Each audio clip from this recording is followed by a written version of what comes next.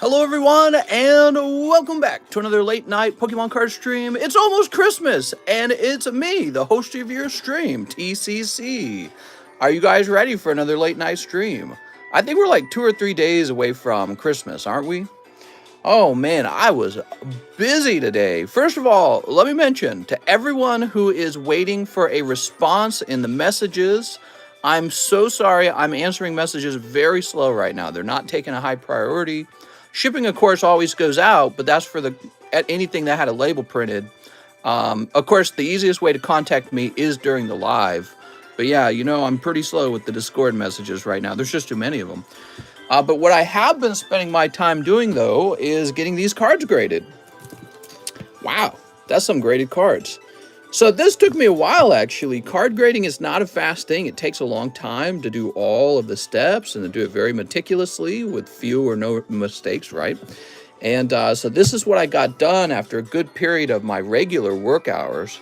So what I did, because I learned how slow it was, I went and I updated the description to include an extra $1 per regular grade and a slower return time on those. Now, I think I can get those done probably I can get them done in 1 to 2 weeks, but right now I've got all the pre-orders to blast through, and the pre-orders are going to slow me down for now. But once the pre-orders are caught up on, I hope to be doing the regular grades at a fast pace and keeping up with the demand. But it's very interesting because it shows me if I were accepting mail-ins and somebody mailed me like 100 cards to grade, I mean, the wait time could build up pretty fast. That's what it showed me. Now, we have some returns, and I want to show them all off. I want to point out for the returns, one of the things you're going to notice, if you submitted multiple cards with me, not all of your cards might be here. So you might still be waiting for some of them to finish grading. However, if you're confident that I got all of your cards, you can request for me to ship it out with your bag like normal. And so let's go through these real fast. Where are my 10s, mister? So here we have an Umbreon 8, and this goes to Mr. Derek Ortega. An Umbreon 9, this goes to Alexander Mail. Look at this, PSA 10, TCC 10, Umbreon VMAX. I'm going to have to unlearn saying that. Amanda Culbertson, congratulations. Here is an Espeon 9 for Caleb Carvo. This was Ran's Charizard. We already showed this off. Ran M. This is Alex PSX's incorrectly spelled Venusaur. It's Venusaur. Here you go, Alex. Wow, this looks crazy good. Man, I got to get one of those. Kevin Caceres got the 10 Gengar. Trenton Burton got the Galar Friends. I was funny. Some people were commenting how the top looks thinner than the bottom. And it's like, it's not. It's just the card design. You've got this thing here. They're like, I made a video of this on TikTok. They're like, the top is thin. Well, it's just because this thing is here and it blocks out the rest of the top. It is actually a really well-centered card. So I noticed people were complaining about that. It's off-center. He doesn't know what he's doing. It's like, I do. Jeez Louise. Everyone becomes an expert at card grading. Here is Poke Ranger 6. We showed this off yesterday for Nathaniel. Nathaniel, this has a big dent right here, probably when it was produced. The 9 Houndour for Andrew Martinez. For the extra on the grading, I pre-ordered before stream and a tip. What? Thank you so much, Alex. I really appreciate it. Here is the Misty's favorite custom card. And I want to point out, I could have graded this with no grade, which Mr. Oh, yes, so I suspect this is Mr. Arturo, by the way. I forgot to write their name down when I initially graded this, but I went through the empty card graders and noticed Arturo seemed to be missing his, it could be Arturo's, is my point. Arturo, if this is not yours, let me know, by the way. Here's Blaziken VMAX. He has... Oh, this is my wife's handwriting. Saratoga PPCS. She was learning how to print up labels and how to... She didn't do the grading, but I was teaching her how to operate the printer and how to operate the encapsulation machine. One day, maybe, she might... I might hand off the card with the grade, and she might actually encapsulate it for me one day. That might speed up the process, because then 2 of us will be working on it. Here's Umbreon Darkrai 10. Ooh. Midnight Suazo. So this was the first one she actually printed the label on. The Your Mom card, that's just for fun for me. Blastoise EX got a 9, sadly, base set Blastoise. It was a really clean card, Alan Doan, but I'm afraid it's just too off-center to be a... Look how thin it is up here. It's just too off-center to be a 10. All right, and then we have pile number 2 over here. Here's Cresselia 9 for Mr. Derek Ortega. Tell your wife to give me a 10. Aroma Lady 9 for Justin Morris. Hey, I haven't been here for the streams a while. Can't usually stay up late, but I watched the vids the night after. Really love the labels. Thanks, man. I really appreciate that. Here's Duraludon 10 for Kevin Caceres. Did you pay for the Zard to get graded, Rand? He did not. I graded that for free for him because I really like that sliced Charizard. Here's Dragonite V, and that graded 10. Really fancy. For Caleb Carvo. So there's a pre-order qualifier on these? Yes, on the back. For anyone that got the pre-order in. Here's Sylveon V10 for Chris Kiovancott. Some 10s in there, right? Here's Zinnia's Resolve 9 for R. Marquez. And Metal Energy 9, also for R. Marquez.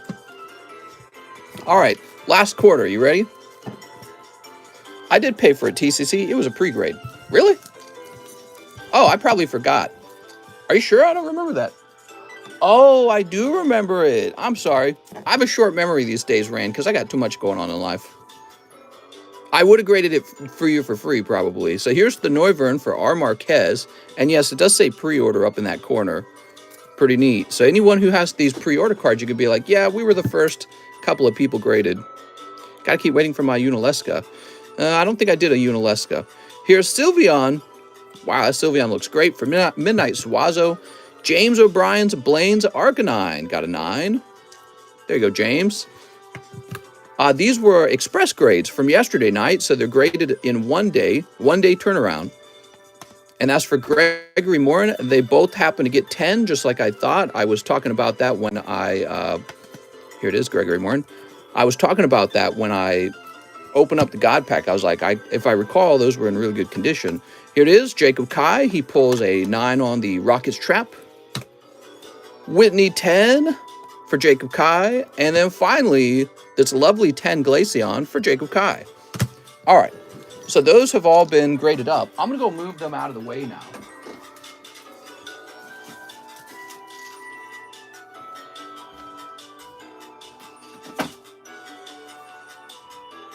I have a little card to add to the table, but there's no price tag on it. So this is a lovely Alakazam, and this one's just mine.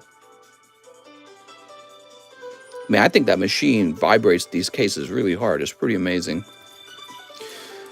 Topps Chrome Alakazam. This was a cross grade from GMA. So it's a nice little card. I'm really happy with it. Do the mods next. Cosmic Eclipse is getting reprinted. Is it really? Man, that's so many reprints for Cosmic if it's true. Is that a new service? I've heard that it's a new service. All right, let's get started, everyone. So that's probably going to be a common occurrence now at the beginning of the stream. We're probably going to show grades off maybe every stream. All right, I'm resetting my PayPal list. I'm looking forward to the Opus 14 Estinian grade. The Dragoon? I think you're talking about the Dragoon guy. It's amazing looking. It's such a cool card, it makes me want to buy it. So that's a really good sign. All right, let's see. Are you thinking of doing harder criteria grading like Beckett Black Label, showing the exact grading for corners? Well, you're referring to subgrades. So your question is, will you be offering subgrades? We could one day offer subgrades, I guess. Maybe what I could do is similar to CGC, we could have an additional fee for subgrades. I was thinking about how to make the back useful. So the back could include a subgrade corner over here, maybe. But to tell you the truth, I'm not a big fan of subgrades. Yeah, I don't like subgrades. I feel that subgrades don't really add to the value of your card and can actually subtract from the value of your card. I notice when I go shopping for like CGC cards and I see the subgrades and they're all like 9 or 9.5, I go, I kind of don't want to buy that because now I feel more sure that the card's bad. You know what I mean? Nobody needs subgrades when the card grades pristine or perfect. So that really the only time you get those subgrades is when it's grading beneath that. If your card says pristine or perfect, you already know the subgrades. They're basically 10s with maybe like one 9.5. And then finally, when you've got like a 9 or a 9.5, all the subgrades are going to look like crap. So I don't really like subgrades. I think they actually make the card look worse sometimes because the subgrade can be lower than the grade. So imagine this was a 9.5. Well, one of the subgrades could be 9 or even 8.5, which makes the card look even worse than it is. So that's one of the reasons why I'm not offering subgrades. Another reason why is PSA doesn't do subgrades. So as long as PSA doesn't do subgrades, I won't be doing them either. But I don't know. I'm open-minded. I can kind of do what I want. So if you really wanted them and you wanted to pay more for subgrades, I'd be open-minded. All right, where did we leave off last night?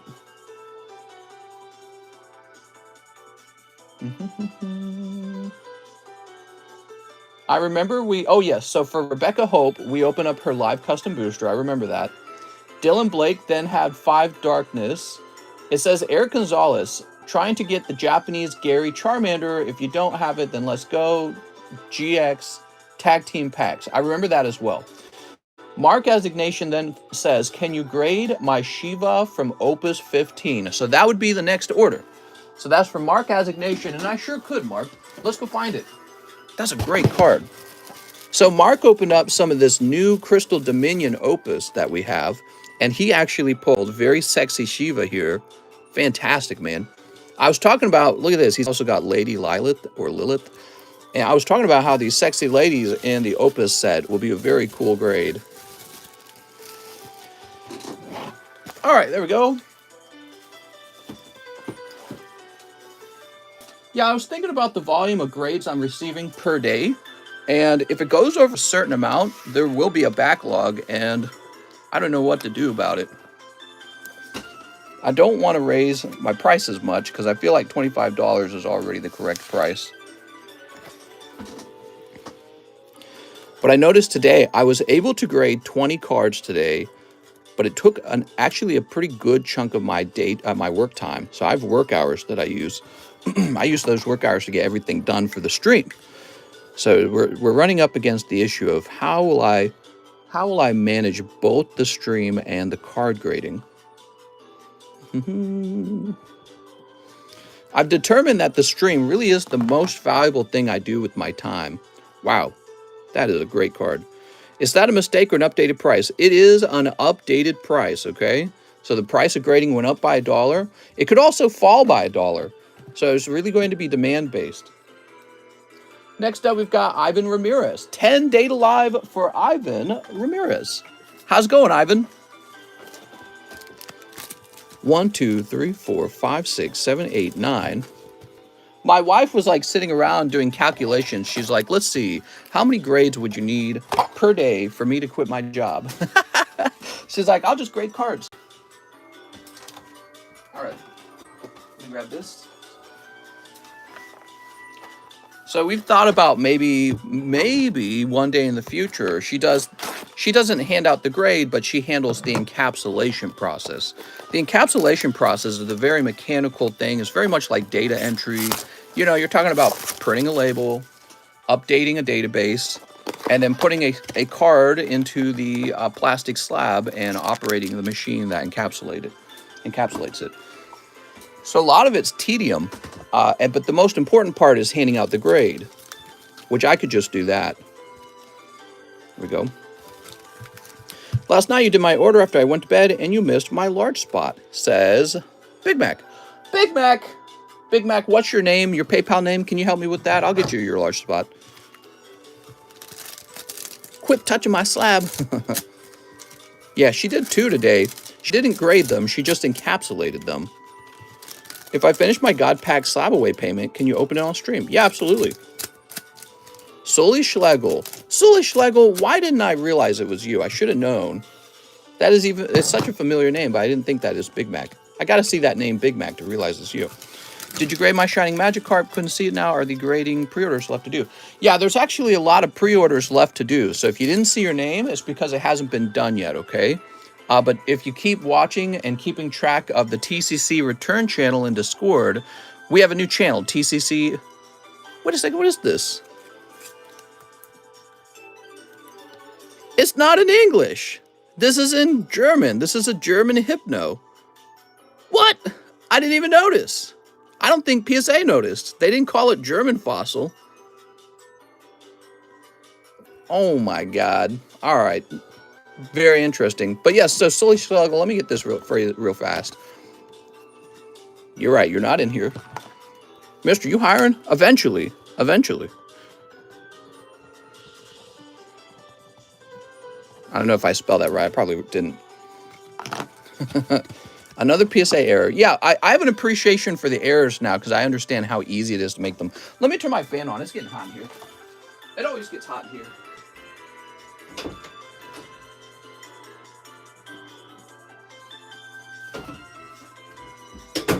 All right, I turned the heater off and then I turned my fan on. This little room heats up so easily because it's a really small room.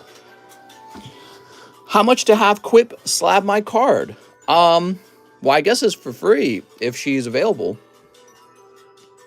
All right. But yeah, so if you're waiting for a card that you ordered the pre-grade on, or the pre-order grade on, those are still being worked on. Look at this. Ooh. Very nice. I like this one, the Swimsuit Kurumi. Probably one of the best holographic cards in the set. All right, to save Spirits Kotori. That furnace blaring with all the bulk. That's right. Oh, picking up full art to save Spirits Kotori. All right. That's the one you just pulled. So this is for Ivan Ramirez. Mr. Ivan. Under Azure Skies. Let's see.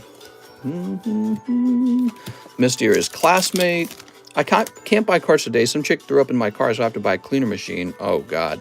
You might not have to buy a cleaner machine. You know, you can take it to a card detailer, and the detailer could clean it for you. But, you know, I guess you wouldn't keep his equipment after he was done. But it might be cheaper than $140. My wife got me that for Christmas last year. She took our car to a car detailer, and it was so clean. It was like the car was brand new. And I'm like, why have I never known you could do this in life? Yeah, there's car detailers, and they clean out the inside of your car. All right, there we go. Sweet. For Mr. Ivan, Merry Christmas, don't ask. That's right, guys, just a day or two away from Christmas. Are you guys feeling the holiday spirit? Back when I worked at Target and back when I worked at Coca-Cola, I really felt the holiday spirit. Mostly it was just me working those, so it didn't really feel like Christmas. It just felt like a Christmas rush. You need a steam cleaner. What are the shipping costs when you send out the slabs with the raw cards? It's the normal $8. So if you've got a bag over here that needs to be shipped out, you'll need to pay $8 with that, and you can mention that you have the slab, and I'll combine ship them, okay? Mister, do you grade the data live? I do, yeah. What's an Omnicron? It's a new card set coming out. Pokemon VMAX Omnicron. I think I have one more for the pre-order. It's Jacob Kai. All right, sounds good, Jacob. You probably do. Ivan. Let's find Ivan.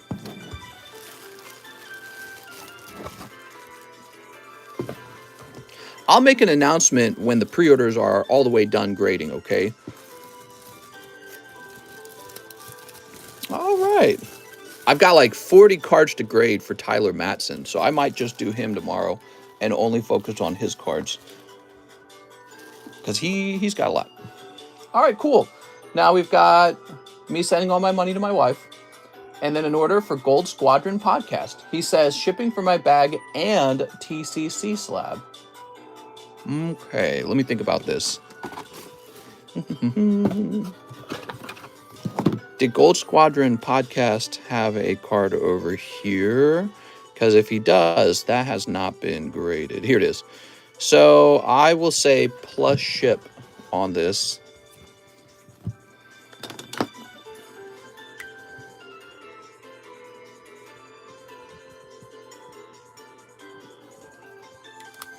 All right, so Mr. Gold Squadron, when this gets graded, I'll create a energy card, and the energy card will slip into the back of the sleeve for the slab, and it'll say ship your stuff out.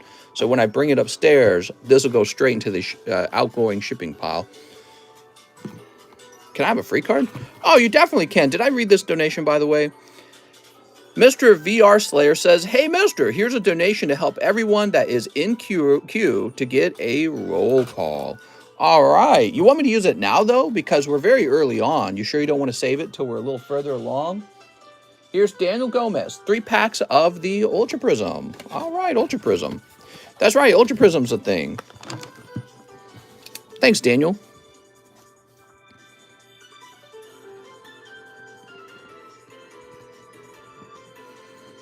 $17, $18, and $19. Sweet. Okay, and now we have Dylan Blake, who wants 8 Darkness Ablaze. 1, 2, 3, 4, 5, 6, 7, 8. I don't have a lot of Darkness Ablaze left. I should really mention that to you guys. So don't order like a whole box of it. Mister, give me a pull so you can grade it. Well, I hope so. So I guess the best pull out of Darkness would be the Charizard, but there's also some cool hyper rares. Sneak whenever you want. Oh, mister! Look at all those donations. All right. I'm going to be pokey rich. Mom, I did it. I made a card grading company. All right, we got Fletchling. Look at that Fletchling. Here's Darmanitan. Ariados. Galarian, Mr. Mime. Wow. Electrike. We've got Toxel.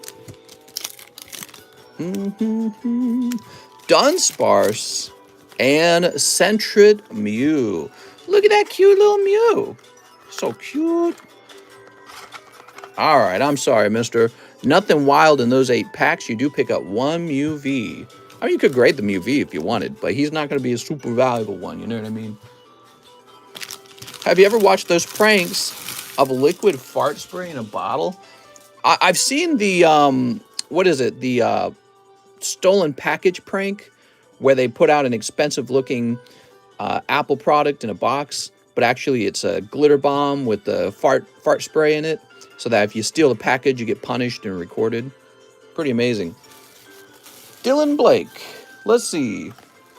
My girlfriend is a Pokemon hater. Should I break up with her? Pretty much immediately. She's a Pokemon hater. What is she, a psychopath? Don't trust her, mister. Well, you gonna marry that? Come on, man. She's gonna take the kids and leave. 100%. I'm just teasing. She's probably fine, man. Pokemon's just a kid's game. I got the Charizard VMAX 2 weeks ago. I want it graded by you. Sounds good, man.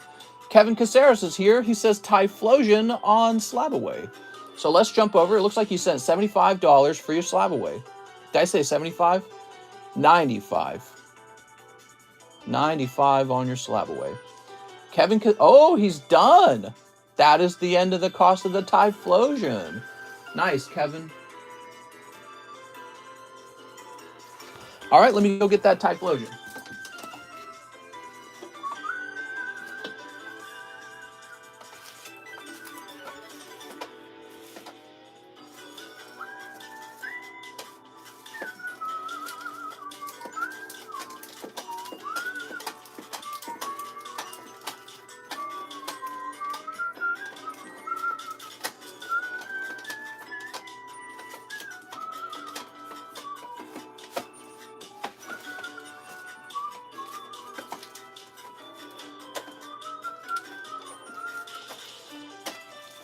I got a lot of slabs over here, so it's taking me a minute. We got like 3 boxes of cards in Slabaway, and I gotta find yours.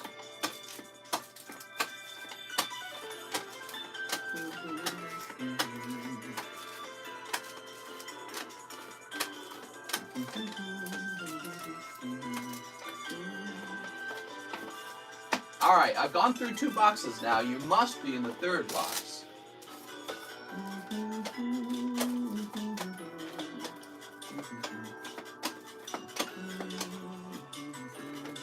I found it! Yay! One of these days, I'm going to sort those slabs out by alphabetical order. Kevin Caceres.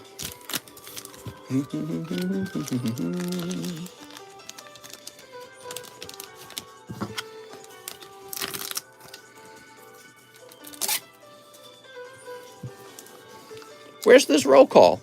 All right, here you go, Kevin. Take a look. So nice. I'll go ahead and do the roll call right now. Okay, so we just finished Kevin Caceres, and I'm going to refresh and get the roll call. Any way to know if my pre-grade is graded so I can have it shipped? I saw your card. I don't think yours has been graded yet. There's a long wait line. It's not really long, but there's an awful lot of pre-grades, and so those are being worked on right now. And you can look your name up in the TCC return channel by doing a control find and then typing your name in and seeing if you show up. But also you can check at the beginning of every stream. I'm going to be showing who returned, so you can check the beginning of a stream to see if your name is shouted out. All right. So from Kevin Caceres, we have Joshua Kim, Ryan Fielstead, Trevin Kurt, Travis Phillip, who sent $41, but no message. I got to have a message, okay, Travis? So Travis, what you can do is you can send a 1 penny to me and then attach a message to that. Trevin Kurt is after him, Andres Ramirez, Matt Waters, Alex PSX, Fahung Gavandian, Alex again, Andrew Vasquez, AJ Ramos, Marcos Quinones, Raymond Sudi, Alex again, Hyun Kim, Rebecca Hope is here, Jesse Kirby, Mr. Rand, Brian Van Veld, Caleb Carvo, Joey Barton, Jacob Friedman, Stephen Barr, Alexander Jeremita, Jonathan Hargrave, Jacob Friedman, and a payment from Jessica Kirby with no message attached. So Jessica Kirby, you should also send 1 penny and attach a message, because I can't service, if you sent me payment but there's no message, I can't service it. So I either have to refund it or I have to sit there and wait for you to send a penny message.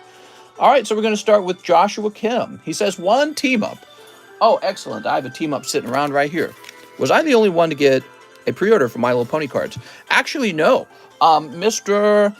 It was Mr. Tyler Matson also sent 2 ponies out to grade. So he's getting 2 graded as well. They were both ultra rares. And yeah, so those will be graded soon. All right. Well, they're already graded. They need to be encapsulated. So the cards have been assigned grades. They're ready to be graded. They're ready to be encapsulated. All right, what do we got? Mr. Mime and Hollow Absol. Oh, cool. What a nice card, man. Rain Bryan says, what? LMAO. All right, there they are. Sweet. That's for Joshua Kim. The Absol might actually be gradable. It's a nice card, and Absol is a popular Pokemon, if you didn't know that. Let me get some more penny sleeves out, everyone.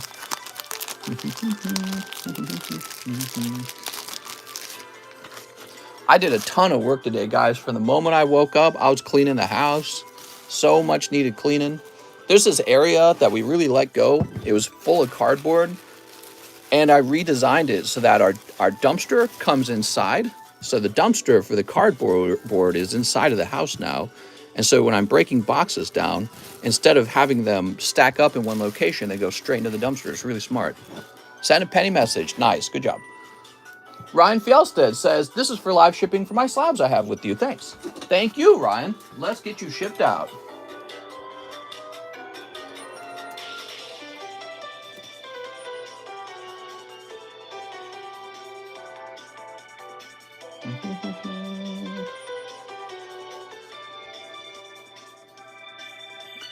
All right, we're printing a label for you right now.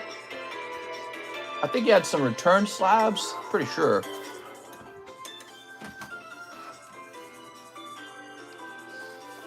Oh, carrier rates have changed. They got cheaper, right? They might be getting cheaper soon. You know, after Christmas, I bet you people stop ordering stuff online after Christmas. Oh, I tore the label. God damn it. Let's try that again.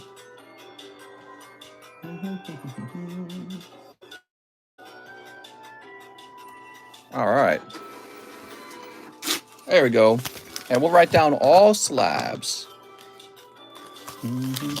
What do you want for Christmas? Peace on earth, of course. Nah, forget about that. No, I'm just kidding. Lower taxes, of course. That's all I want. All I want for Christmas. Trevin Kurt says, been a while. I just got my bag in the mail. Thanks for the safe shipping. I'll take 2 junk Japanese. I'm very sorry, Mr. Trevin Kurt. I just removed that from the menu. That's, oops, Sounds like some new music started here. So I ran out of the junk Japanese cards and forgot to remove it from the menu. Let's play some Donkey Kong.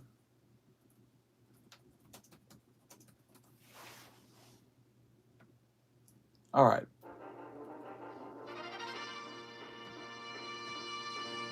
So what were we working on? Trevin Kurt was getting a refund. Issue a refund to Trevin Kurt. Yes, Trevin Kurt, we're all sold out of that. Now we have Travis Philp, but we needed to find out what we were doing for Travis Philp. So let me refresh and find Travis's penny message. Give it a minute. Nice prices on grading. Thanks, man. I think they're they're pretty reasonable. You know, it's really impressive that PSA had their grading as cheap as $10 in the first place. I almost can't believe that they got it down so cheap because, well, it makes me think that the guys that were working for PSA, they must have been working for peanuts to be paid so little that PSA could afford to drop their price to $10, because it makes me think, you know, PSA, not only do they have to pay the employee, they have to pay for the depreciation of the equipment, the slab itself, the label, the ink, and then, of course, they have to pay taxes, I suppose. But then they have to make some money, too, so they can't just be working for free. So PSA's system must have been very efficient, or they must have been taking losses. I don't know. But $10 is too cheap. And I don't think PSA will ever return to that. Now that I've done some grading, it just doesn't, like, mathematically, it doesn't really add up. All right, so we're refreshed.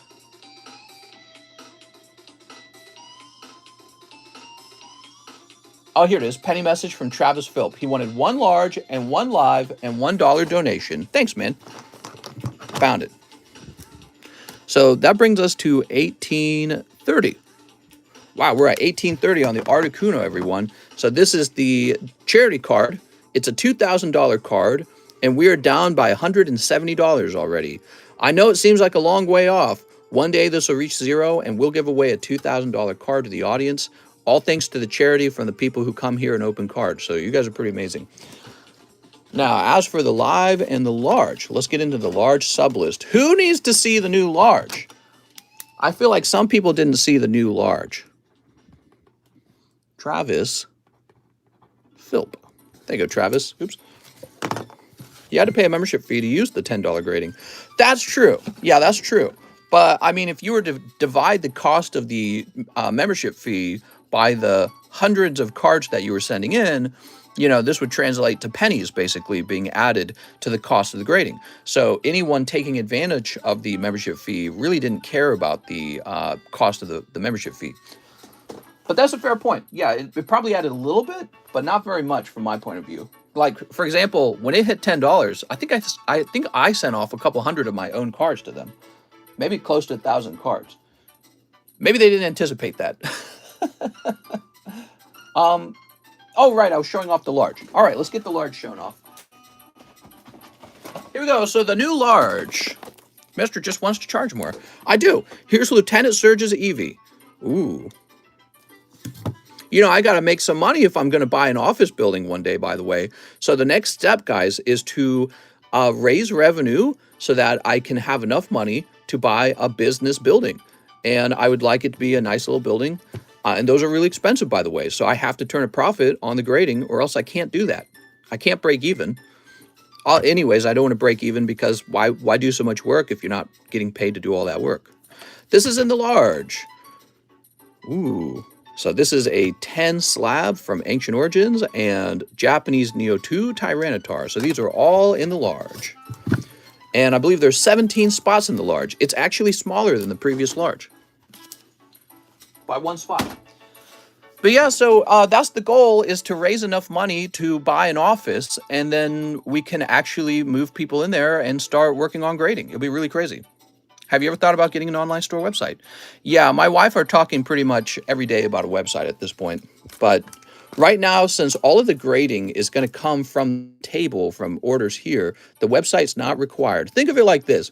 We're officially begun grading, but we haven't really it's not really like a full-fledged thing yet, you know, and it will be a full-fledged thing when you have an office and people grading in it and a website where people can submit cards. So we're getting there a little bit at a time. How much to get in the large? Well, it's $20 to get onto the sublist, and the sublist gives you a 1 in 5 chance to get into the main list. Now, if you just want to buy straight into the main list, that's $100 to buy straight into the main list. So it's pretty scary. I don't recommend that. Next up, we got, oops, let me go back. So we got to go back to Travis Phillips' original order. There it is. Trevin Curtis next. He says, I'll take 1 in the Gym Heroes pack break. You got it. All right. But yeah, when you guys order a card grade, that money is going to be placed aside to start, well, first of all, to pay for new fresh slabs, more ink, more labels, but also that money is going to have to go to the side in order to save up to buy an office building. The faster we do that, the sooner we can actually try to do a full-fledged business with actually people working there. You know what I mean? It'll be really cool. We have a big order from Andres Ramirez. He says, hey there, this will be my biggest purchase. I would like to get 20 VMAX Climax and 30 EV Heroes. Can I also make it another bag? You got it. All right, so 20 VMAX Climax looks like this, and 30 EV Heroes looks like this. This is all from Mr. Andres Ramirez. Wow, man, that's a huge order. All right, give me a minute. Let's go through the EV Heroes first, I think the EV Heroes are really fun. You guys really like EV Heroes. I don't know what to say. All right. Are there shares in TCC? Not really. But you know, what could happen is there could be private shares, and I could sell off private shares to fund an office building. But I don't know. I've ran this whole business off of cash, not off of loans. And I've never even bothered to apply for a loan. And well, I've taken small PayPal loans for certain products, but nothing serious, not like $1 million or anything. So when I start learning more about buying an actual office building or having one constructed or whatever, probably buying one, right? When I learn more about that, I'll be able to determine how much money we need, and I can look into getting a mortgage or a bank loan, and things will start getting real serious and scary at that point. It'll be really fun. Mr. My Sign Shuckle is a share. I don't know, maybe it would be smart to have people already here working from my home before we try to move to an office, because the business is already in place by then, you know, it's just moving to a new location. So it's an interesting thought. All right, here we are.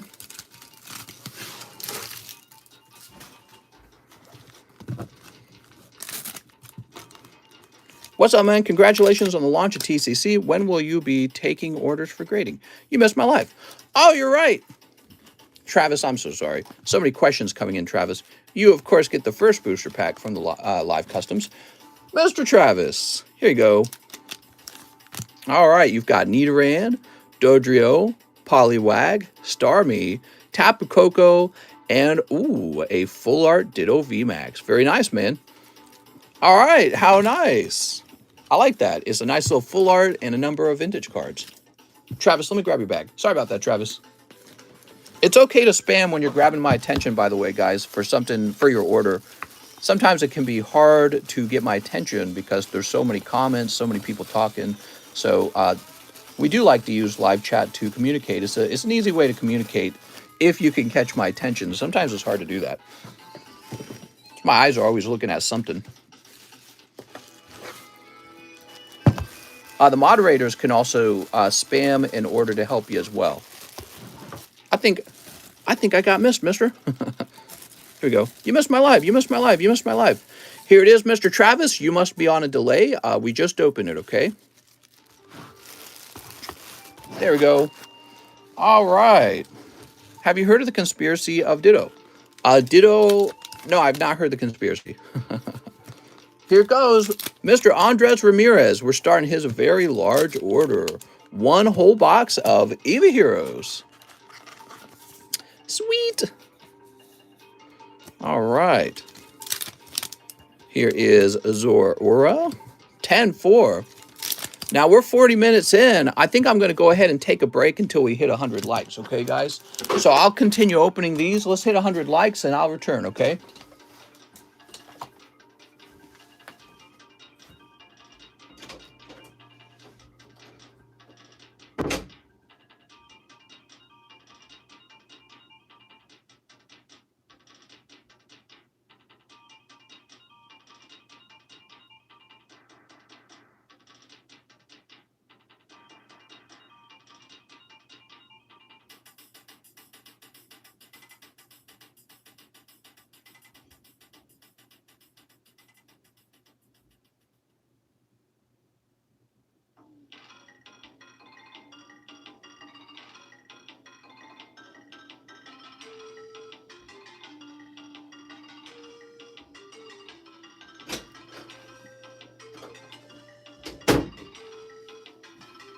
right. I went out and I got a little caffeine, man.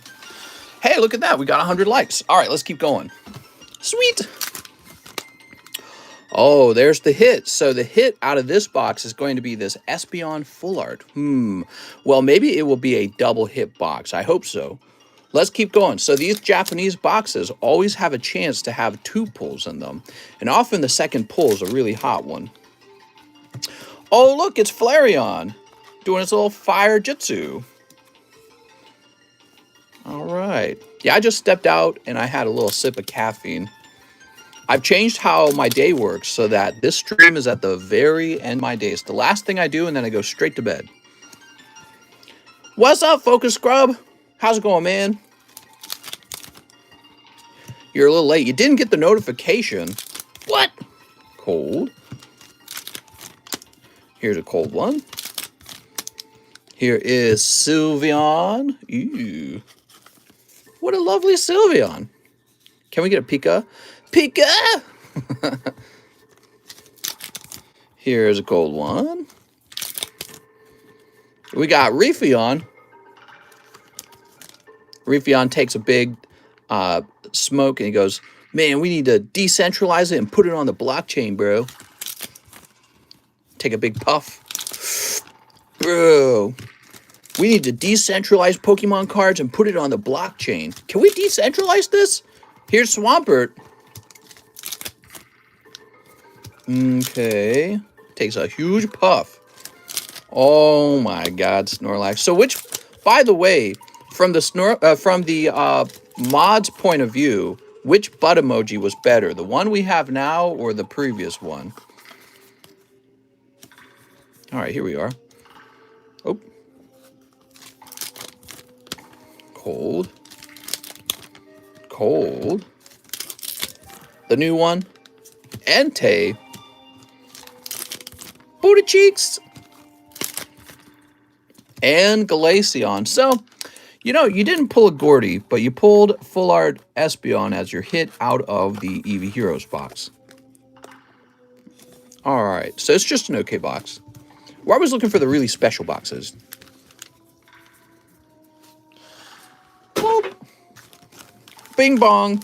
Both are inappropriate, says Focus Scrub. Focus Scrub! Don't tell Mom! Come on, man! I'm telling Mom! Telling Mom you're looking at girls! All right, there we go. Did I ever tell you guys my brother? I have a brother who's like 2 years younger than me.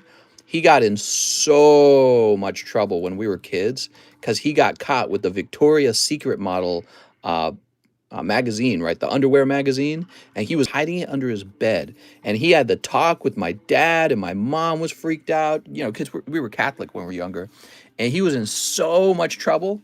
And there I was, you know, basically quietly scared out of my mind because I was already into, you know, spicy content on the internet. I already knew about all this stuff.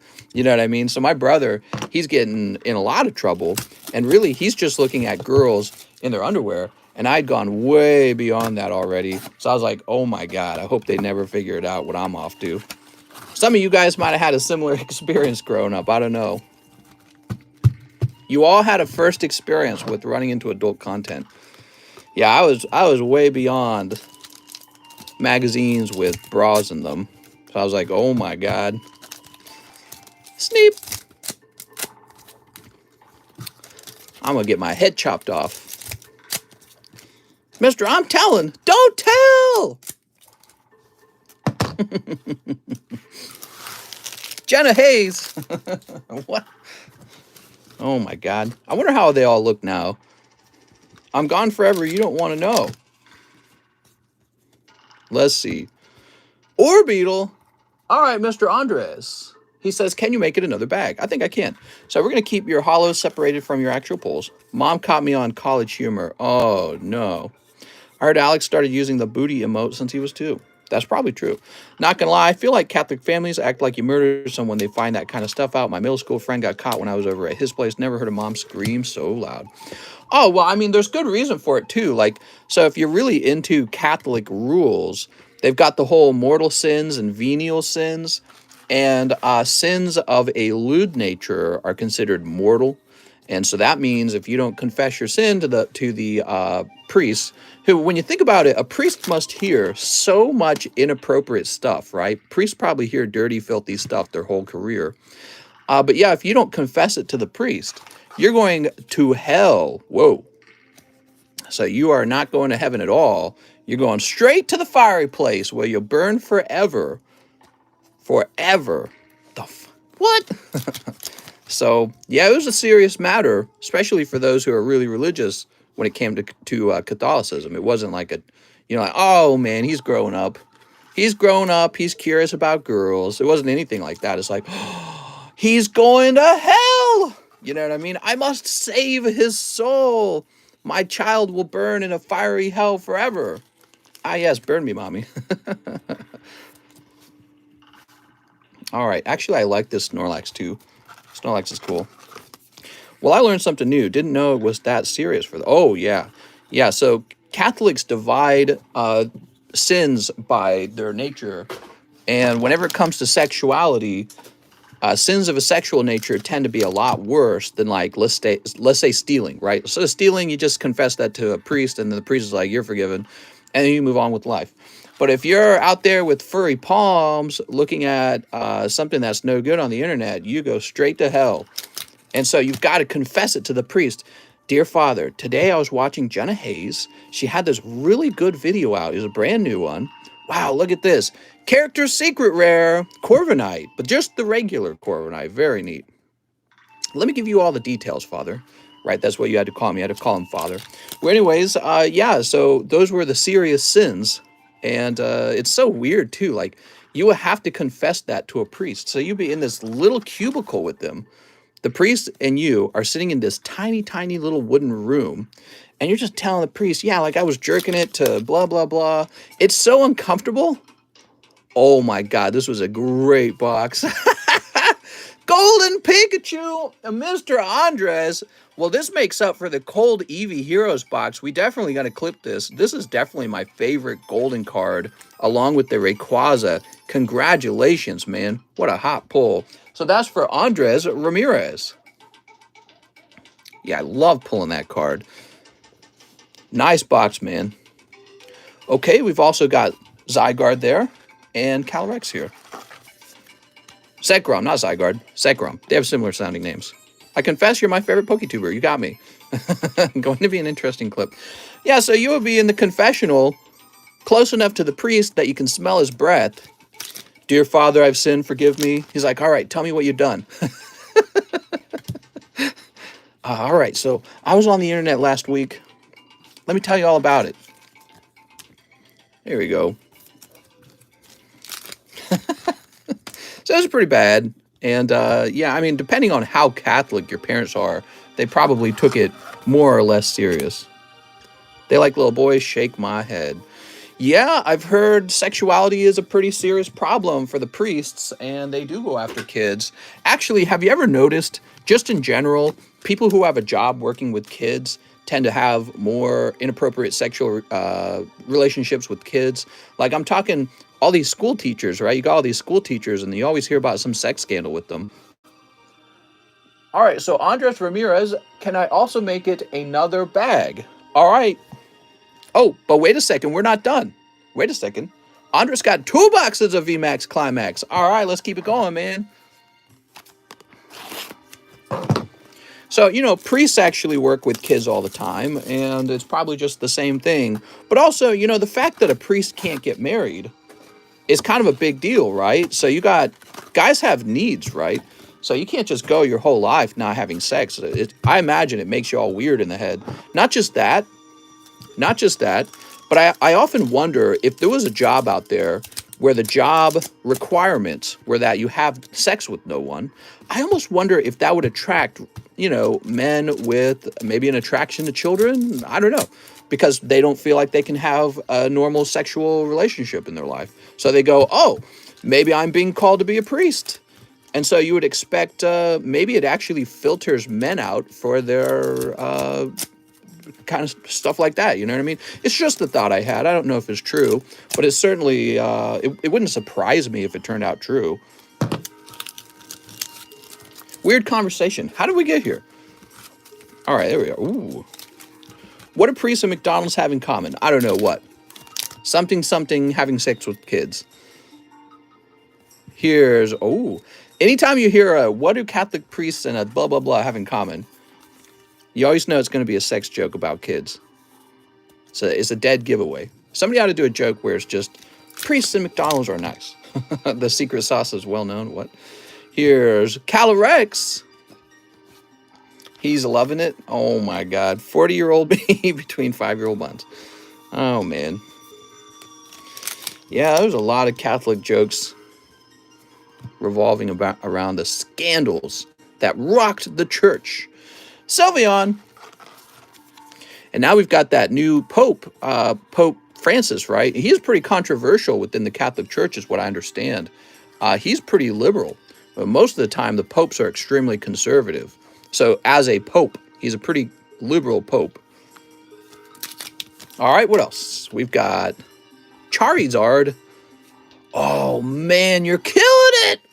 You got the character secret rare Sylveon. Wow, man. Looking fantastic. So this and the Golden Pikachu are definitely gradable options. I mean, you got some really nice cards there. Congratulations, man. Here's the Pierce. Yeah, you got a lot. Catholic touching kids thing is old. In the last 20 years, a kid is more than 2 times as likely to be assaulted in a public school than church catch school. Yeah, and I remember being Catholic, and you had to say stuff like that because you were trying to defend your faith. But I feel like it's a very easy target because the whole point of church is the people in it, especially the people running it, the authorities. If you're an authority of holiness, you would hope that the authority of holiness isn't going to commit some really bad stuff to your kid. I don't know what words I can use without getting in trouble with YouTube, so I gotta watch my language. What's this? It's Urshifu. So I think probably the fact that it's a holy man committing the crime makes it worse than, let's say, a layman who's just working out of school. Not that either are any worse for the kids. Like, it's pretty bad for the kid in both situations. But we have our expectations that holy people are, I don't know, holy. Dude. Umbreon Dark Rule 34. Oh my God. Here's Sylveon. Woo! So the line might be a little long tonight because of this huge order. Dude, no spoilers. Oh, you're getting a character card, but it's Mustard. You do have a fat Pikachu again, though. That's cool. Okay, there is Mustard, and here is... And now this Pikachu has a big print line right in the middle. I couldn't give it a 10. I'm just going to set it to the side like this. You probably wouldn't grade him. How about those Bored Apes? Yeah, they sell for a lot of money, huh? And let's see. Cricketoon! Chirp, chirp. Hey, mister, any spots left in the prison break? There sure are. Hope you jump in. All right, very good. That was for Andres Ramirez. And Andres, we're all done now. So you got a cold box, not really a cold box, but you got a regular box of EV Heroes. And then you got 2 hot boxes of VMAX. So congratulations. Let's go over these polls a little bit. Mustard's okay. A little Charizard. This is great. Really hot, man. Definitely you should grade this. Here's Gardevoir. Zekrom and N. Golden Pikachu. Man, what a cool card. Corviknight was your other character secret rare. There's a Jolteon and a Malamar. Cool. You also have all these holos, which, by the way, if you ever didn't want them, you could donate them. And here's your Espeon from the EV Heroes, which you could grade that. But I would focus probably on the Pikachu and the Sylveon. So you said a new bag. I want that Sylveon card. Need to open more VMAX. Dude, not only is there a VMAX version of it, there should be a V version of it. Oops, let me go ahead and fix that real fast. What a giant order. Hey, Mr. Ivaslab, would you be willing to crack it and grade it with TCC grading if I send you the cost for it? Yeah, so you're talking about a cross grade, and I would be happy to do that, Mr. Krim. All right.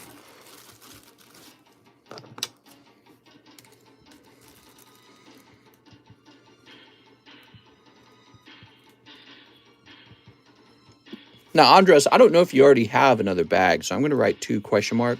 But you said to make a new one for you, and that's what I did. All right, Andres Ramirez.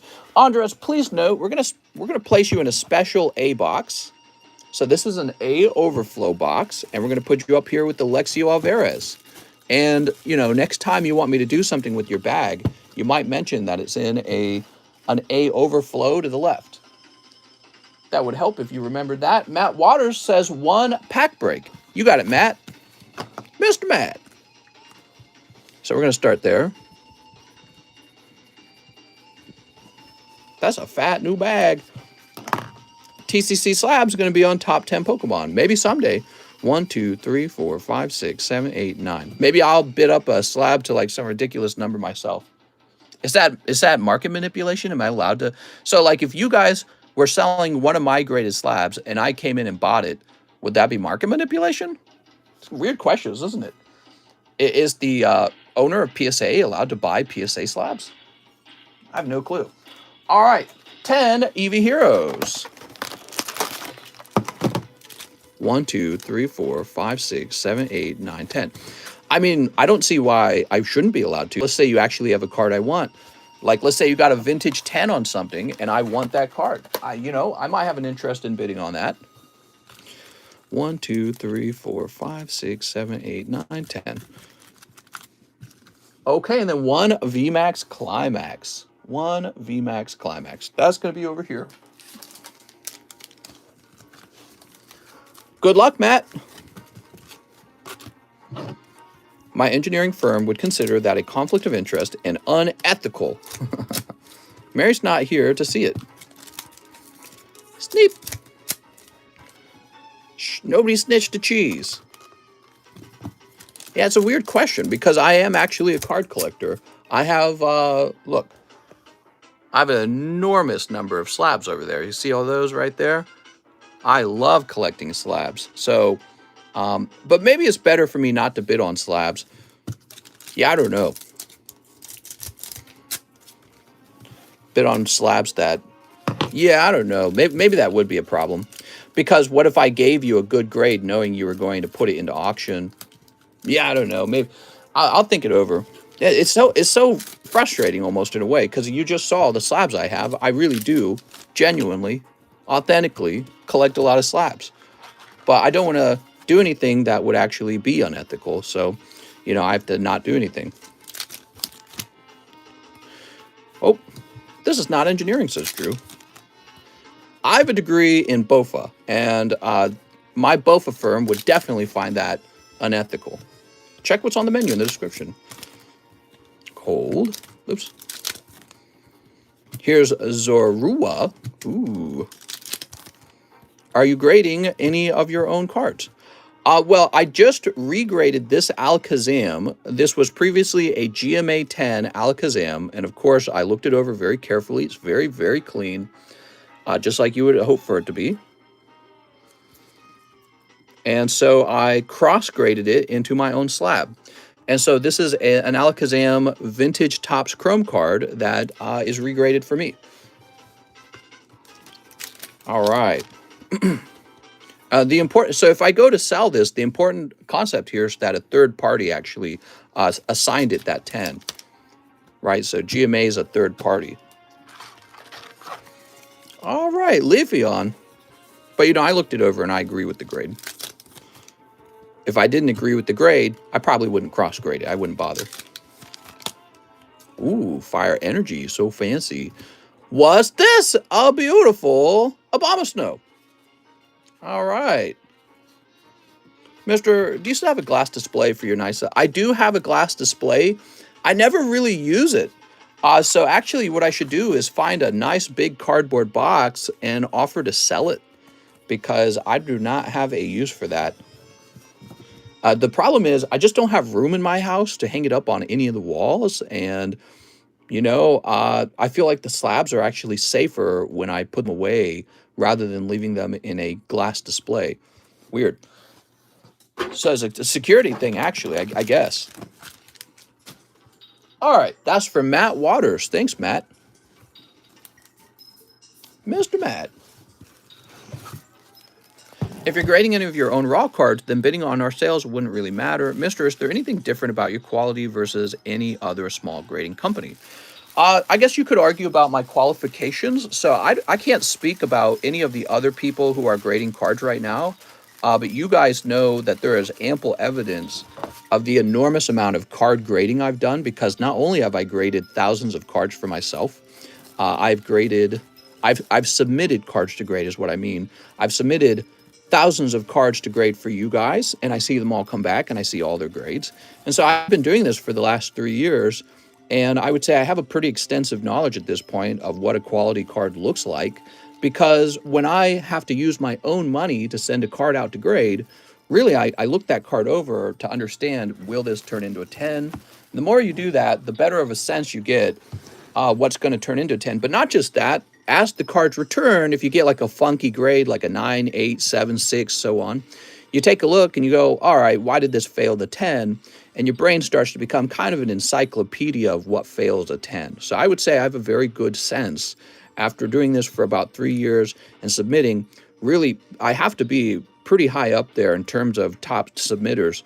In terms of all the, you can even just see like in the PSA submission channel in Discord how many have submitted. But then you have to realize that's only half of them, because there was another PSA submission channel. Actually, it might still be there. It might be hidden for documentation. No, I got it. Oh, here it is. Is this it? No, I got rid of it. Okay, yeah. So there used to be another PSA submission channel, but that's deleted now because I was using a different method to submit those back then. But yeah, so just an enormous amount of experience. Another thing I would say, more cards pass through my hands than the average person. I mean, think about it. You guys were trying to guess how many days I took off this year. Some people were saying maybe I took about 5 to 6 days off, streamed every single night, opened, I don't know how many booster packs we've opened, but I've handled some crazy number of cards. So I've seen a lot. And so I'm just, it's funny because you've got guys who probably grade cards for PSA. PSA probably brings guys in. I don't know what they pay them, but they're probably just, average regular collectors, and maybe they're not even paid that well. Okay. But I wouldn't call myself an average collector. We've sold an amount of cards that I don't know if I'm ready to say how many cards sold in the last year on this channel, but it was a lot. And then all that money went right back into the market because I just absorbed all those cards again. And so I'm not a normal person when it comes to card grading. And so this is my opinion on how the card should grade. Read description. Hey, mister, I know you see my message on Discord. I'm asking for the 5 cards. If you're interested in buying, I need to know by tonight. I couldn't say yes to that because I haven't actually looked at them that carefully. And you know what? I'll have to say no for now. Okay. Sorry, Mr. Casey. Casey, I need that money right now in order to do restocks and in order to do other things. TCC is basic AF when it comes to streaming. Yeah, it's true. I never really created a sophisticated stream setup. He's no Pokemon. Well, that's because I have a weenie. Next up, we have... Oh, give me a second. Alex PSX. He says, could you grade my XY Evo Zard and Tammy's biggest Diglett and pick one that you think would be a 10? I have 2 and 1 live custom. All right, you got it. So, Mr. Alex, here you go. Sorry, Alex, Nuzleaf. Mr. should become a VTuber. Oh, my God. All right, Alex, let me grab your box. Grade my XY Evo Zard. And Tammy biggest Diglett. What do you mean by Tammy biggest Diglett? Do you mean go find Tammy's biggest Diglett and grade it for her? Because I don't know if I can do that without her permission. Hey, look at this, Alex. You got this. That's cool. Alex, do you want to donate any of these hollows? Let's see. Gyarados. So I'm now going to go diving through your bag, and it is going to take me a while. Cleffa. Oh, my God. So you're not in bag number 1. Donate to me, Alex. No, I'm grading them all, says Alex. Oh, all the all the hollows. How about this? Wait, did you recently get this Charizard? If you recently got the Charizard, it's in a different bag. It's in my bag on the table. Yes. Okay, cool. So here's your bag on the table.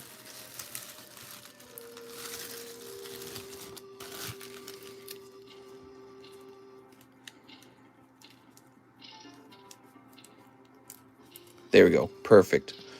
All right. Now, Grandma Evozard and Tammy, Biggest Diglett, pick one, which would be a 10. Now, what do you mean by that, Alex? Could you help me out? Are you saying, oh, here we are, Diglett.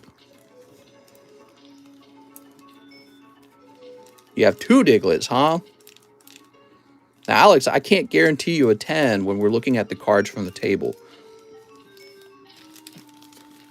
I can look at the centering and be like, this looks like a 10, but it won't be a 10 until it goes, and oh, here it is, until it goes under some, until we look at it under that digital microscope, and we examined it under in a zoomed in and a very well lit situation setup.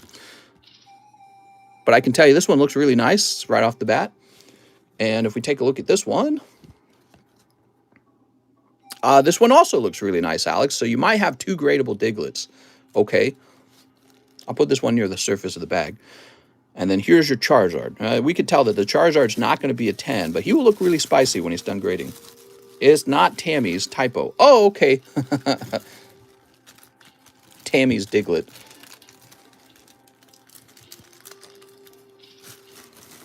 It's a typo, not Tammy.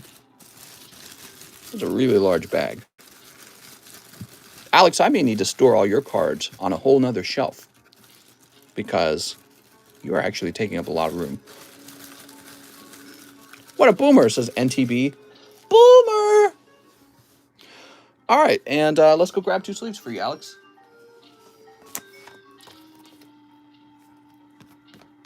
Get the fuzz off that. There we go.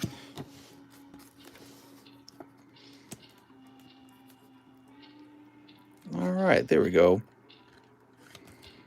Who knows? Maybe there's a Tammy that takes. I don't think so. I think Tammy mentioned she was married. Here we are. Do you still have the metal cards? I do. I do. Yes, I have Charizard metal card. They were on sale for $6. They return now to the regular $8 price if you're interested in one, okay?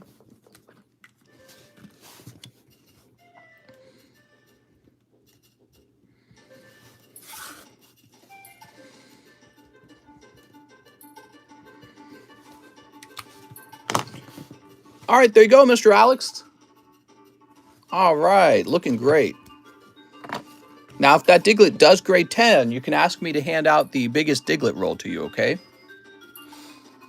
Next up, we have Vahan Gavandian, who wants into the pack break. Thanks, Vahan.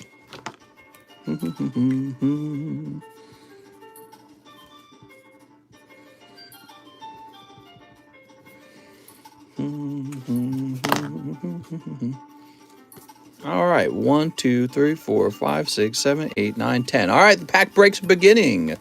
Yay!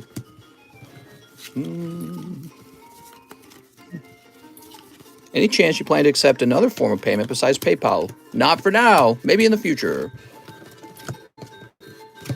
We've been doing very well with PayPal. I really like PayPal. You know what I like about PayPal? When you have a PayPal account, if you act naughty, PayPal will kick you off of their platform pretty fast, actually. So if you do like a fraudulent chargeback, or if you overdraft and stuff like that, PayPal will be like, you know what, we don't want you using our service. So I like PayPal for that reason, because they're really strict. And people who can't hold on to a PayPal account are probably somebody I wouldn't want to be doing too much business with. You know, the other thing actually I've considered using is some sort of cryptocurrency where the transaction fee is very low. So that's the other thing I've considered using. All right. All right, can I get a number? Lon says 8. 1, 2, 3, 4, 5, 6, 7, 8. 1, 2, 3, 4, 5, 6, 7, 8. Time to snip this pack open. Are you guys excited? I love pack breaks. They're so fun. Neep. All right. So sneeped up.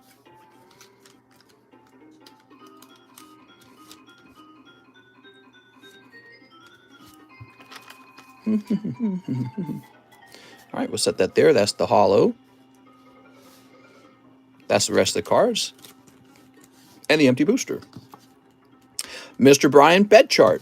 He pulls Lieutenant Surge's Spiro. How nice.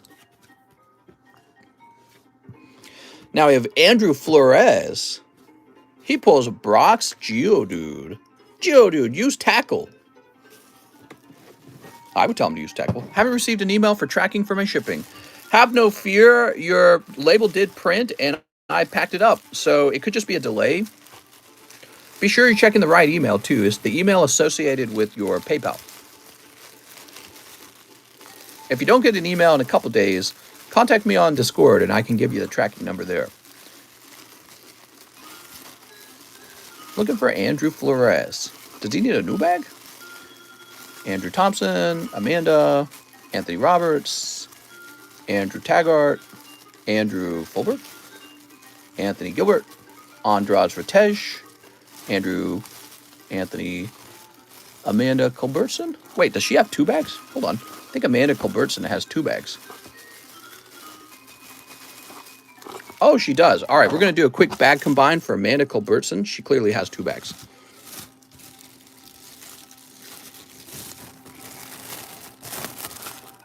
That marketplace is called Silk Road and accepts crypto. Silk Road, isn't that a bad website? I can't remember. The government doesn't like it, right? Pretty sure. All right, we'll throw this extra bag out. Now, I'm just not running into Andrew Flores. Let me go ahead and check the A overflow.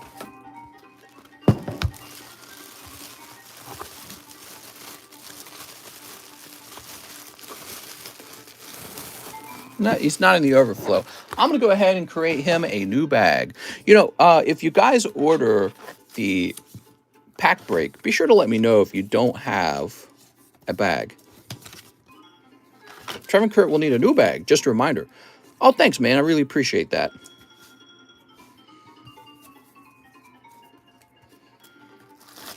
All right.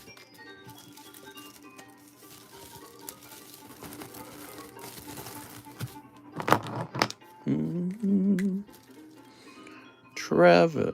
Oh, see, you got me writing the wrong name down. Let's try that again. Andrew Flores. There we go. Is there going to be another break? Sure, why not? Here. Yay! Another gym break right there. We should do another rocket break soon. What do you guys think? Vahan Gavandian. Mr. Vahan, you pull. Ooh, Misty's Seeking. I like the Misty cards. For Mr. Vahan, let's see where your bag is, Mr. Vahan. William. Xavier. Really, a pack break is just a exercise in locating bags, isn't it? There we go. What was the price for the rocket pack last time? Well, you know what? The price, we'll redetermine the price. Here's Bruce Bolu. Bruce, oh man, Bruce picking up a well-centered Lieutenant Surge's Pikachu. Maybe I spoke too. It looks a little thin down there, but actually it's not too bad. Wow, beautiful, man. Bruce Blue. Let's go find Bruce's bag. Bruce, you're going to have to share that Pikachu, I think. Tickle it. I don't think so, mister.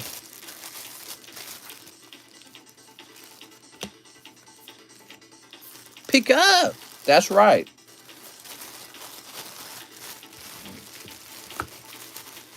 Brian, Brandon, Bruce Blue.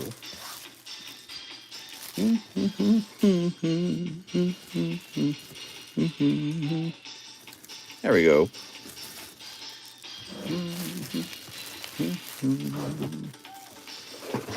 After Bruce, we have Trevin Kurt. Now, Trevin Kurt needs a new bag, huh? Let's see what you pulled, Trevin. Lieutenant Surge's Voltorb. He's so good. What's up, Ricardo? Hey, Ricardo, you got some cards graded tonight. So those were posted in the TCC Returns channel. You can search for those by searching your name. But also, we showed them off at the beginning of the stream. You might have more cards waiting to be graded. When all the pre-orders are done, I'll make an announcement. All right.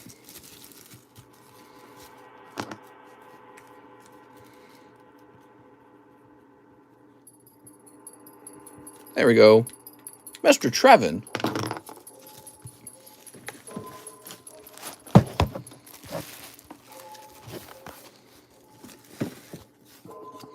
Phil Vasquez. Mr. Phil. Got any codes? You got any codes, mister? Oh, Mr. Phil, you pull a trainer card, which means you take the empty pack home. Congratulations on the empty pack. All right, we're looking for Phil.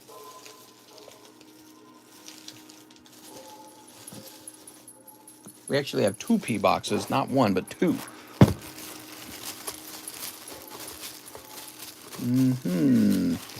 So my Topps card pre-order will have to wait for you to get the right size.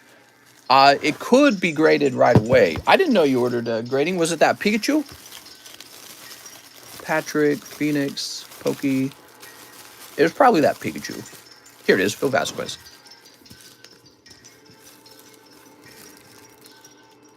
All right. Emily says yes. Sweet. And we'll put this over here. All right. Sully Schlegel. Hey, I know that guy. That's Big Mac. He pulls. Oh, no, another trainer. You pull the crazy Slowpoke card, Sully Schlegel. He's having his vital juices drained. Mr. Sully. Looking for a Sully Schlegel bag. Sunfan. Sean. I think Sully might need a new bag. Whew. Yeah, I need to know if you guys need a new bag, okay? Whenever you order the, lobotomy Slowpoke. Whenever you order into a pack break or even a, even one of the lists, it's good to let me know. Someone stole my lunch money. Give it back.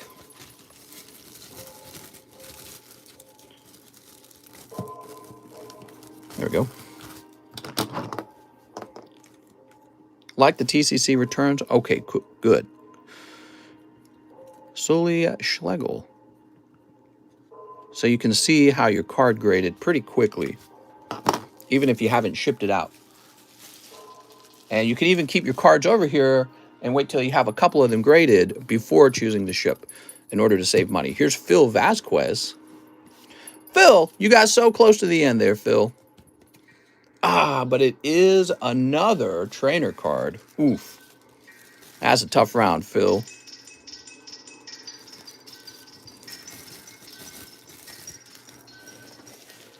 All right, here we are. The man who missed. Matt Waters. You missed the hollow, Matt. So is it Mr. Brian who... Ooh, look at that. Not a bad miss. So this is rare Lieutenant Surge's Jolteon. That's a star there. And it is a lovely looking card. So really not too bad, Mr. Matt. That card is strictly a non-holo. There is no holographic version of it. And finally, Mr. Brian, who does pull the holo. Congratulations, Brian. And it is Rocket's Trap. Ooh, very lovely. It looks well-centered from here. Print line. Not seeing an immediate print line. Maybe the top slightly thicker. Yeah, it looks pretty nice. Boop. Brian, let's go grab your bag, Brian. Mr. Brian. You're not in the overflow, are you? I think you're in the overflow, aren't you? Let me go look over there. Just went back to look at the slabs. They look fucking... They look mint. They look nice, don't they? That pack was full of trainers. Yeah, that was a trainer pack for sure. I like the Rocket's Trap because it's kind of a waifu card if you think about it. Look. See? Pretty nice. She has, what do they call that? She's got boss girl vibes. She's pointing and her little grunts are running around. Next up, we got Alex. 2 celebrations for Ran. Yay! So this is a gift from Alex to Ran. Hope you don't suffer too much. What? What are you talking about? Sneep. Can't win them all. Well, hello. We have a Jello fellow when Mr. picked my number. What? Cosmog? So rocket next? Yeah, let's do a rocket. Ooh, they're both cold. Woo! Nothing but cold ones for days. So we're doing a rocket light pack. And to my knowledge, we have not pulled well, not to my knowledge, I'm confident we have not pulled any holographic cards out of the light packs. As you know, typically in a sealed box of rocket, maybe 1 to 2 of the light packs will contain a holo. So just be aware of that. Let me go ahead and get a price going, okay?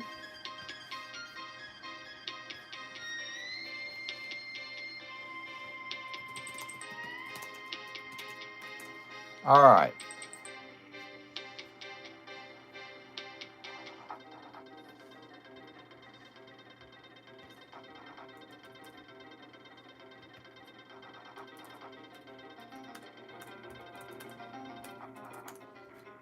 Oops. So these are going to be $46 per spot. And let me update the menu.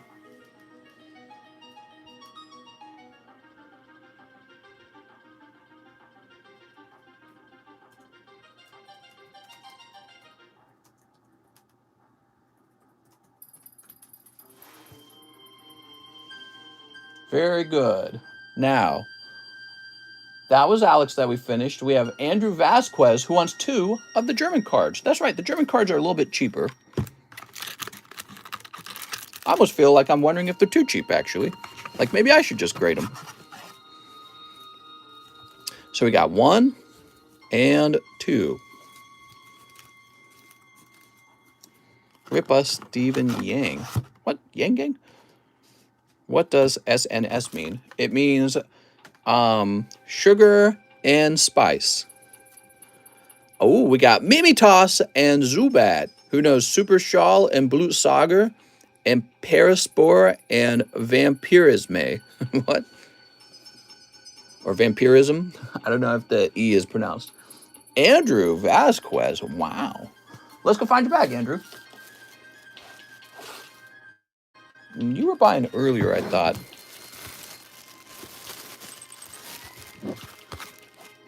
Let's see. Sugar and spice and everything. Nice. Wow.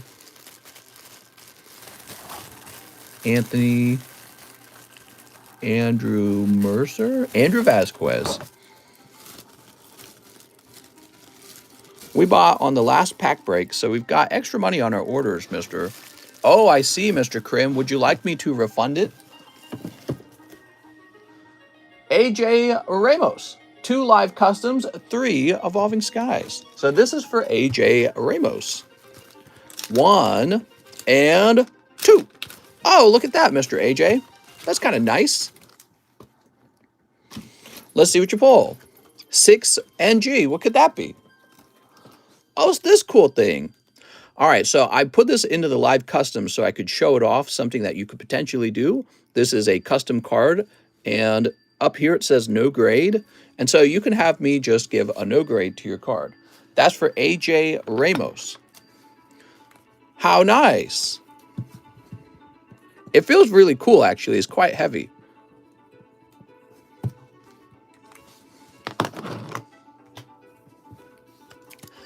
Now, when it comes to the no grade, you know, I was thinking about doing a lower price on no grades, but actually it would just be the regular price of a grade, and you can just request that there's no grade.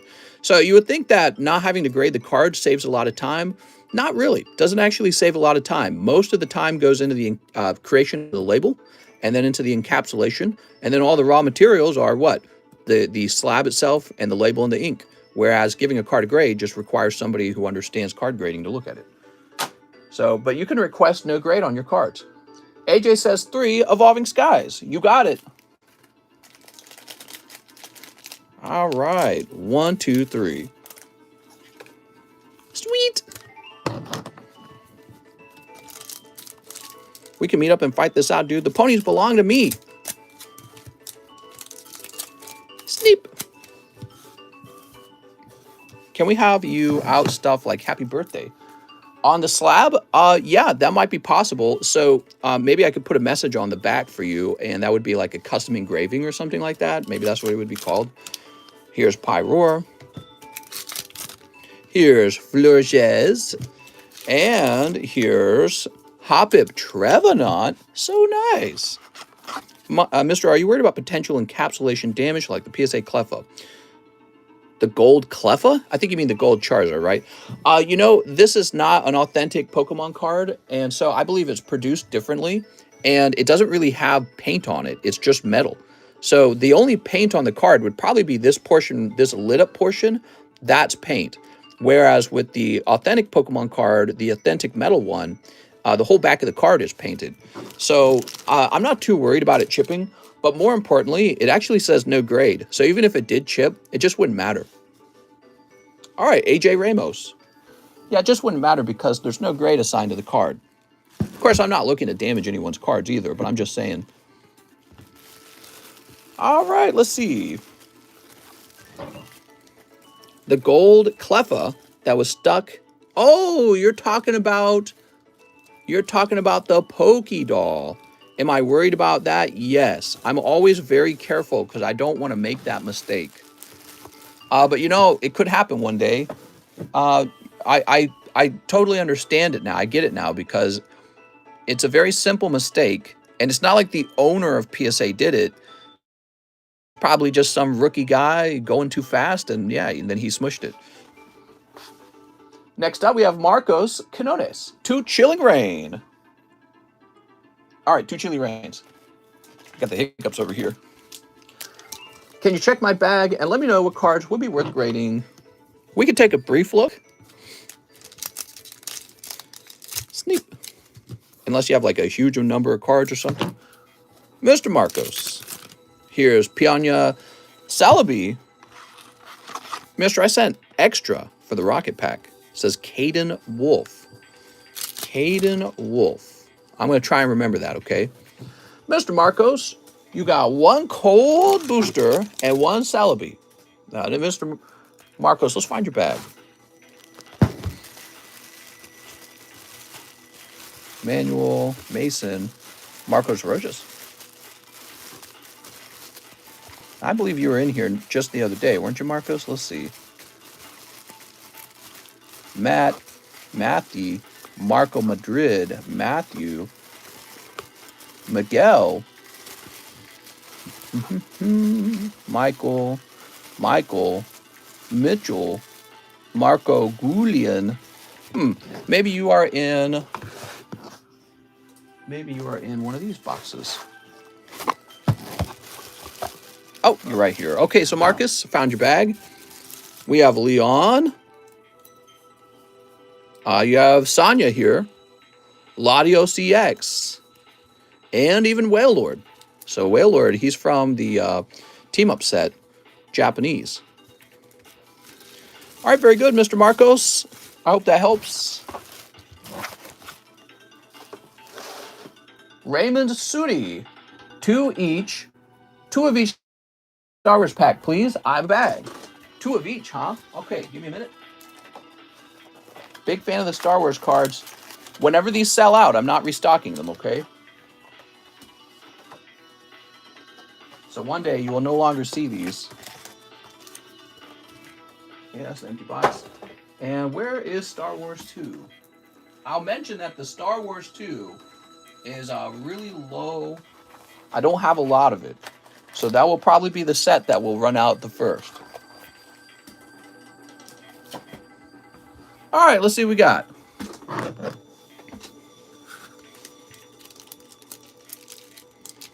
Sneep. All right. Mr. Raymond. These are pack fresh, vintage Star Wars Galaxy cards from the 1990s. How sweet is that? They're really old, actually. They're older than most of the oldest Pokemon cards that we have.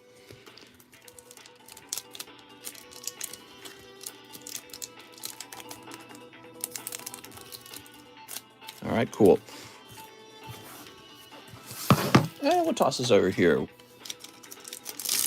Now, I got to warn you guys, we got 300 people watching, so the line could get pretty long tonight because we had already some pretty large openings, and those tend to set the line back. And so if there's 300 people watching, there could be quite a few people ordering too. There we go. Got Leia. We're looking for some sexy cards, but also the edged card. But you know, really, you could grade any of these. Like there's the Evil Emperor, if you just wanted the Emperor graded. But I would probably look out for the cards that are most desirable for the set. Let me turn this down a little bit. Those accordions are loud, man. Those are accordions, right? I think they are. That's what they sound like. All right. Han Solo shot first. The card proves it. I found with the Topps cards, they always stick, but if you actually flex them a little bit, just a little bit like that, it doesn't leave a bend in the card, and they kind of all come unstuck pretty easily. So that's a nice little tip for anyone opening Topps cards. All right, there we go. So pack number 2 is also pretty much cold. I didn't see any sexy cards. I didn't see any full arts. I'm going to sleep in my grave. What? All right. I think those are lyrics.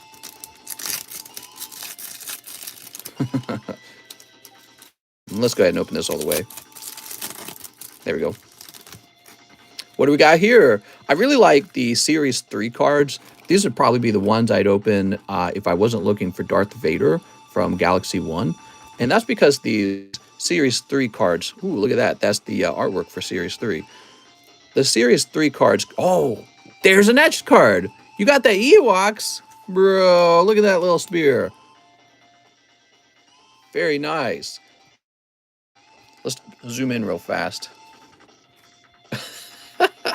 I don't think they're going to be as desirable as like Darth Vader, but I mean, it's pretty cute. And these are pretty rare. The etched cards are not common. Some flying Ewoks in the background. Really, man. Ewok backward is come. All right. Beautiful, man. Great card. All right. We also do have a slave Leia. She looks kind of silly here. I was trying to point out that this is actually a pretty sexy card here. Some woman trapped in the vines. I have no clue. That must be related to like a book or something like that. I don't know. But we pay attention to sexy cards because I've been doing this a long time and I know the sexy cards sell. Simple as that. And I pay attention to that stuff. Let's see. What do we got? This card is such a Chad LMAO. All right, pack number 2. So we're just going to flex these a little bit, get them unstuck. Han Solo. This says LucasArts down here, and it's a reference to the video game. It's a very... What? What is this? It's a complete duplicate of the previous pack. You just pulled 2 Ewoks in a row. Oh my god, we gotta clip this. What is this? Raymond, it's too bad it's not the best etched card ever in the set, because that would be great to pull 2 of. But yeah, that definitely is some kind of sorting flaw. The booster pack here is a complete duplicate of each other, which gives you a little bit of a sneak preview into the way these booster packs are designed. Oh my god, dude. So that was for Raymond Sudi. Sudi? Save highlight. Ooh. Wow, man. That's the only time I've seen that happen. Wow. I'm not complaining for you. That's great that you got 2 full arts. I wonder if that means there's an extra full art in our box, because that seems like it's a mistake by the machine. Corey says, robbed, LMAO. Duplicate packs. That's right. What if the whole box was just that Ewok card? All right, let's see. Darth Vader. Oh my god, what is going on for you right now? Are you ready?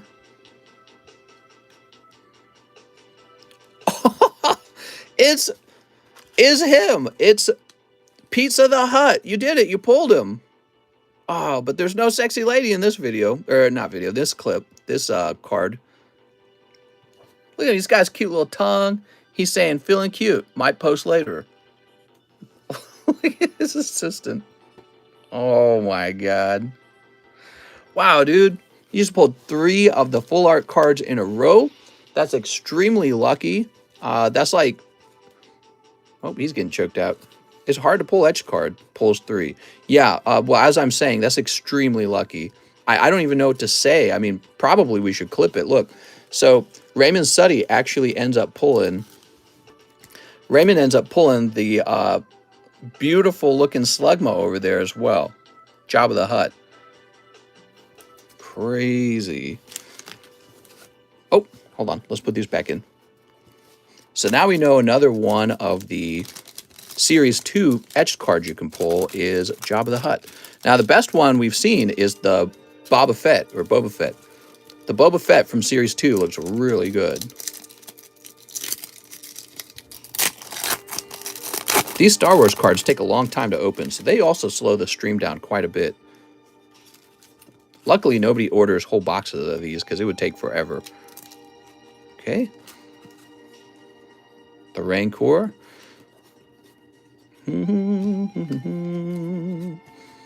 That's pretty cool. Great scene. There's the Cloud card and Hoochie Mama. Holy moly. All right, very good. I would say, Raymond City, that you had a really good round right there. Congratulations, man. Let's find your bag, Raymond. I have a bag, he says. Okay, we're going looking for it. Where'd you get your name from? Here's Ryan, Ricardo, Rosie, Rudolph. Wow, man, he got 3 of those. Okay, you're not in the upper R box. Let's try the table R box. Shouldn't take this long to find bags, but there's just so many boxes to go through. Nothing I can do about it, man. Here it is, Raymond Suddy.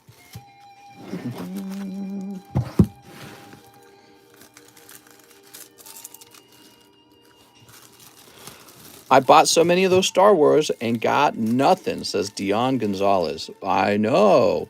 Star Wars cards can be really tough to pull the hot ones out of.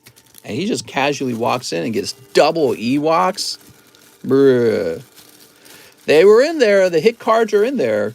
That's what it's trying to tell you. You're saying you're pulling so many of them and not pulling anything. Well, they're in there.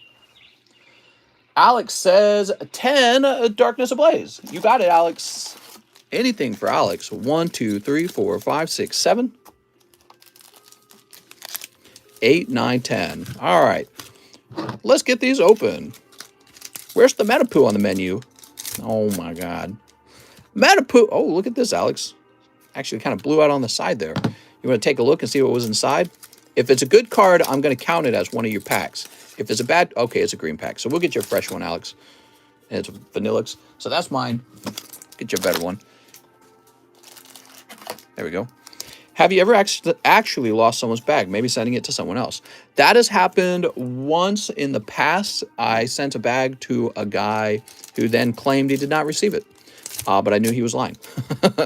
Here's what happened. So, as always, I print the labels in the live stream, right?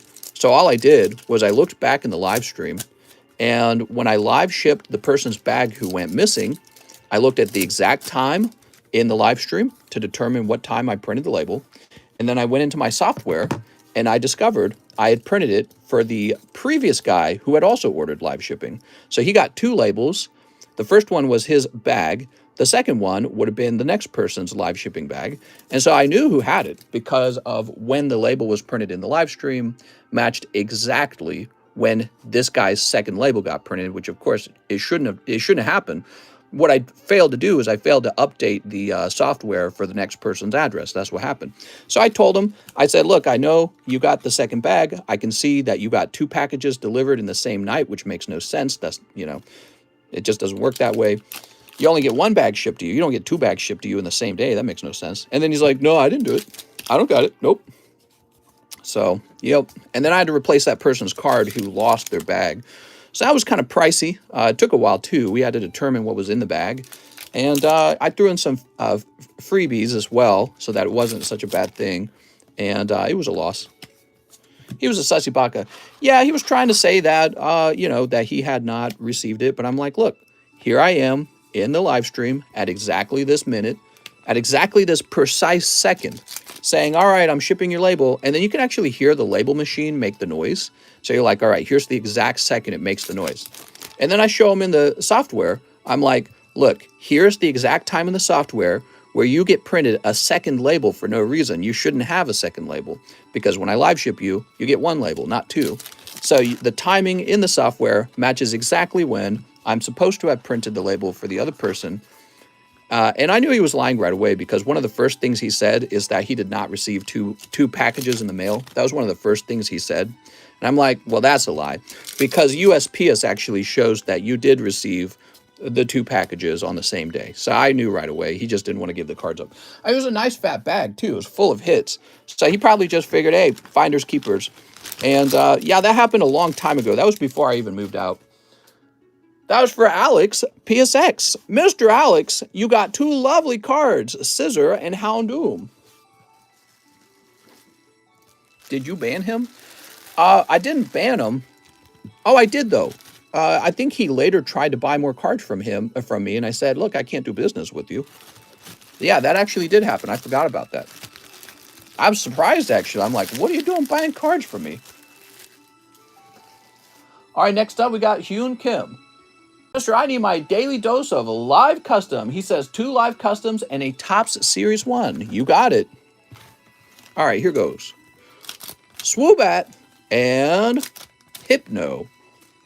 All right, Swoobat, Hypno. I'm sorry, man. Those are 2 cold ones. But, you know, I don't really think about it too much. I very rarely make that mistake of misshipping, though. And on the extremely rare occasion that it does happen, usually the last time it did happen was with Tyler Matson.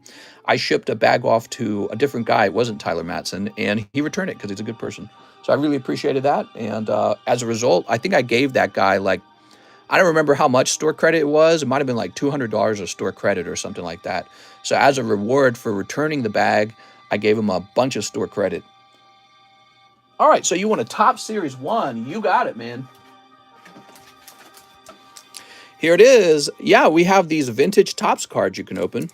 They're still fresh from out of a box. Let's see what you got. Now, before we open it, let's just move them around a little bit.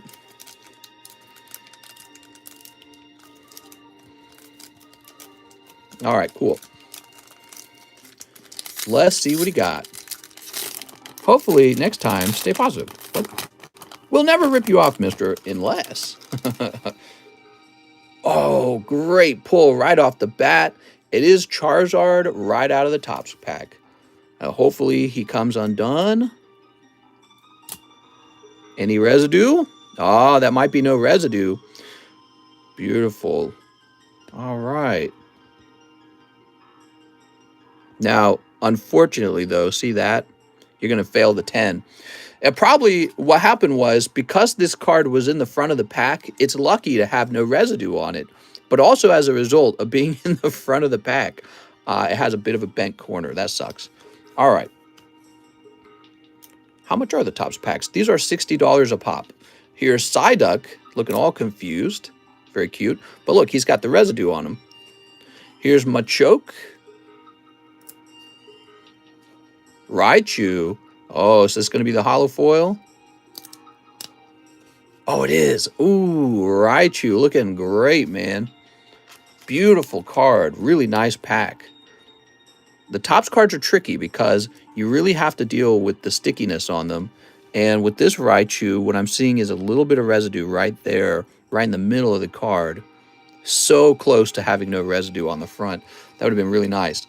So the Raichu is really nice. You know, I would probably still be tempted to grade it because it's a vintage card, and even if you don't get a 10 on it, it's still a nice card. Look at this. He also had Blastoise in this pack.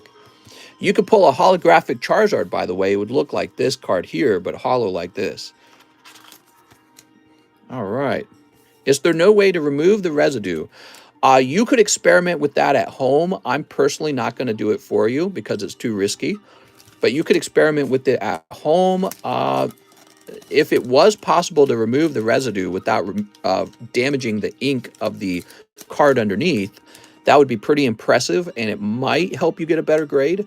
What could happen, though, is you could end up making the card worse, so it might be better to just accept it as it is. and have it take a 9 or an 8, I think it would probably be eligible for a 9. Like, let's take a look at this card. Corners actually look really good. Yeah, there's a little bit of residue on the back. I think that this card ought to be a 9 because when you look at it, really you just got like a few little dots here, and then it's the same on the back. And really when it comes to the back of the card, I like to grade the back of the card a little nicer than the front because generally I don't think people really care too much about the back of a card, but you can see it's just a little bit. The fact that there's no print lines and the card looks really, really clean otherwise, you know, because it's coming right out of the pack. This would probably be a 9. I don't consider the residue damage. And if there's very little residue, it's going to be able to get a 9. If it had a lot more residue on it, it would be an 8. And then if it had a print line, that's going to count against it as well, or bent corners. So that's for Mr. Kim. Okay, Kim, let's find your bag. You're in the H box. Really nice card. You got a really big bag. So the rest of your Topps cards are in here.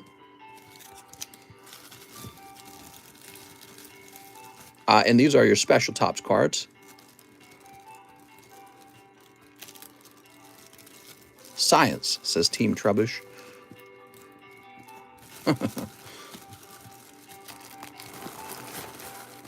There we go. I wish I could assign it a 10, but I can't. You know what I mean? Your slabs are looking great. You did a great job. Simple and clean look. Better than PSA. Yeah, some people have said that. What I like most about the label is that it looks like the thumbnail style that I've been using for many years back on the TheCardconomist, and even still today I have a similar structure for the thumbnail. So really it makes it feel like it's, you know, sort of like this thing I've worked on all these years. Next up, we have Rebecca Hope. One live custom booster for Rebecca. Rebecca, let's see what you pull, Rebecca. Doop. Ah, Rebecca, it's a cold one. Oh, look at this, Rebecca. I think the next round is whatever these are. All right, Rebecca with an R. So you're relatively new, Rebecca. I think you would have gone into here. Yep, Rebecca. Rebecca. It's cold outside. You did a great job. The labels are awesome. Yeah, they were the hardest part, by the way. They were the hardest part of getting into card grading. Jesse Kirby says, 1 Ultra Prism box break. Makes me realize every single new card grading company went through the same struggle of trying to figure that label out.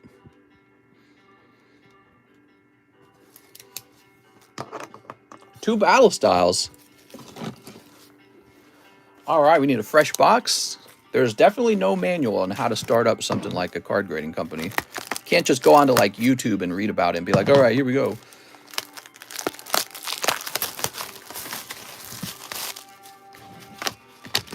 Despite that, a lot of card grading companies have popped up. I really feel like some of these card grading companies will go out of business. But you know who's not going to go out of business? TCC Grading.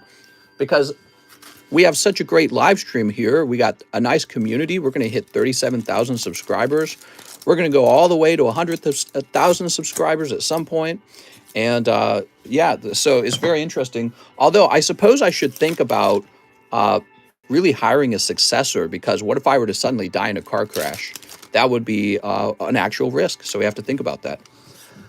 Jesse Kirby, 2 holographic cards. Sorry, Jesse. So you guys would be in a bad place if I suddenly died. Actually, maybe it would be good for you. I don't know. Maybe if I suddenly died in a car crash, there would be very few TCC graded cards and there would be like a whole story to it. I don't know. It's a weird thing. Mr. We'd miss you. Ah, I'd miss me too. Rand says, give me the Hypno Daddy. The Hypno? Oh, do we have a Hypno up here? Oh, you got the German Hypno. He said a word I can't say. It starts with an N and ends with a Z. But he's referring to the fact that it's German.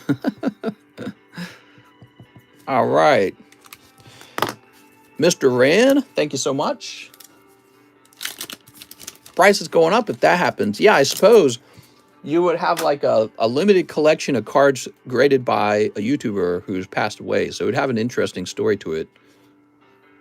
Brian Van Veld, 12 Darkness Ablaze.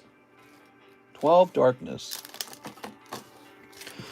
1, 2, 3, 4, 5, 6, 7, 8, 9, 10. And your Dutch candy is shipped. Sweet! I'm getting some Dutch candy from Brian Van Veld. I can't wait to eat it and get some, have it go straight to my thighs.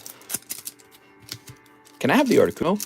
You can have it. It's for free. It really is. Once it has finished being paid down with charitable donations, that card will be handed out to someone in the audience, and they won't have to pay anything for it. But it does rely on those charitable donations to go down in price to zeros, currently at $1,830. And I really believe in this community and its ability to pay that card down. I think it'll happen. Also, if you guys like free stuff, when we hit 40,000 subscribers, I'll be doing another large round of giveaways. So every time we hit 10,000 subs, I do a nice big giveaway for everyone. All right, Brian Van Veld, let's see what you got. How much for the Gold Zard? So the Gold Zard is sold already. It goes to PJ, or was it AJ? I think it was AJ. Who was it? AJ Ramos. There we go. So that's AJ Ramos's Charizard. He pulled it out of the live customs. I just wanted to show off what we're capable of doing. You'll notice it says no grade up there. So you could send in a custom card, not send in, I suppose, but you could have a custom card from over here and then request that I do a no grade on it. He said 12 Darkness, not 10. Whoops. I know that. Were you trying to trick me? Here's Blaziken. Can't wait to be here for 200,000 subs. Well, let's just focus on 100,000, which I think is a very possible, a very, let's call it practical goal, because we could hit 100,000 in no time at all, in my opinion. We're already about to hit 37,000, so we're more than 1/3 of the way there. Eternatus! Look at that Eternatus. Can I get Misty's favor in a TCC 10? If you have a slab over here, you can request regrading for it. The regrade might take a little extra time because I'm going to buy a tool. I don't know which tool, but I think it's going to be a Dremel that can slice through plastic. And so I'm going to use that tool to crack open cases very gently to make sure the card inside has no chance of taking any damage. You're almost on Christmas break. All right, man. Sounds good. Is the medium finished? Yup, the medium is sold out, and I'm not making any more God packs. I'm afraid they are too time consuming. All right, what do we got here? We've got Mr. Mime, and here's Eternatus. What are your thoughts on ace grading? I think it made a lot of sense for him to make that company. I was talking about this yesterday, not yesterday, but maybe like 2 days ago.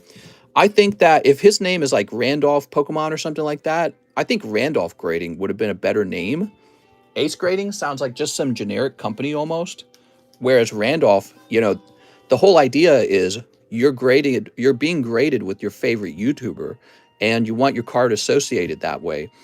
Ace Grading is just like any other brand new grading company because the name's not as exciting. All right, so that's Brian Van Veld. Let's go grab your bag. So, I think he could have had the name be Randolph Grading, and there wouldn't have been any problem with that. I was talking about how, Walmart is one of the biggest retail stores in the whole world, and it's just named after the guy who made the store, Sam Walton, Walmart. So it could have been Randolph Grading. I don't think there would have been anything wrong with that. And if I was a big fan of Randolph using his company, I would have preferred that, actually. I'd have been like, come on, man, just name it after yourself.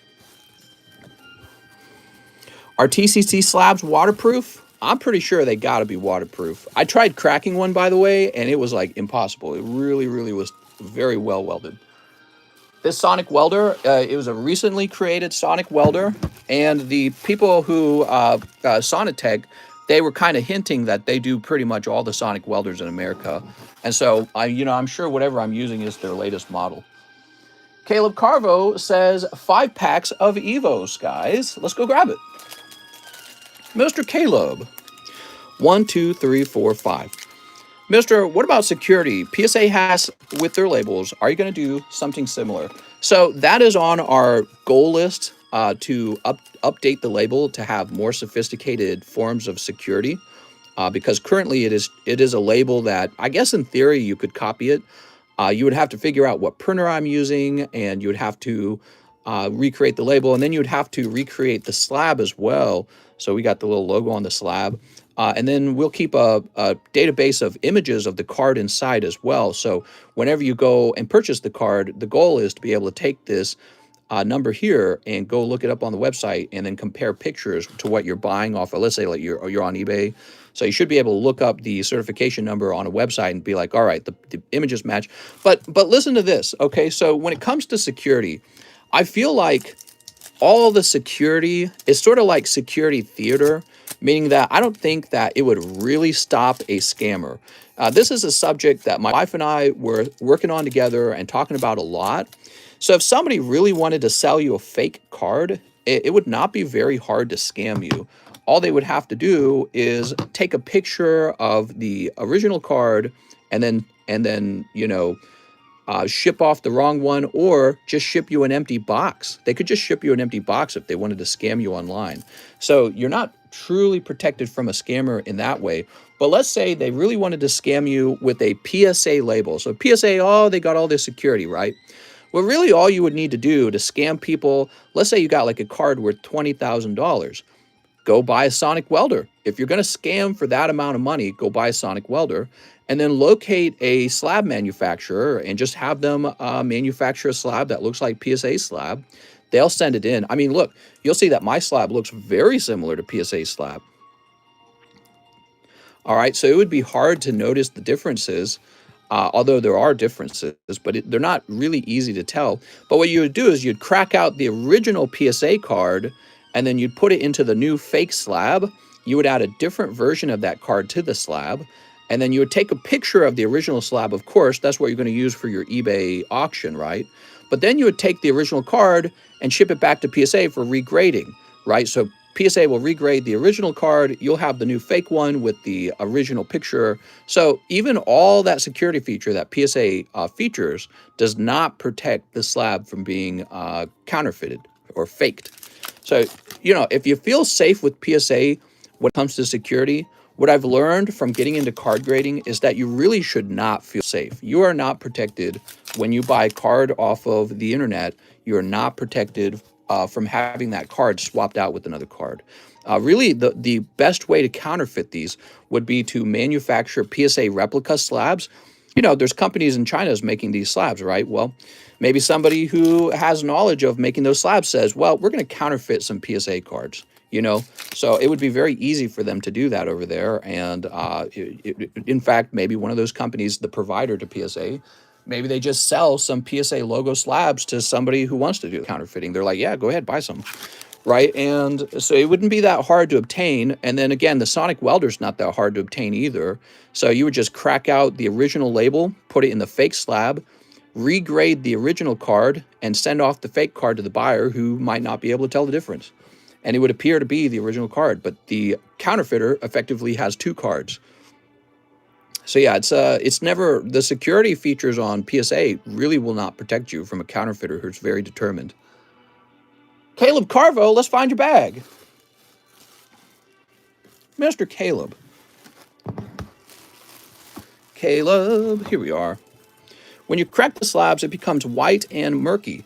Well, yes, but you're not understanding. So what I'm saying is that you already have another slab. You've got two slabs, an empty fake one that you had manufactured, and then the original. You crack open the original, take out the card, send it back off to PSA to grade, and then in the fake one, you put the original label into the fake slab. So, you've got the original label with all the security features on it. It appears to be authentic. Then you add a duplicate card. It could just be a card of lower quality, maybe like a 9 or something like that. You put in the fake card, reseal it with an encapsulator, and then the original card is back at PSA being graded again, and supposedly you'll get the 10 again. So counterfeiting is, all those security features on the label are irrelevant because the label is not tied to the card. You can remove the label. Next up, we got Joey Barton, 1 live and 1 large. Let's see what you got, Joey. You should have a little ink packs in your slab, so if anyone tries to open it, it bursts. Yeah, I don't think that would be a good idea either. Oh, nice, man. So these are those full arts from the very expensive premium collection from Celebration. So full art Pikachu and a full art Pokeball. And also you've got the Unigaro promo Pikachu. It's a special Pikachu for that guy. And, oh, now wait a second. Is this also part of it? Oh, I guess these are there too. Okay, so you get all of this together. That was why it was not a sleeve. Okay, I get it. So you also get a large custom. Here you go. Mr. Joey. Last time we had Lost Thunder on the menu, there were 2 packs left, so I'm just getting rid of those packs. Good luck. Maybe they will contain a hit. I hope they do. That's where PSA having a label stuck to the slab when removed would really void. Yeah, that might be a good idea. So if the label was destroyed, there was no way to remove it from the original slab, that might be a great idea. But the way it is now, you can actually remove the label and then re-encapsulate the label, which is all you need to steal and counterfeit. Nice, man. There's a Prism Luzamine. It's kind of a big deal, and I realized all their security features are kind of pointless. Sableye, Suicune, like, consider this, guys. I've got an encapsulator right now that can encapsulate slabs that are precisely the same size as a PSA slab. All I would need now is an empty PSA slab, and I could do what I just described. So I can go find on eBay some holographic unlimited Articuno, slip it in there. Maybe it looks pretty close to a 10, but I didn't pay much for it. And then send this actual 10 back off to PSA to grade again. And then I'll put in the original label into the new fake slab or the replicate slab. There you go. Counterfeit mission is successful. So yeah, you know, it would be easy for anyone with the Sonic Welder to get away with something like that. It's a major security flaw, and PSA should try to look into fixing it, and I'd be curious to see how they fix it. He says, can you put a few coupons for TCC gradings in the live custom, says Joey Barton. Well, Joey Barton, since you requested it, that'll go into the live customs, okay? So we'll have occasionally something rolling around in the live customs where you can grade cards. Hey, man, you pulled a Suicune GX out of that Lost Thunder. You know that's one of the hits out of the set, right? So that was a really great pull, Joey Barton. That was a great live custom. You picked up all of the premium collection full arts there, the Unigata Pikachu, and a Suicune GX. Really nice. Jacob Friedman has a large order. He says, can you standard grade the top 5 cards in my bag? All right, so this is for Jacob Friedman. It's a great subject. I thought about making a whole video on it, the lack of security, because you feel secure, and it is not a good feeling because you shouldn't feel secure. The slabs are actually insecure. The only thing you would need is a good encapsulation machine and somehow find access to a PSA slab or a similar looking PSA slab. Here we are, Jacob Friedman. That's why they're using face recognition software on the PSA cards to prevent resub. Right, but you know, there's a problem with that too. So they're probably using that now, but what about all the cards from the past? You know what I mean? So they've graded a lot of cards, and I would suspect that there's plenty of cards they could, there's plenty of cards that never got imaged and never will be in the software until it gets counterfeited. Now, the other problem is that's for PSA. How hard would it be to counterfeit with any of the other companies? SGC, CGC, they all have the same problem, actually. With the CGC, I guess what you would do, well, no, the CGC would be harder because actually the slabs are made here in the USA, I think, for CGC. So CGC, I think, might be harder. All right, you said top 5, huh? Let's see. Ooh. Oh, you got some fancy ones, man. You ready? So look at this, guys. He got one of the holographic Galarian Panitas. So we're going to pick that. The Golden Mew. Garchomp and Mega Rayquaza. Okay, so we got 4. Ooh, it's hard to say what the last one should be. Let's see. Number 5. Well, this one's not going to get a 10. He's got too much chipping on the side. Too much chippies. Maybe a Holo Pikachu. Pretty clean looking Holo Pikachu. Maybe you grade the Pikachu and the Galarian Ponyta together. That would actually look really nice. All right. So those are the cards I picked out. Yeah, the Pikachu and the Ponyta would look nice, especially if they both graded 10, but we don't know what they'll grade yet.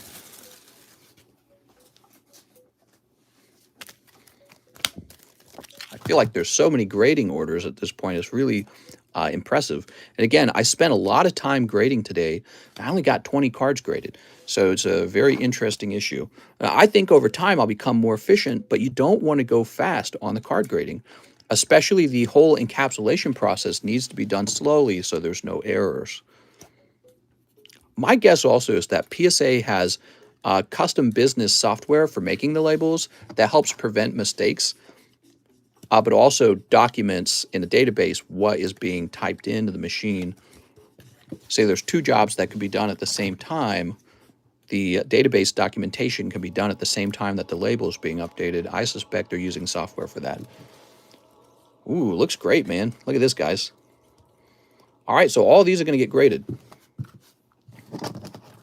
Jeffrey Epstein wanted to see his waifu. Oh, my God. Fair warning, I think tonight's going to be a long line, okay, guys?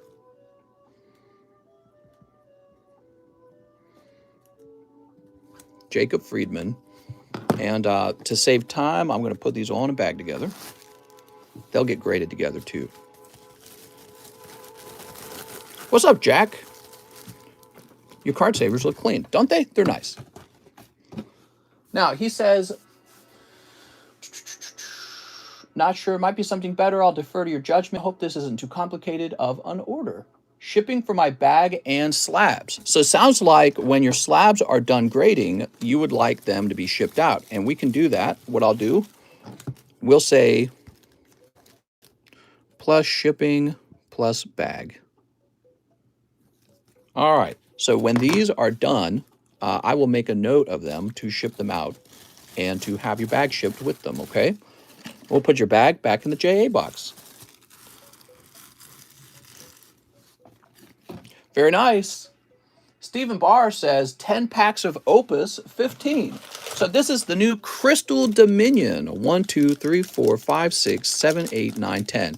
And you guys wiped out almost half of what I had of Crystal Dominion in one day.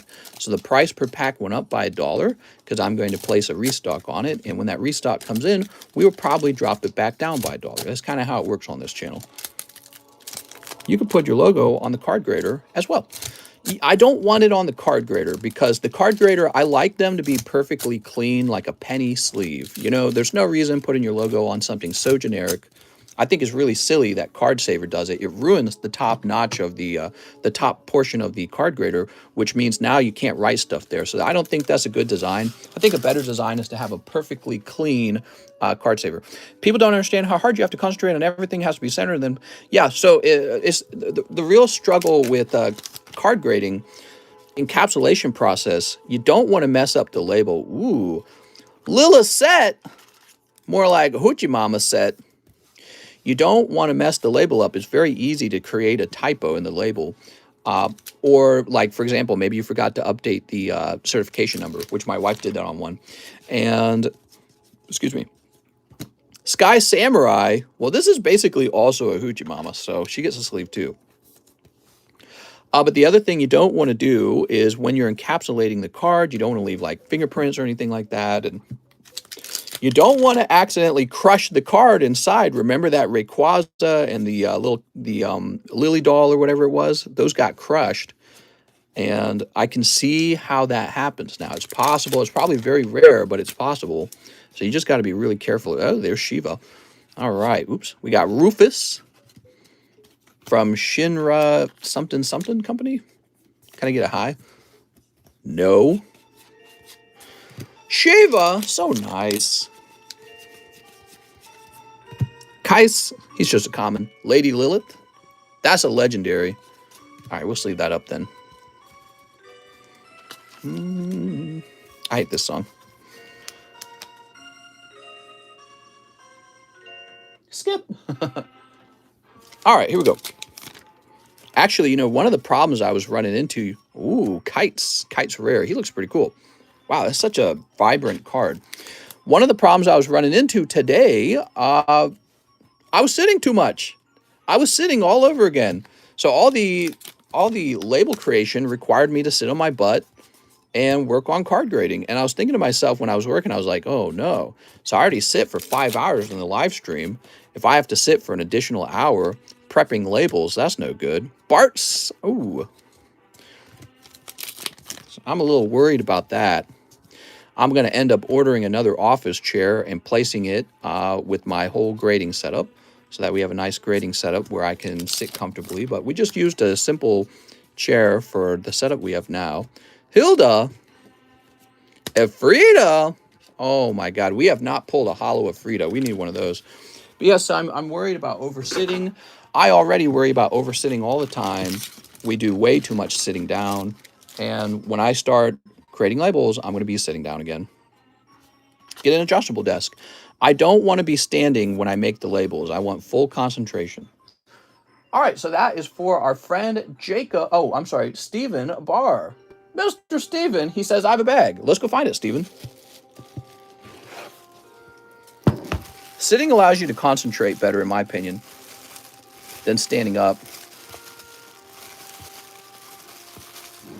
Get a standing desk. I've kind of already got that downstairs. I've got a kind of standing desk, and I do use it. But when it comes to actually creating the label on a computer, I want to be sitting down when I create the label. How nice is your chair? Some chairs get really nice with their support. Yeah, so the Herman Miller chair I'm using right now is great. It's like night and day. You can sit in it for a really long time, and it does support you pretty well. But what we're using right now with the grading setup is just a simple chair because the Herman Miller stays up here and is kind of trapped in the room, actually, with this shelf next to me. Stephen Barr, you said you had a bag, huh? Maybe it's up top in an overflow. Let's check up here. What's the break? You don't know the break? Come on, man. Keep up. Sure, here we are, Stephen Barr. Why, thank you, Stephen. It looks like you had some opus in there already.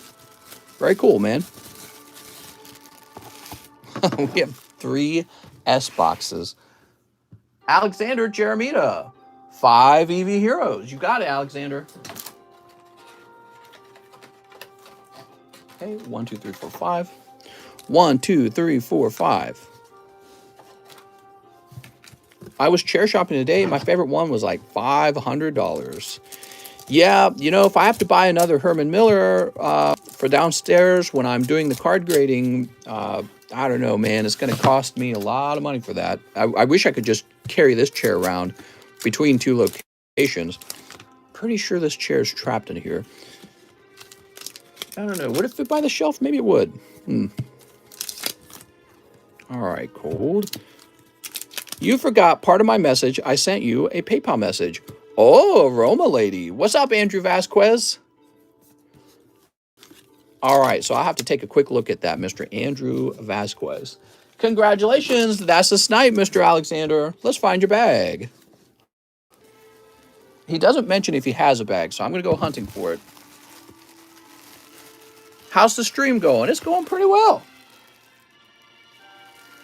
I know what you mean. I have 3 ruptured discs. Oh, my God. Hey, TCC, how's things? What's up, man? Alexander, Alvaro, Alex, AC, Alejandro Garcia.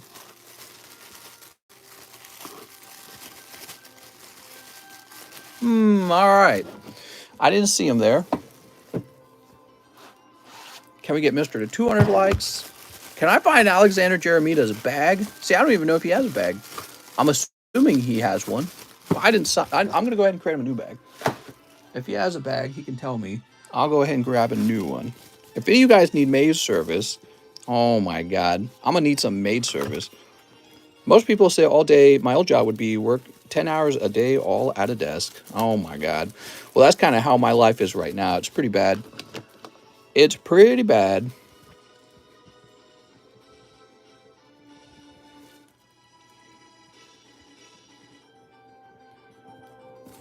All right.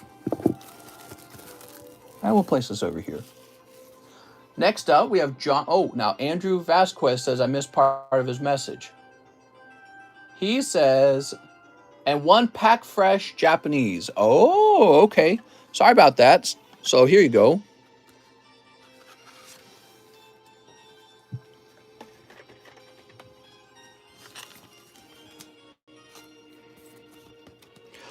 Grimer, how far backed up is the grading already?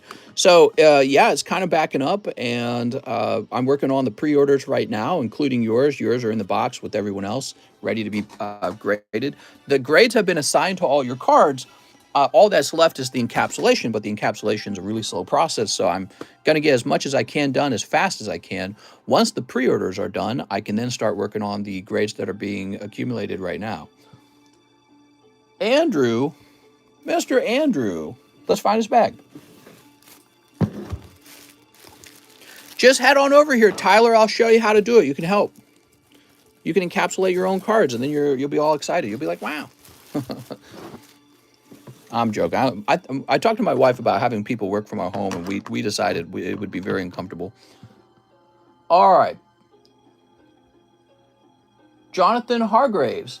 I might have, or can I please have 3 of the wick sauce? You got it.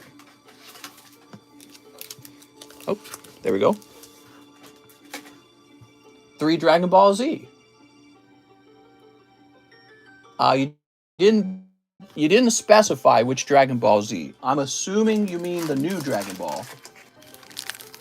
So, Mr. Jonathan Hargraves, I've grabbed you 3 of the new ones. Thanks, I do have a bag, he says. You joke about that.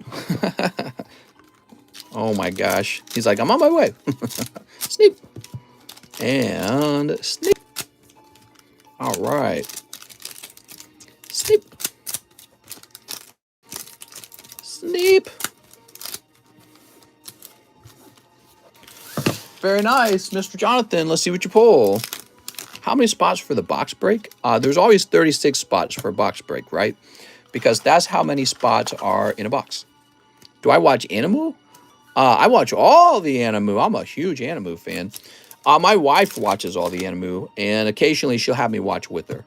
Who's this? High Circus Code Maze. I do most of my TV watching when I'm eating dinner. I'll sit down with my wife, and we'll watch TV while we eat. It's like TV in a movie. Liz, level 2. Sweet. All right. So those are your wick sauce packs. Let's see what's in the Dragon Ball packs. Here's Turles Powerball. It looks like he's going to blow that kid's head up. Here's Lakessi, Power of the Tree. And Ultimate Flame Shot. Okay. So that's 3 reverse hollows. Mister, do you make time for friends? I really don't. Not even a little bit. Mister, are you anime? I don't think I leave my house more than... I'd say I leave my house maybe 4 times in a whole month. And every one of those stops will just be for the groceries for the week, and that's it. I don't do anything else. How do you think I get this stream running every day and all the other stuff I do? So Jonathan, he says, I do have a bag. You got it, Jonathan. TCC's friends or his Pokemon cards? Pretty much. I mean, all I need is my wife, I think.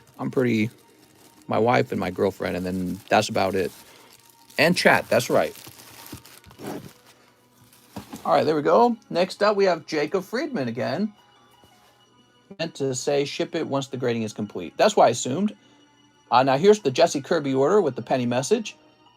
1 Prism, 1 Nintendo pack, and $1 for charity. Ooh, how nice. $18.29. What? All right. Oops. So 1 Prism break. Here it is. Your wife and your girlfriend. Jesse Kirby. Yeah, it's a really funny joke. And not at all serious. For the box break, I would be able to keep full pack. No, the bulk is always dropped. There are some exceptions. When you get a booster pack that's like pretty exceptionally expensive, like let's say it's getting into the $40 range, $40 to $50 range, At that point, I will actually start leaving the bulk with you. But no, for these, we're still doing bookless. No bulk. Don't make me say re. Re.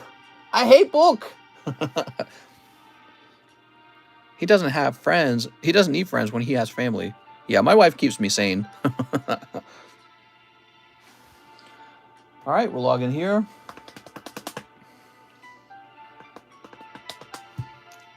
All right.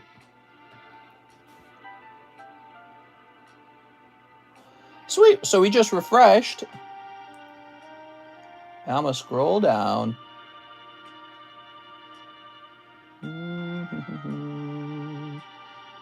Where were we? Oh, here's Jesse Kirby. So we're back to Luis Rodriguez, who says 6 Vivid Voltage. All right, Vivid. Love Vivid. 1, 2, 3, 4, 5. Did someone say family? Nothing's more important than family. Snip. Forgot my Nintendo pack. Oh my god. Jesse Kirby, I did. Let's see. 1 Nintendo pack. It's a me, Mario. Ugh. It's a me, diabetes. All right.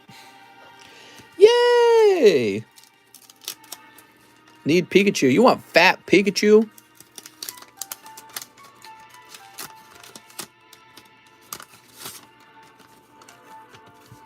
What do we got? We got a Bobo. Punch Out. Punch Out. You got 3 Punch Outs, man. You got Link with the little pig knight. Ooh, and Link with the 3-headed dragon. What do they call those? A Hydra? I think it's called a Hydra. Ooh. Doot. So this is for our friend Jesse Kirby. And no gum. That's right. Well, the Mario packs don't come with any gum. If you want gum, you got to go off after the Donkey Kong pack. All right, there we go. Hydra has 5 heads, I think. Well, nuh-uh. Luis Rodriguez, let's find your bag. Would you be in the regular L box or would you be up top, I wonder? No. This is Jesse Kirby. Jesse Kirby. All right. Here we go. Long line tonight. I suspect that tonight is a long line just because we're getting a lot of orders and some of the orders are slow orders, the kind we can't just zip through. Here's Steelix. Of course, we don't have Mary in here opening whole boxes of Evolution, Eevee Heroes, so maybe that will help because the other night, oh, we weren't done snipping. Yeah, the other night, the last couple of nights, Mary's been ordering these whole boxes, and so maybe it will just feel like a regular night because she's not in here buying whole boxes. I don't know. Actually, Tuesday was supposed to have been a slow day. And it just wasn't. How much for the Mew tops? Mewtwo tops. I don't think I have a Mewtwo tops. Are you talking about this guy, the Alakazam? Look at this pretty Alakazam. So I regraded this from a GMA 10. He's real fancy. I'm open-minded to selling him. I just wouldn't know what for. I wouldn't know. I was thinking maybe an auction.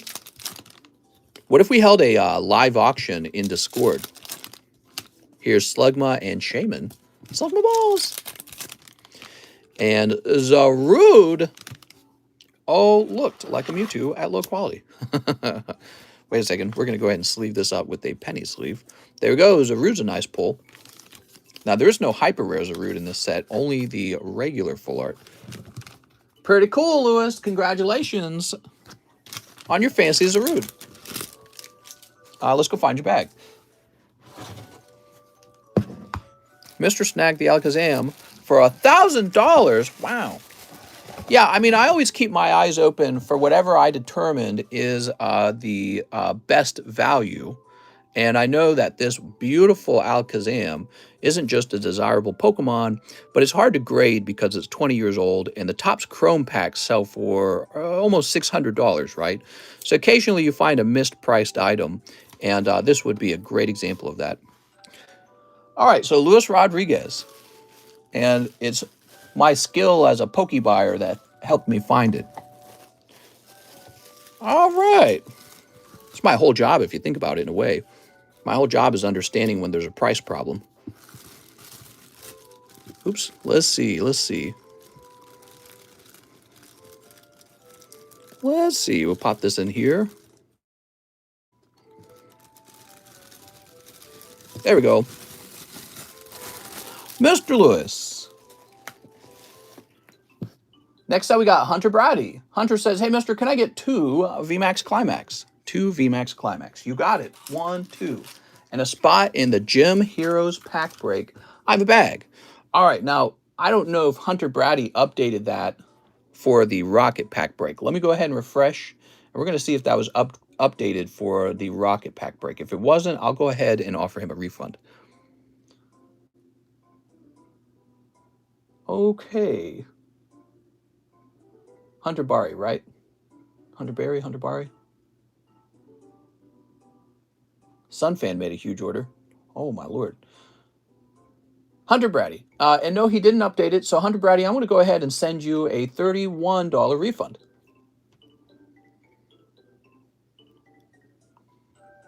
All right, here we are. Just wanted to do 2 extra VMAX. I apologize, Mr. Hunter. I wish I had seen that message in time, but I actually just sent you a refund. I will say, though, I did look through for any penny messages or anything like that. I didn't see them. I apologize. The $31 are on the way.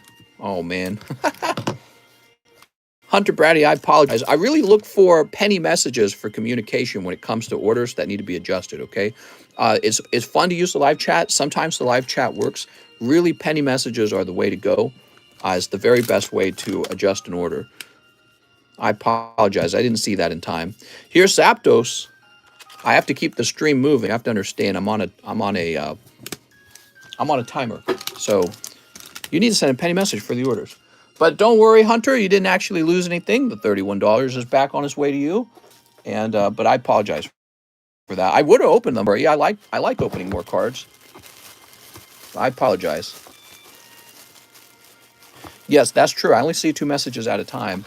The other problem with the live chat is I don't know who Hunter Brady is, right? So anyone could claim to be you. They could be like, hey, open 2 more packs of the VMAX Climax. And I have no way to really verify who you are, especially if you're not a member too.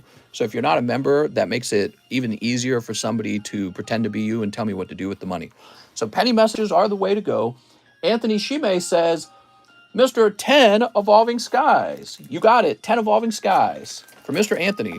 Please don't refund. Can I have 4 Darkness and 1 Celebration extra dollar to Articuno for Corey DeShane? Corey wants 4 Darkness, 1 Celebrations. 1, 2, 3, 4, 5, 6. I'll try to remember. 7, 8, 9, 10. All right, here we are. People don't like to be refunded. But, I put their cards up here with the money on it. And the problem is I'm worried that if I lose that card, I'm going to be owing the money and have no way to verify it. So it's not a very good system. Refunds are a good system because it ensures the money gets back into the hands of the original owner. So Corey, 4 Darkness, 1 Celebrations. I'll try to remember that. Here it goes. How nice. Mr. Anthony, we've got Dino. Here's Love Disc and Gyarados. Refunds can take days to get back. True, but the money is secure rather than slowing down the stream or even getting lost. Right, like so recently, one of the things that happened was I placed a card on the table that said I owed you money. Not you specifically, but somebody. And what happened was I scooped that card up and put it into somebody else's bag by mistake. And then later they came to claim the money, and I'm like, well, I don't see, a store credit card for you. And so I have no way to verify that I actually owe you that money. And so that was a really big issue for me, and I would really like to do refunds. So you gotta be fast to get me to adjust an order. The best way to do it is maybe you could spam in the live chat. You can send a little donation with a message like Mr. Corey did. So those would be the main ways, I think. Here's Drowsy, but especially sending a penny message. And be sure to tell me that you sent me a penny message. You know what I mean? Like, okay. But in this case, with the gym pack, I know that the gym pack is sold out, so I went looking for Penny Message to see if there had been an adjustment. Wow, Anthony Shime, that was a great round, man. You picked up Stormy Daniels and Rayhan, 2 nice hits out of the box in just 10 packs. All right, now he also says, I have $14. Let's go grab that for Anthony Shime. There it is. Please use that and discard the other card. I don't think it's legit. Thank you. Have a Merry Christmas. All right, thank you very much. That was really nice of you, Mr. Anthony. How many pre-orders did you get for your grading? There were a few. There were a lot. So I'm still working through them. Yeah, it was a number of months before we began grading. So there was quite a few pre-orders. Anthony Shime. P.S. I have a bag. All right, let's go find it. Hydra is a Greek mythology creature, and Githora is a 3-headed dragon. Oh. I see. Well, now I'm educated, but I'm probably going to forget that very quickly. Let's see. Oh, I found you. Here it is, Mr. Anthony. Have a happy Christmas from everyone. My wife and I got the tree decorated finally. Took us forever. Got a present under the tree for her. There's a present she doesn't know. Don't forget, For Darkness for Corey. There's a present she doesn't know that I have for her. It's a card I'm going to encapsulate from a long time ago. One Christmas, I bought her a booster pack of Lost Thunder. That was before I'd gotten back into collecting, and it was because she never opened Pokemon cards as a kid. And she pulled a little non-hollow Lapras. Blake Neal, please use my $20 store credit as a donation toward the Articuno. Wow. Look at that, guys. Amazing, dude. All right.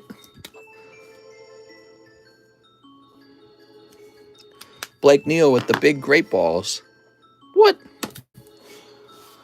Daniel Sandhue, he says, 1 large Sublist. You got it. So there is definitely some interest in the large this time around for Daniel Sandhue.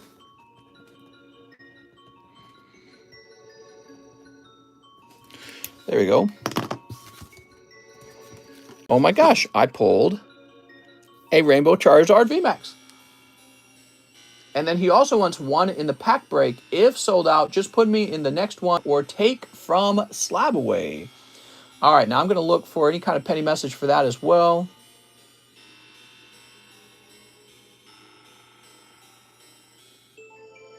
Looking. All right, so I don't see one. So I'll go ahead and put it toward your Slab Away, Mr. Daniel Sandhue. So we're removing $31. That's going to be 262.25 minus 31 plus .75, which is $232 remain. There you go. It's been updated. Mister, can I have a card grade spot and rest for charity? I didn't send enough for this break. Mister, I sent one. Oh, hold on. So, Daniel, card grade. Can I have a card grade and rest for charity? I think that's what you're trying to say. All right, give me a second. So I need to undo the math here for your Slab Away. All right, cool. Now, let me go find your bag. Daniel Sandhue, I think I have you over here.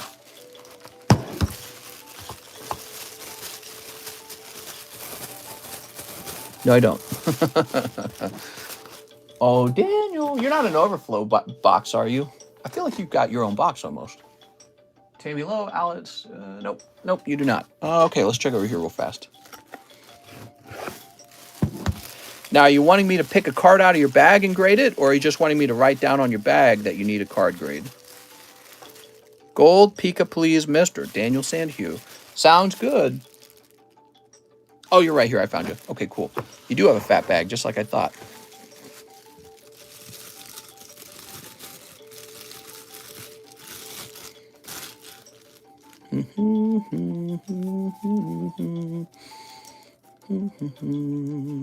Oh, woo! Golden Pikachu. It's gonna look great, man.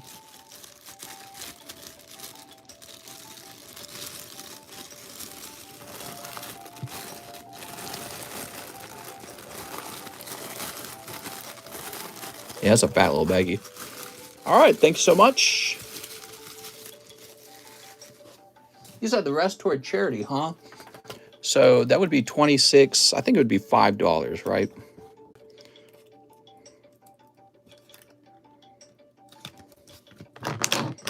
I almost wish I had like stickers on these because I could just reuse them. Maybe I will reuse them.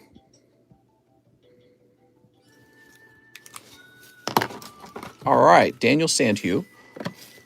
And that would be $5 toward the charity card, bringing it to 1804. Amazing. Next up, we got Jorge Gomez. He says 1 Gym Class Heroes pack break and 1 spot for this sub list and $5 for charity.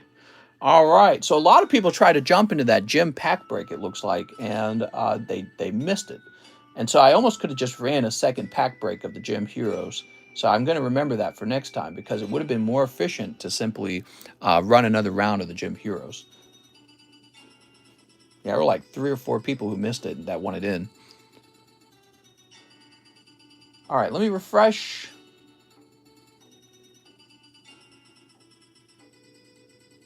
And I don't see a message from him. I was hoping we'd see a message.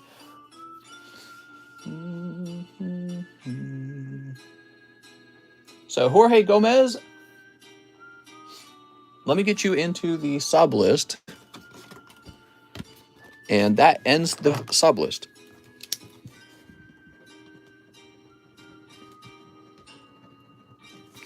All right, here we go. We're running a round of the large, everyone. So this is the sub list, and it gives you a shot at going into the main list. Who else loves to stream? Me. I appreciate you guys being here and hanging out. Hope you guys are going to have a nice Christmas. What's the best modern Charizard? Definitely Burning Shadows Charizard is the best modern Charizard, in my opinion. Now, by modern, I'm only speaking about Sword and Shield and Sun and Moon. I'm not referring to the XY era. XY era has a nice full art Charizard. He's really cool. Oops. He's pretty expensive already. I think he's like over $1,000. I'm at work. I'm not going anywhere. All right.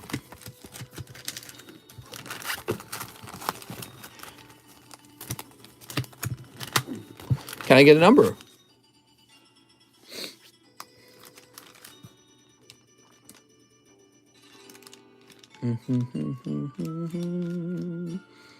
I'm not seeing any comments.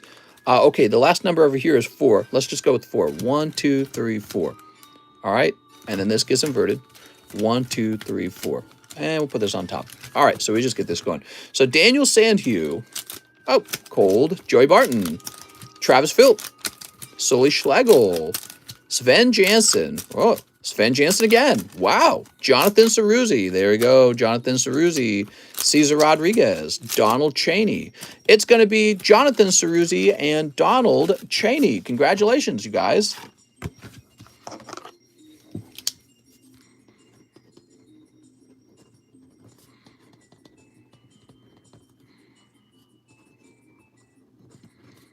All right, so what's going on between the sub list and the main list is these guys just jumped onto the main list for $20 each, right? You can buy into the main list, but I don't recommend it. But these guys got on for $20 each using the sub list.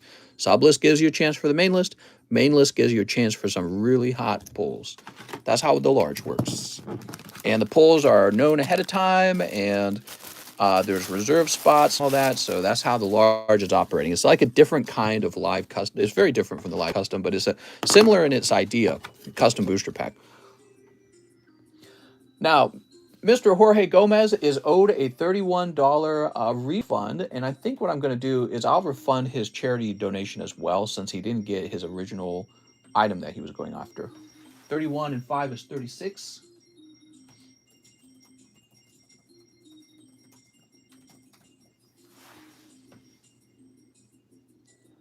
All right, so he's been refunded. Next up, we have Wilder Cardona. Slab away for the Charizard 1996 PSA 4 and 1 poker card. All right, give me a minute. Where did that Charizard go? Ah, here he is. I'm not surprised you picked this out. It's a really cool card, you know. Ow. Just got myself stabbed by a box. All right, here we are. Ooh, so nice. That's for Mr. Wilder Cardano.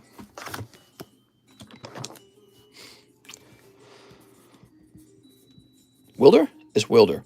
I'm sure of it. Why would it be Wilder? That sounds strange. Where's the secret slab menu at? It's in Discord. Have you ever visited Discord? Here's our Discord server with slab away. And if we scroll up here, look at all those messages. Here we are.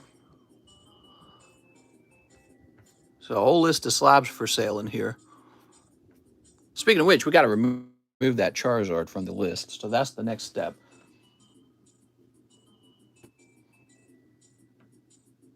All right, the Charizard's removed. Now we go to slab away, and we need to put his name in. So Wilder Cardano, you're going to be down in the W spot.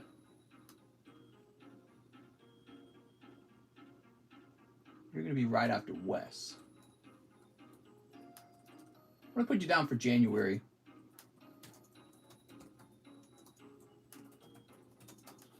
All right, and the Charizard is 240.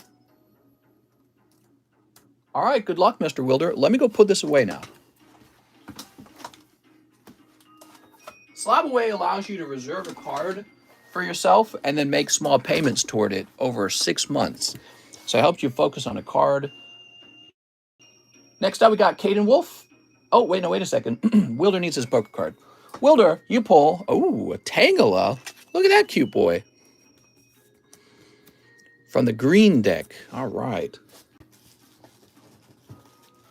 All right, Mr. Wilder. Because of you, I didn't do suicide.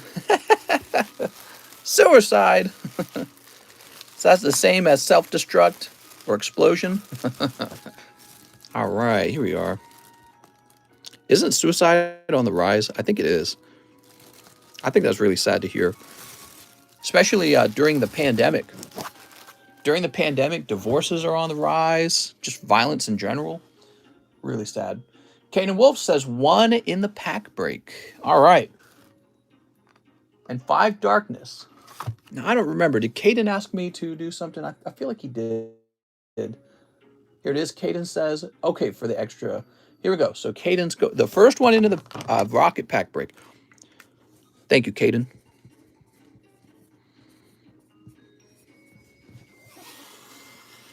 All right, there we go. Did you still want the 5 darkness ablaze? I feel like you did.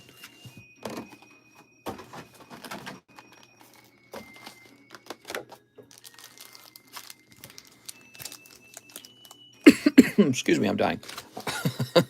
Shouldn't cough into the mic, but the mic's hard to mute. Caden Wolf. All right. What mount do you use on your phone? It's called Joey. The name of the mount is Joey, I guess. It's terrible. It's terrible, and you know how it is. I just couldn't possibly afford a better one. Thank you. My parents got in divorce, but you make me happy all the time. Oh, I hate to hear that. Divorce, man. You know, they talk about how divorce rates are falling, but when you actually look at why the divorce rates are falling, is because people don't even get married anymore. And it's like, it feels like it's the end of a society, basically. Pokemon breeders nurturing, you know, if you can't have the basic family unit, where are you going to be in like 3 generations? That country's going to be gone. Flygon and Decidueye. Ooh. Sweet. All right, that's for Mr. Caden. Mr. Caden.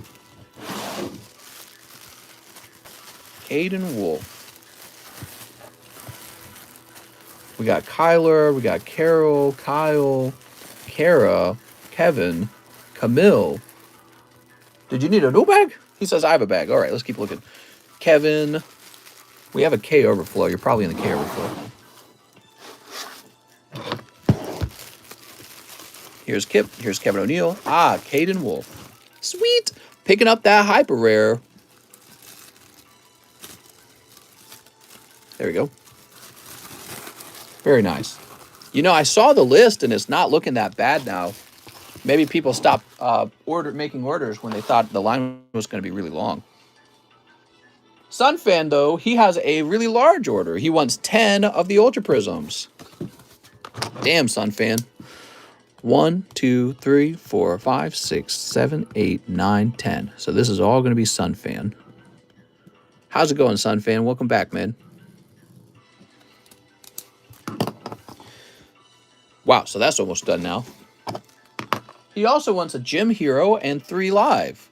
All right, so I have to open up the 3 Live for you. Would you like the $31 to be refunded for the Gym Heroes? What would you like to do with the Gym Heroes? That's the Eevee. And, oh, you picked up a Generations booster pack. Nice, man. Very cool. All right. So let me go ahead and toss these cards in your bag. You have a small bag over here somewhere. I can open this live for you if you'd like. Or you could save it and grade it even. It's the Charizard artwork after all. Haven't seen the sun in a few days. Here we are. I added extra for Rocket. All right, sounds good. We'll go ahead and toss you in the Rocket. Now, as for the Generations, yeah, this is probably a gradable booster pack. Whenever PSA opens grading again. Oh, he says open it. All right, perfect. I kind of wanted to. I'm curious what's in it. Are you ready? We don't open this set very often, guys. Tangela, Ghastly, Energy, Krabby, Caterpie, and Swirlix. You also have Snorlax, Snorunt, and Metapod. How cute. All right. And we'll grab the Caterpie. Sweet. And we'll go ahead and sleeve all these up. These are going to be sleeved. Did the large take place yet?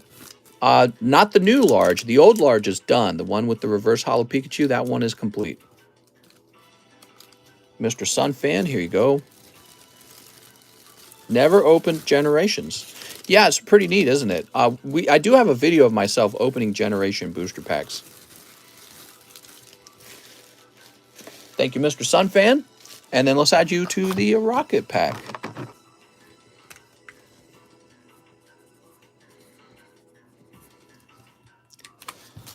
Very good.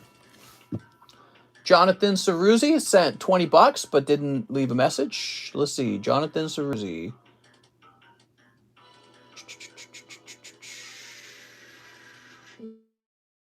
All right. So he waited a long time.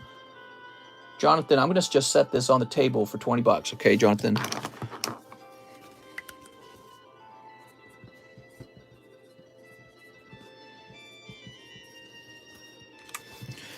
Jonathan, if you're watching, I need to know what you'd like to do with that. Otherwise, I got to get you refunded, okay? Kyler Fitzwater says 1 snipe in the Ultra Prism box. All right.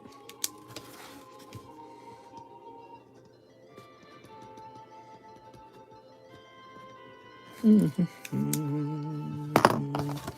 we are. How many spots are left? Next up, we got Jeff Leon, who says 6 EV Heroes in 1 VMAX. 1, 2, 3, 4, 5, 6, and 1 VMAX. This is for Jeff Leon. Mr. Jeff. My name's Jeff. What are you doing, Step Jeff?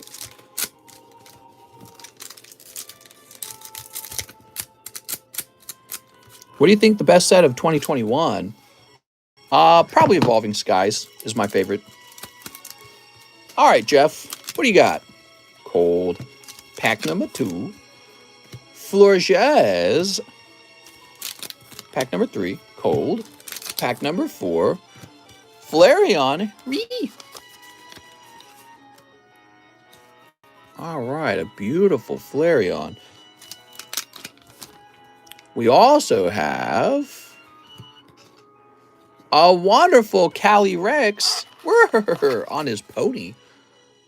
He's into My Little Ponies. That was the VMAX Climax there. Here's your Sylveon. Full art. What a cute little Sylveon. All right, and finally, a cold one. All right, that's for Jeff Leon. Jeff, your bag should be easy to find. You know why? Because you're a JE name. And JE names have one box, and it's not even that crowded of a box. And there he is, Jeff Leon. Isn't that nice? Don't say pony. Patrick is going crazy for those. Patrick, no! My Little Pony. Corey DeShane. So he said 4 darkness.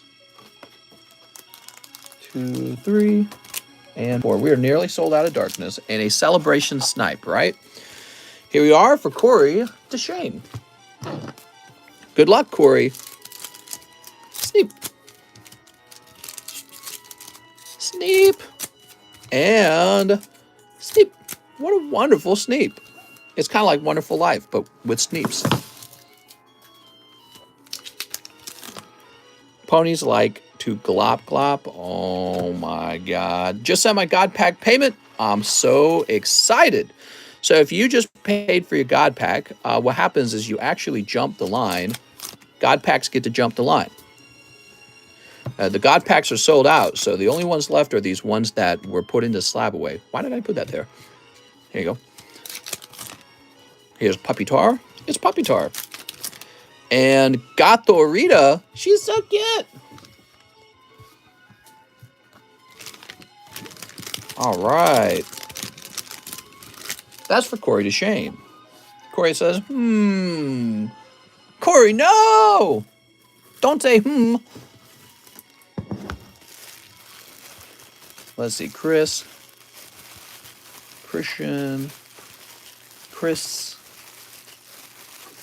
Christopher, Chance William, Christian, Christopher, Cody, Christian, Cedric. Where do we have Corey DeShane hiding? Are you up in the overflow, Corey? I bet you are. Nope, but Christopher Lanes was. Christopher! How about down here? I think the music paused. Colton Woodyard, Christian, Cole Rifflard, Caesar Soto, Christian Whitfield. Corey, you had a bag, right? Mister, look at the original PayPal message. Not sure if I have a bag. I live shipped a few days ago, but I saw I had a giant bag in a stream yesterday, says Corey DeShane. A large bag for Corey DeShane.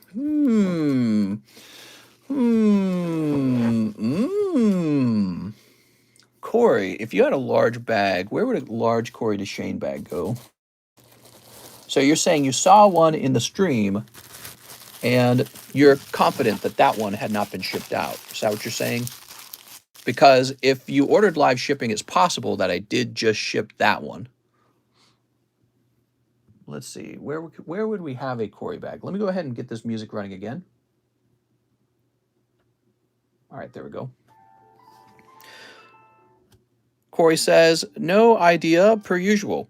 Well, if you had a fat bag and I didn't see it in the front like that, my suspicion is that it did get shipped out, okay? So I'm going to go ahead and create a fresh bag for you. All right. Oh, I got to sneeze really bad.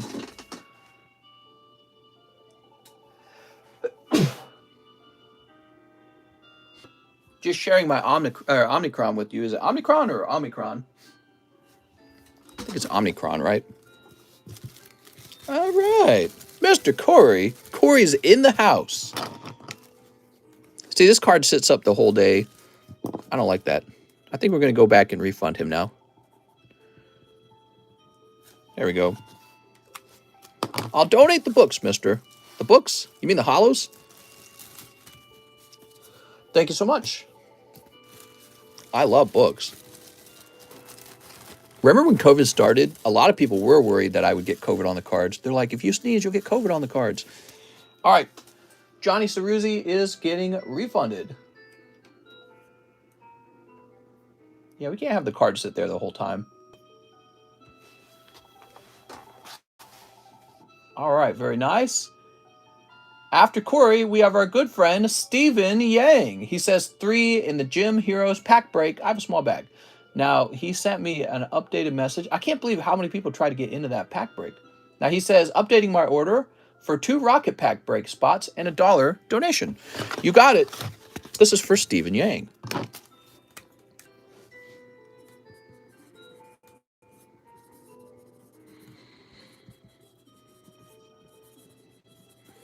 All right. What happens to the God Pack? Oh, right, the God Pack opening. Okay, toss this over here. Let me go ahead and refresh. Becoming Wrath bought a God Pack. Wait! Let me go get it. Oh my God, we're having a crazy busy night. So, first and last God Pack payment, give me all the hot pulls. So that's for Francisco Cambero. And I'm assuming that's in the slab away, right? Is that the deal? Let me go look. There it is. All right, let me go ahead and remove that. Thank you very much.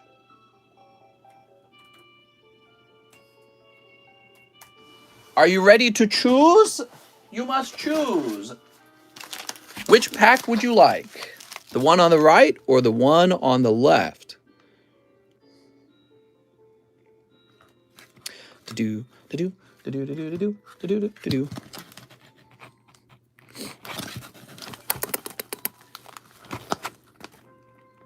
The left? Now wait, we want the guy who bought it to pick it. So much pressure. I'll take the one in the middle. This one? Now you gotta pick left or right. Your fates are sealed once you've chosen. All right, good luck. You've chosen wisely. I'm just kidding. You've chosen poorly. There we go. All right, one love. You know what? I'm tired of this music. Let's get some exciting music. I'm gonna go to sleep on this music.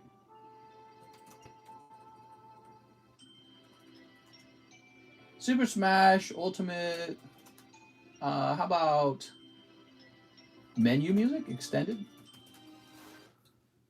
Is this it? All right, here we are. All right. God, man. Yeah, I was like going to sleep with that other music. How about you guys? You ready? All right.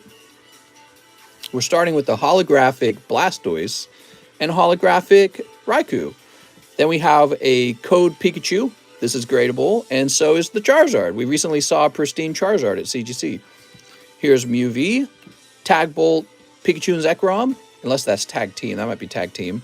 We got a Rongaroo and Sinistea. Here's 2 War Turtle Tops cards, if you like War Turtle. Voltorb and nice Cyndaquil Poker. Ooh. We got Caterpie and Metapod Cardos. Here is Drowsy Psychic, a lovely Sabrina Psyduck, and Sabrina's Ghastly. Here's Ponyta, Sabrina, Coughing and Spinnerack, Pack Fresh, Rocket Commons, Uncommons, Cubone and Pikachu. Oh, nice. First edition Squirtle from Rocket. Mr. Fuji, first edition. Kabuto, first edition. Butterfree and Scissor Hyper Rare. Agatha from Chilling Reigns. Charizard GX. Charizard VMAX. Keldeo EX. And a lovely, but off-center, Vaporeon from Jungle. Very nice. Congratulations. Looks like the really crazy pulls are right here, actually. All right. There you go. That Squirtle's pretty nice, isn't it? It's actually legit pretty nice. Coughing and Spinnerack, I kind of wanted to grade those. Those were hard to give up. I really like Rocket Returns. Don't overlook these Cardos cards. They're really neat. The poker cards. Do you make a new bag with TCC grading? What? All right. Here we are. Oops. Very nice. I have a Shining Face Charizard listed on Bleeblay. Let's go ahead and slide this back in. Are you happy with your God Pack? I think it's okay. You know, if that Charizard grades 10, it's going to be a pretty hot God pack, you know, when you think about it. And that's what I strive for with those Charizards. I strive to put Charizards that will grade 10 into the God pack. Those Charizard VMAXs. I think we've pulled 2 of them now. And let's see. So that was for our friend Mr. Francisco Cambero.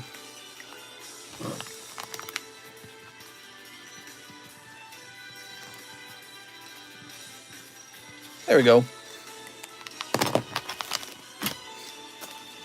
Sweet. All right, now we can continue the line. How many God packs are left? Just enough for the people who reserved them. They're not for sale anymore. We're done with Stephen Yang. And now we have Alan Doan, who says 1 in the Rocket Pack Break. You got it, Alan.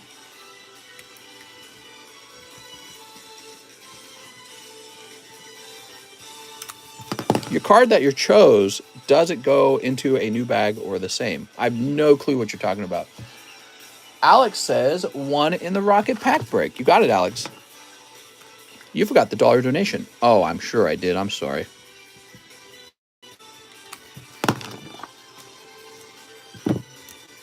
So excited to open that God pack, that's all. Oops. There we go. We're down to 1803. Sunfan. Oh, right. So Sunfan was updating that. Simon Frank. 1 celebration. All right, 1 celebration. 1 Team Rocket pack break slot. It's my first time buying. How's it going, man? Mr. Simon Frank.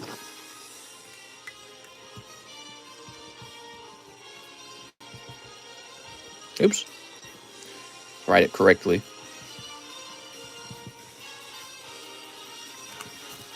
There we go. Isn't there a real-life TV series for Pokemon coming out on Netflix? Maybe. I think I heard about that. All right, his first order, everyone. And he pulls... All right, it's just a Zamazenta this time. But that's okay. We're going to get you your new bag. And you'll be adding a card from the Rocket Pack Break to it. Uh-oh, Simon going to take new breaker luck.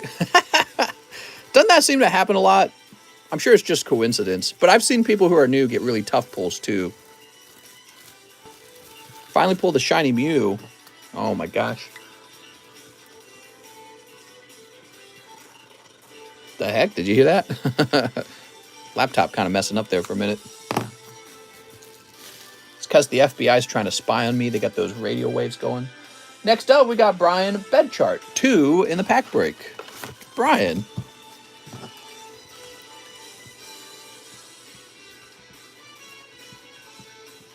That's Sneaker Files. Sweet. Kevin O'Neill says 1 spot in the Rocket Pack Break.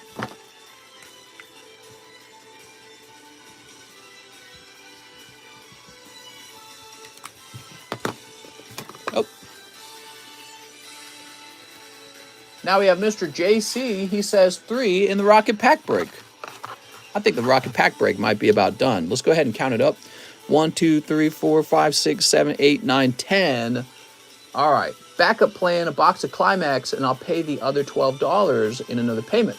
So, JC, if you want, we can actually put you into another Rocket Pack Break because we're going to start one right after this one. And considering you're taking 3 spots and how fast the spots are selling, it's reasonable to believe the second one will get open tonight as well. All right, there we go. But if you're watching, you can change your mind and change into something else. Now, next up, we have Andrew Jason Badana. He wants 2 pack breaks. 1, 2, 3, 4, 5, 6, 7, 8, 9, 10. So you're not going to fit in pack break 1 either. Andrew Badana, you're going to go into pack break number 2.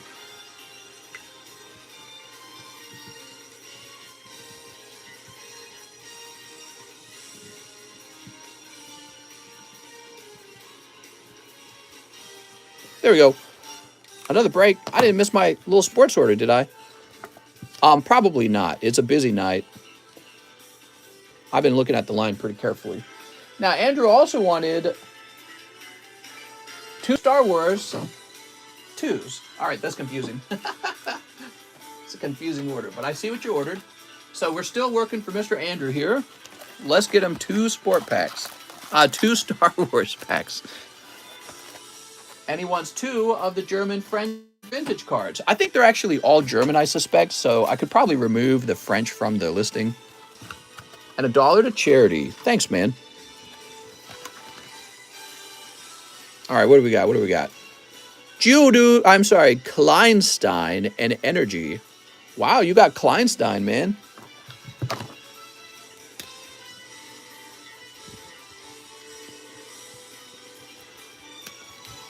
All right, look at that, 1802.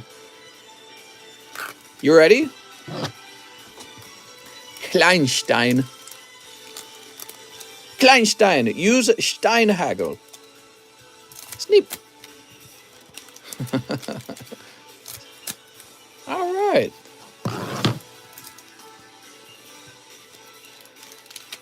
Let's see what you got. So this is Star Wars Galaxy 2. They're sticking a little bit, so let's bend them slightly. We're not bending them, we're flexing them.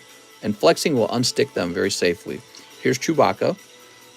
Vader. This one's really stuck.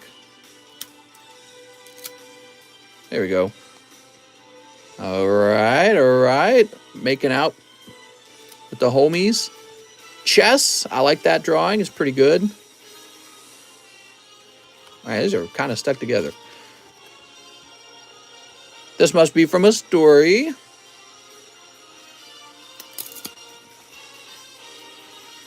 All right, lots of story cards from books that you never read. I didn't read them. Did you read them? Some rabid Star Wars fans have probably read them all, but not me. I don't read. I'm just kidding. All right. How about pack number 2 for Mr. Andrew Jason Badana? Oh, man, he's looking creepy. All right. Looks like he got the same card here. Chewbacca and a Garad. Luke with his lightsaber. Chewbacca. Here's the Emperor. He's looking pretty creepy. Early concept, I think that was. And Leia, she's got a lightsaber in there. That must also be a card related to the story series. There were a lot of Star Wars stories that got made. You didn't know that. All right, very good for Andrew Jason Badana. Andrew, are you up here? Let's see. I'm trying to remember where I put you last.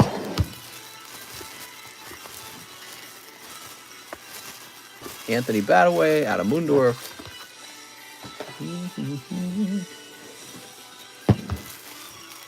Andrew Vasquez, Anthony Shime. You know what I ought to do? I ought to open all of the Star Wars packs and put them into a box for you to pull as loose pulls, because that would speed up the live stream by a lot. One of the reasons why I don't want to restock the vintage Star Wars cards is because they take too long. I don't like anything that takes too long in the live stream. All right, next up we got Thad, Music Emporium. He says 1 NBA Select. You got it. Hey, it's your turn, Mr. Oh, wait, I got to put these into Mr. Andrews' bag as well. He's got the Kleinstein after all. All right, very good. That's a pack fresh Kleinstein. Steep.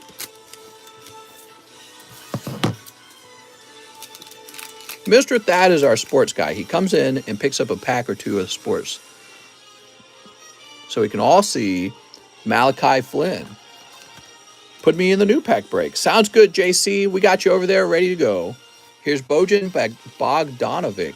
Another guy joined you, so 5 spots are already sold out of the next one. Brooke Lopez. Damian Lillard. All right.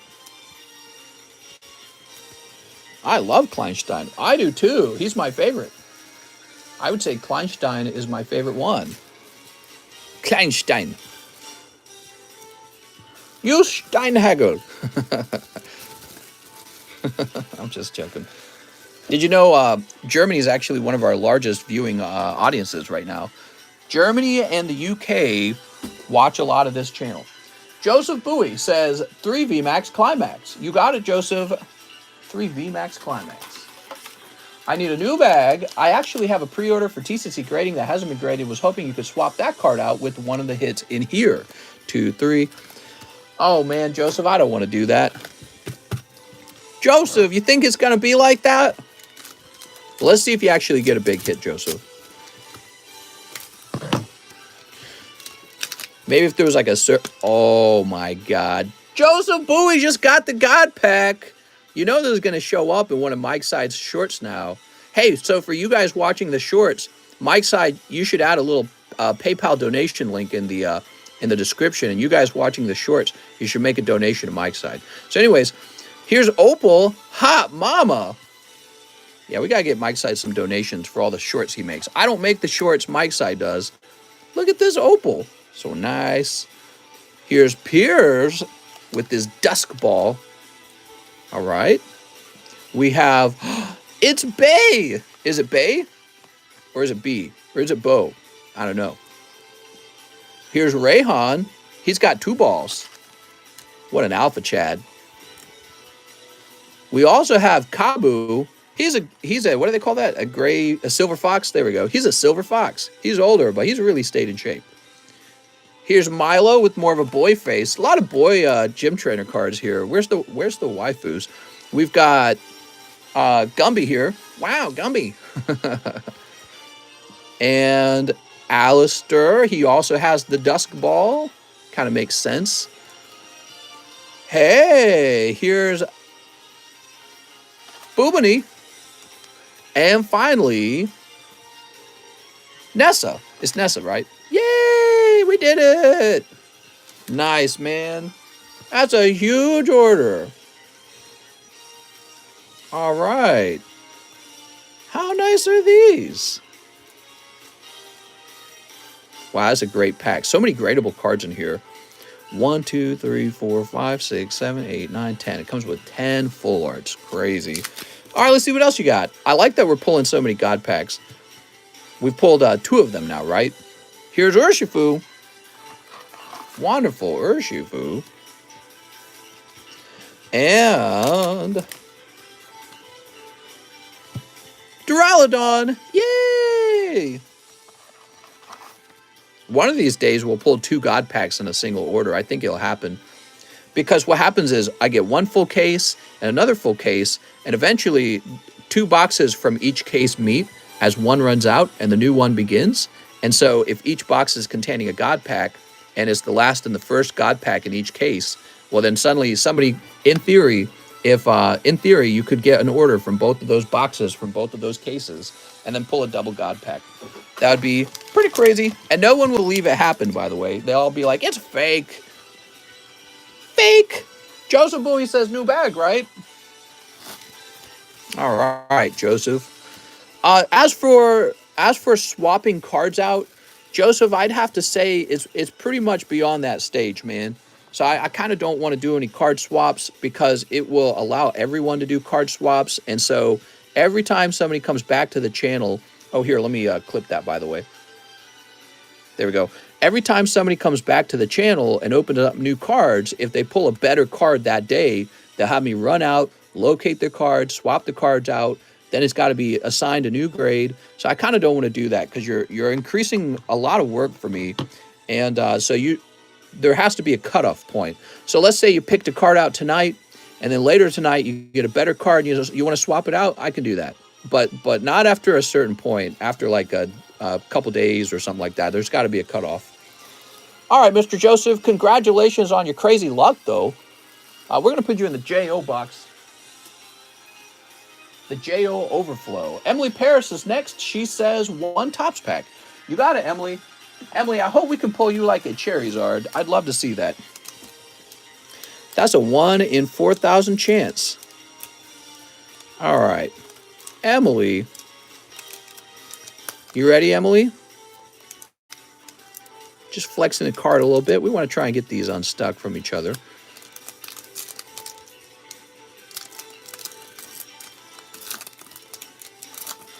Let's see what we got in here.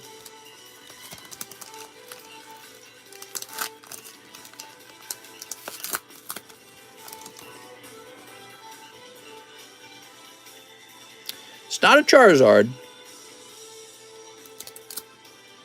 Okay, we got a Rattata. Oh, there we go. It is Gloom. Look at that cute little Gloom. So cute. And let's see if we can get it unstuck by applying very light pressure. Yeah. This one's a little sticky, it feels. Oh, okay, not too bad, actually. Hold on. There it goes. All right. Perfect. This is the card we want. You know, honestly, the front of the card's not that bad. But you can see right there, several little dots right here. That's where the ink would have come up off of the card and the holographic beneath it is exposed. But actually, the front of the card is very presentable. Yeah, and the corners are actually still pretty good. You know, you could actually tell this card was going to have nice corners because it was flush with the other cards. Now, the back of the card is also going to have some residue. And actually, there is a print line. So the print line is going to have to count against it. All right, that's Gloom.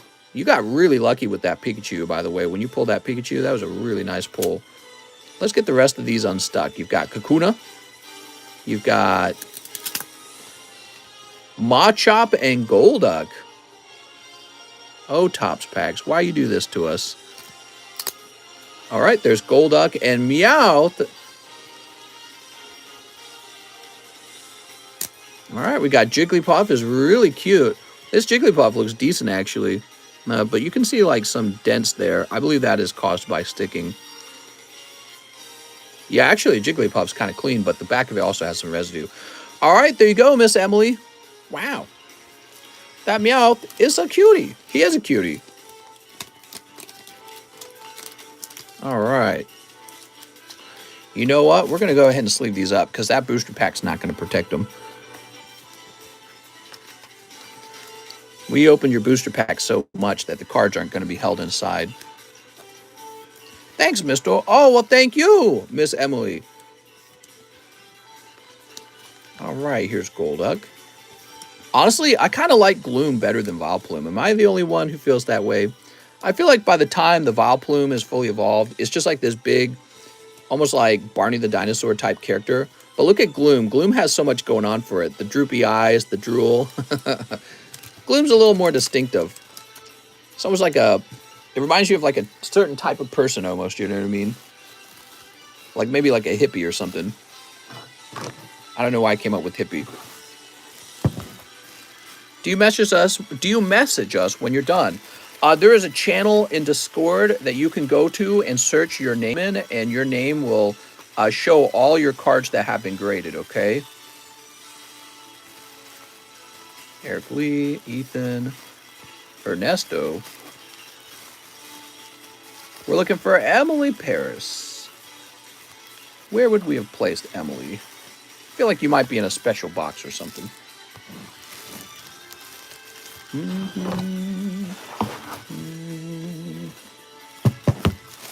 You like Vileplume? What? I don't know about that, mister. Very sussy baka. I don't know. I don't like Vileplume as much, but it's funny because I kind of like Gloom. I feel like Gloom's got the better, the more dramatic personality. All right, there we go.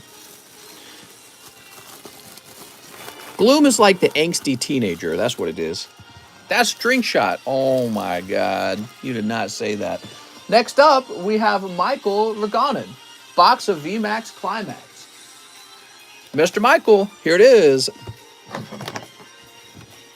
How long have we been going? 200 minutes? Might take a 2-minute break and stand up, guys.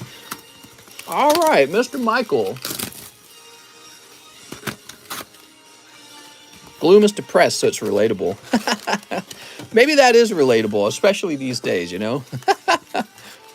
Relatable Gloom. All right, we're going to open this whole box of VMAX Climax in a minute. I'm going to take a 2-minute break. I'll go have a sip of caffeine.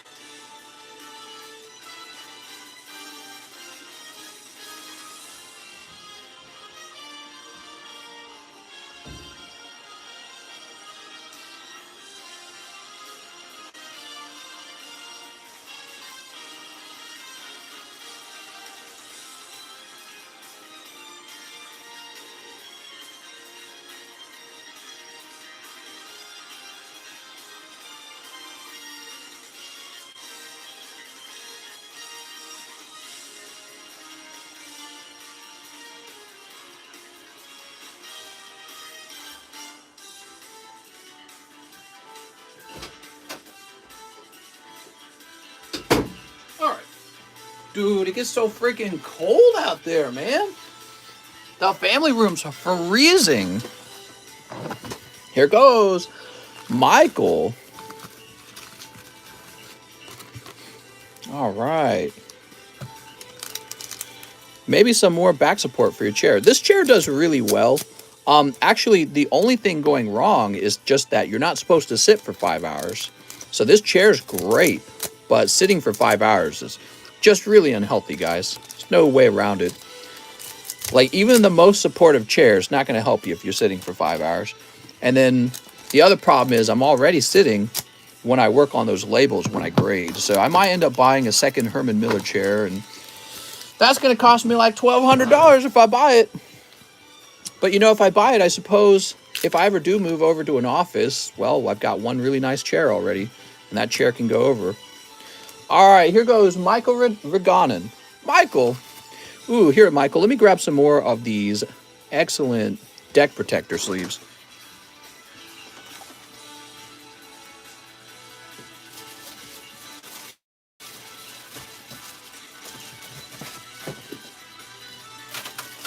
I really ought to just have a box of them next to me while we stream, so as we run low, I can just immediately reload them. Michael Motorcycle. Hey, no teasing, Michael. I'm going to tell Mom. I really like the deck protectors. They're sturdier than penny sleeves. Did you guys know that?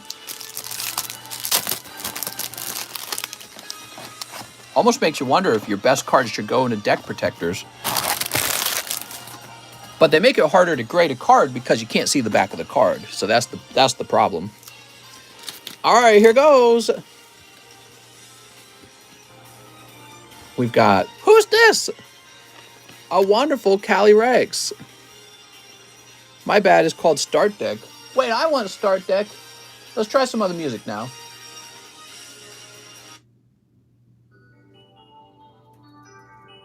All right, we had the crazy music. Let's have some soft music again. All right, we got Duraludon and Kingdra. Nice. So Kingdra will be your first character art.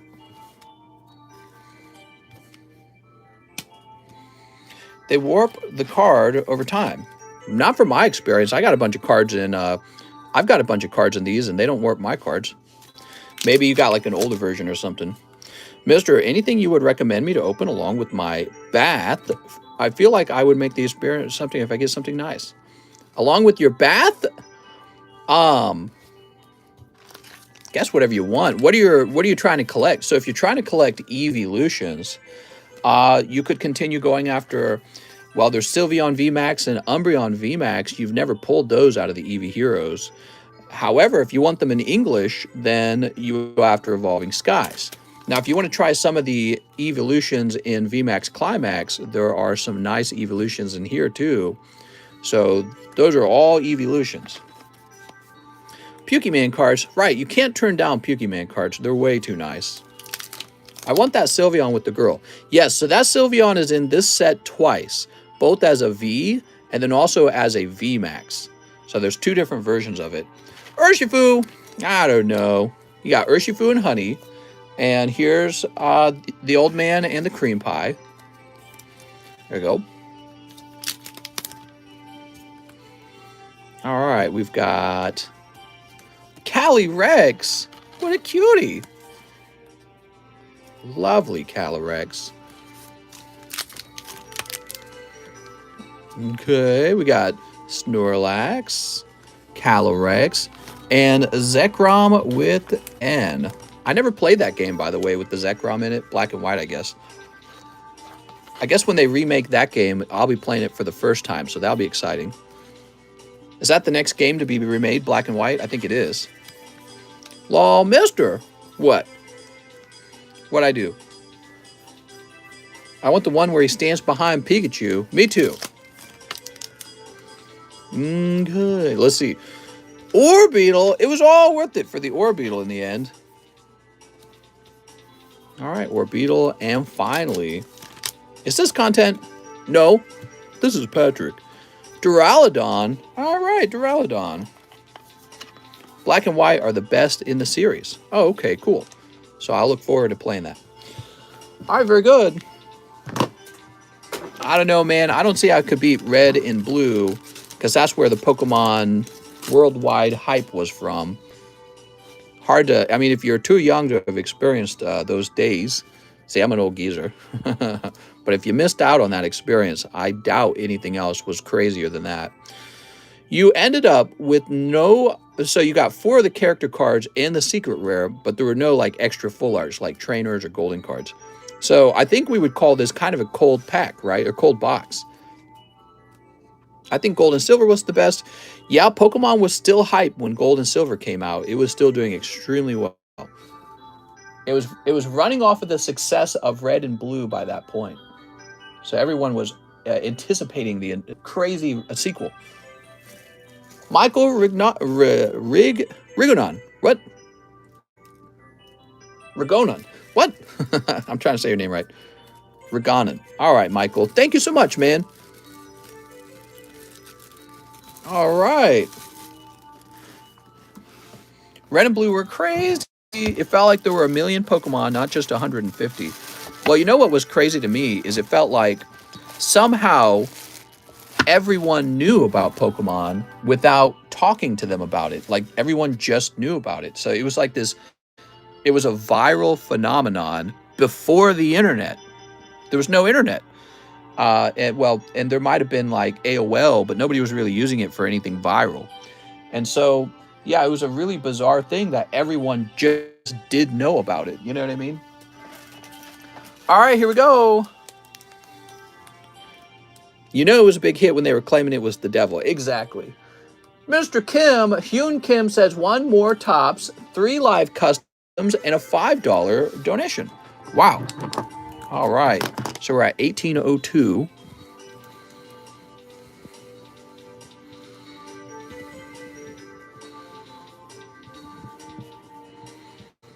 We've got a $5 donation. That would bring it to 1797. All right, cool.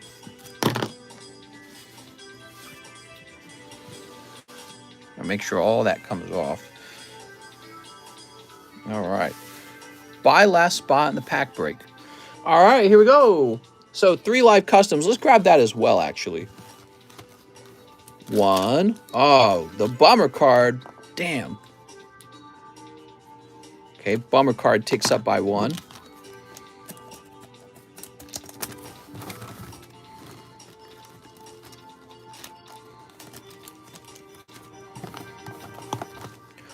Two, Psychic Energy, and 3, Gardevoir. Did she come out of a sleeve? Nope. I was kind of surprised at the placement of the bummer card. I must have placed it there. So I apologize. That's a cold round. Hopefully, if some fire coming out of your tops pack, that would really help. All right, I like the way this one feels. Oh, I hear that the Tentacruel card is a nice... Ooh, what's this? Well, I can't tell what that is. But you ready? Ooh, barely stuck at all. Oh, it's Beedrill. Very nice. But unfortunately for the Beedrill, there is the smallest amount of residue right there, isn't there? I would so much like to grade this 10, but I believe with that tiny amount of residue, it may be a 9. Okay, in the back of the card. Back of the card looks really nice too. Look at that. I think I see a tiny amount of residue right here on the wing and right by the arm. So I wonder, because I've not submitted a lot of Topps cards with residue on them to PSA, I wonder if PSA ever lets a card with residue through. I feel like it should not, because residue should be considered a type of defect. And so I really feel like that should be a 9 at best. All right, let's see. You never know with PSA, they can be pretty crazy over there. I've seen them let crazy cards through that really probably should not have made it through. All right, we got War Turtle and Tentacruel. And that's because card grading is a subjective and opinionated thing. Even when you create rules for it, you have to take situations in and kind of determine, you know, like for example, PSA may be aware that a lot of the Topps cards do stick. So similar to the XY evolution cards, The very few 10s that they do let through of the holos typically do have a print line. All right, here's War Turtle. Here's Polyswag. Super cool with Pikachu following you. Are you talking about Pokemon Yellow? That was great. Did you see my Discord messages? Mary, I probably have not. I've been so busy that I have not looked at anyone's Discord messages. Right now, I'm pretty hard to get a hold of. Yellow, I skipped. What? What happened? All right, Mr. Kim. Let's go find your bag, Mr. Kim. Would I grade this? I would probably still grade it. All right.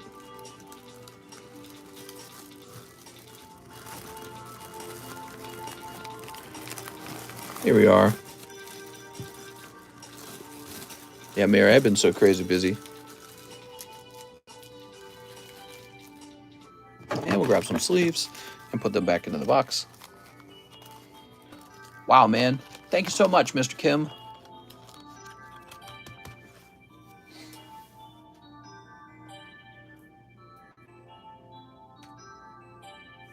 All right. So, oops.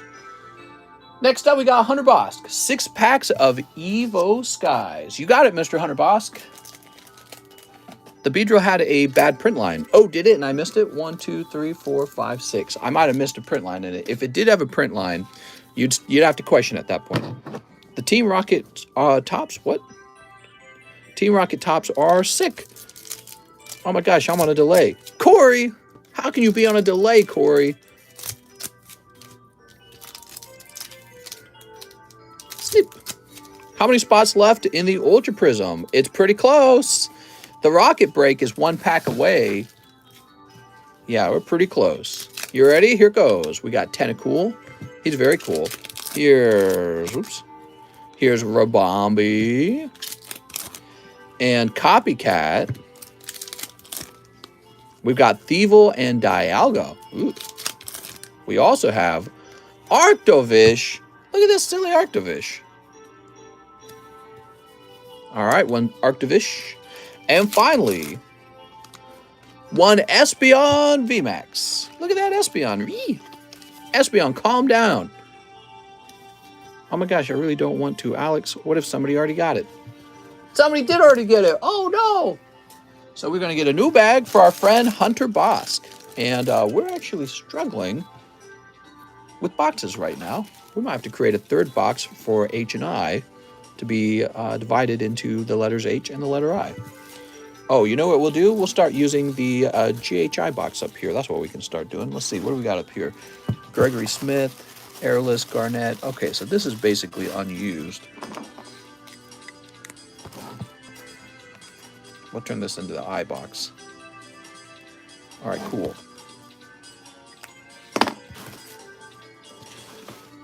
All right, Mr. Hunter Bosk.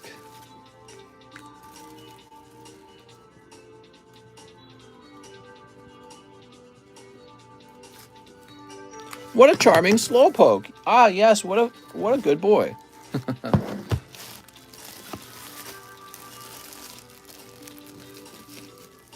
All right, very good.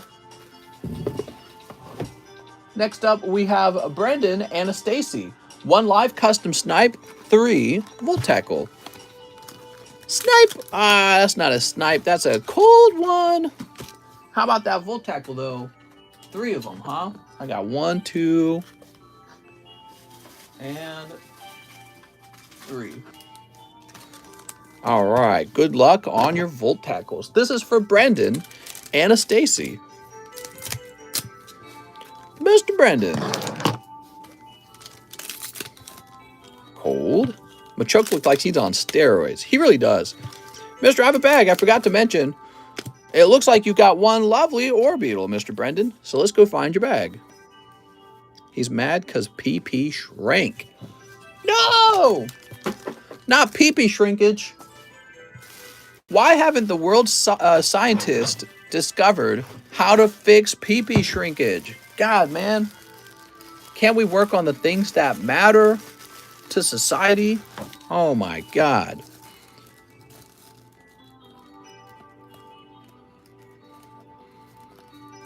Imagine they come out with like a successful PP surgery for PP enlargement.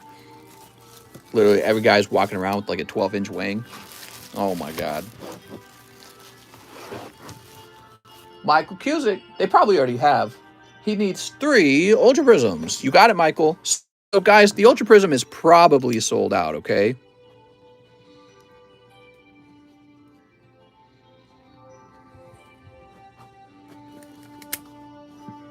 All right, very good. So whenever you place an order for it, let me know what to do if there's no more spots. I'm going to go ahead and mark it as sold out, though.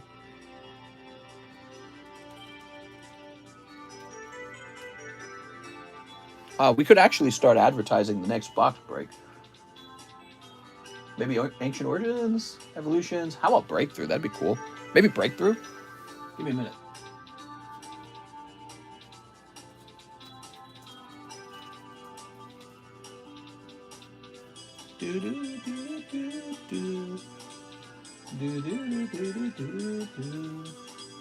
Trying to sing off key here.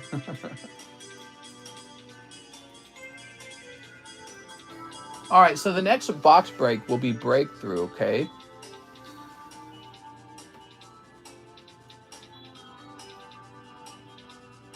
And it's going to be for $23 a spot. So I'm advertising the next box already. And let's keep moving. So Michael Cusick also, oh, he's done. Joey Barton says, 1 live custom. I have a bag. He says, I thought a coupon for TCC grading would be cool in the live custom, but you don't have to if you don't want to. No problem. Actually, it's not a terrible idea. Maybe I'll say, you know, TCC grading or blah, blah, blah, right? You did pick up a vintage Tauros, but I'm afraid this time it's not the snipe, Mr. Joey. Oh, Joey, you were so close. It's the next one, I'm sure of it. All right, here we are. Joey, sometimes you get really lucky.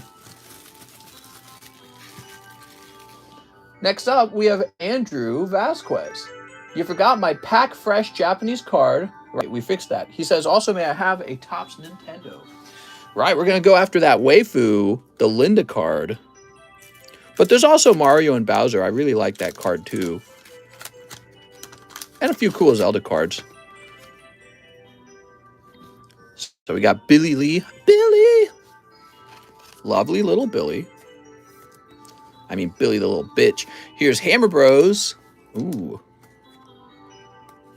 You're gonna get hammered. Here, I was gonna say something a lot more inappropriate. Here's Zelda fighting this weird ass monster. I have no clue what that is. Here's a cool glasses guy. Very nice. And the not Hydra. Just saw the God Pack VMAX. Wow, so jelly. It was pretty cool, huh? All right, so that's for Andrew Vasquez. Mr. Andrew, you can have a fat bag in no time. Jerry Parton, I was pulling for you. I think you missed it by 2 spots. Yeah, who knows? All right. Sweet. I was trash talking PlayStation the other day in this chat. I went to play today. Boom, hard drive gone. Jordan Estrada, he wants 2 Wick Sauce. Mr. Jordan, we gotta get a fresh box of Wick Sauce for you.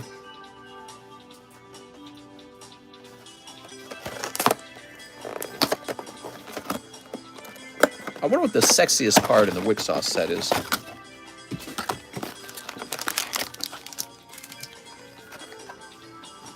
Four random Yu-Gi-Ohs. Oh, right. So the random Yu-Gi-Oh cards got cheaper. Where did the random Yu-Gi-Oh card box even go? Oh, here it is. I am not by any means an expert on Yu-Gi-Oh. I had this guy. He sent me a box. 1, 2, 3, and 4. All right, there we go. They're already sleeved up. How nice. The Melfi Rabbies got golden letters. I don't know if that helps. And $2 to charity. Thanks, man. All right. 1795. Sweet. And And let's go ahead and snip this. More Japanese junk? I would buy so many, to be honest. Japanese junk was apparently very popular, and I took it for granted. So I could try to restock it. What do we got? Oh, man, I'm loving this card, man. This is a sexy waifu card. All right. Gundo, code 2434. You also have Rena Yorumi. Rena? What a silly card. I'm really interested in grading the card sets that are not Pokemon, just to get, you know, TCC grading on some unusual sets. I think that'd be really cool. So that's for Mr. Jordan, and I know you've got a double bag, and I know you're way over here. Got a double fat bag. I think it's about time to give you your own box, Jordan, to be honest.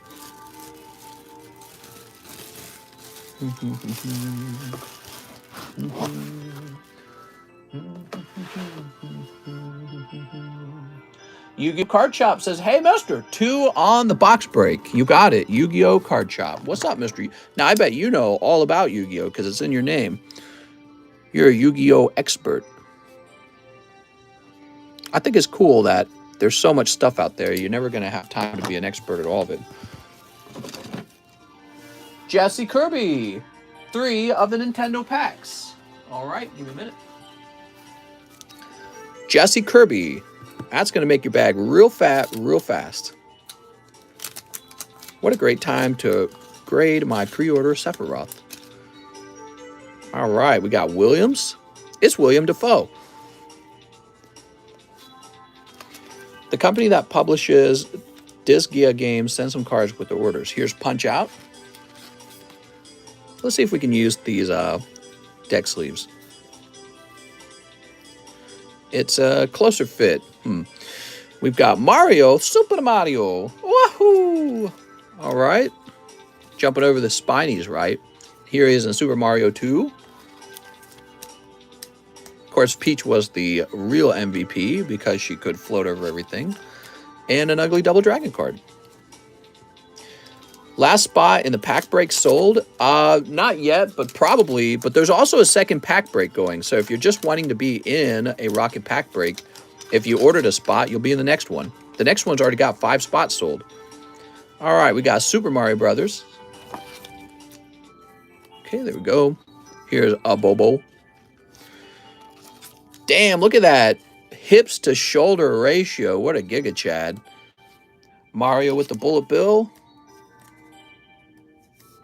Jesus Christ. Don't bring your girlfriend around that guy. Super Mario 2. And finally, Double Dragon. Now, there's the Linda right there. So here's a card with Linda on it. But you're looking for the card with just Linda. I mean, you don't have to do the card with just Linda, but there's a card with only Linda on it instead of Linda and the Gaifu. All right. Here's another pack. What do we got here?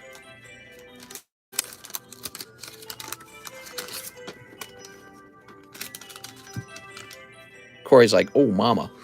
Oh, my God. All right, we got Punch Out with a bunch of ugly guy faces on it. King Hippo. Dude, King Hippo's ugly. I almost kind of don't want to sleeve every one of these, but, I mean, they're old vintage cards, so why not? Here's Zelda dodging away from this crazy-ass monster. Good job, Zelda. And a Mr. Mario. Mario. Fighting the glasses mouse.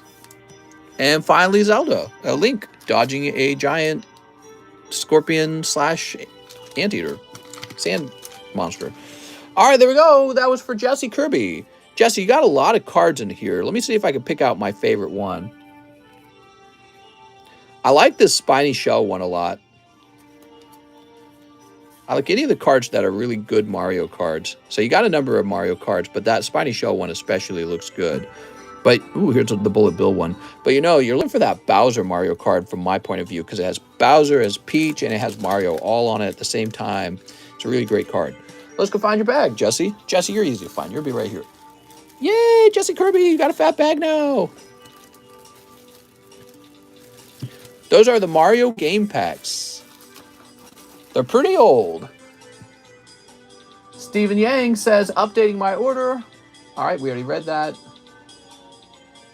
All right, Brendan and Stacy, could you go through my bag? I'd like to see if I have anything I'd like to grade with you. I'll just do this real fast, okay, Brendan? Are you ready? Brendan and Stacy, you got to be watching. Gengar could be graded. You've got Vintage. This is off center. Got Hollows, Crobat, maybe,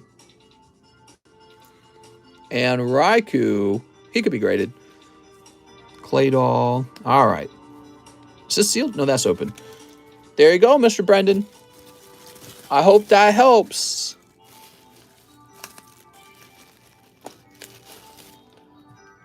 Now we have Sully Schlegel again. One spot in the pack break.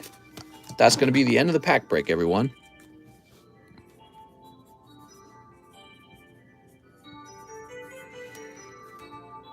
Oops.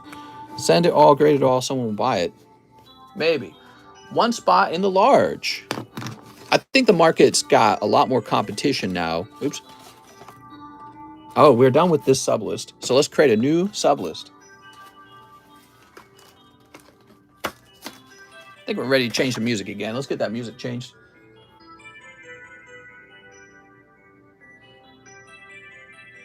Ooh, I like this one. Just grade the whole table. Whew, man.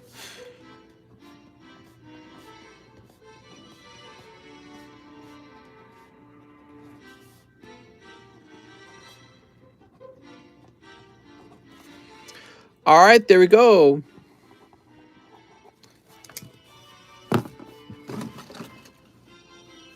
Now for the pack break. Are you guys ready? I'm nervous. Now for the pack break, you really want to be the fourth card from the back, but also it helps to be one of the early 3 people because that Dark Charmeleon, he's going for like $400 by himself. But also Charmander's pretty nice. If you pick up Biggest Diglett and he grades 10, you can get a special Biggest Diglett roll into Scored. So that's always fun. All right, let's do 2 at a time. Oops.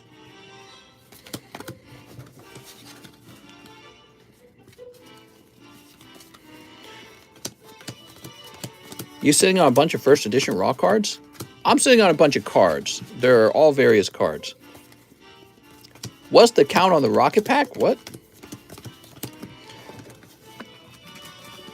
Give me a moment. I gotta cough real fast. All right, I feel much better. Can I get a number? Pokebulting says 5. 1, 2, 3, 4, 5. All right, good luck, everyone. This is your Poke Fate speaking to you. All right, set this here.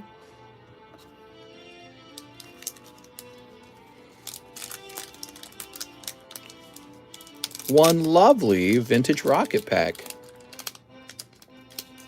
Right, that side opened pretty well. Nah, of course. Nah, this side tore. That's sad. All right, that opened. All right. It's not too bad. It's in decent shape. Boop. We have Mr. Brian Bedchart right away. Bedchart. You ready? So this could be the Charmeleon, and that would be better than some of the non-holo rare pulls. It is Dark Gloom. Wow, Dark Gloom looks really crazy in this one. All right, we'll place you right over here. I know you got 2 cards in here. Simon Frank, and he is new. So Simon, congratulations. You also get one of the uncommon cards. What could it be?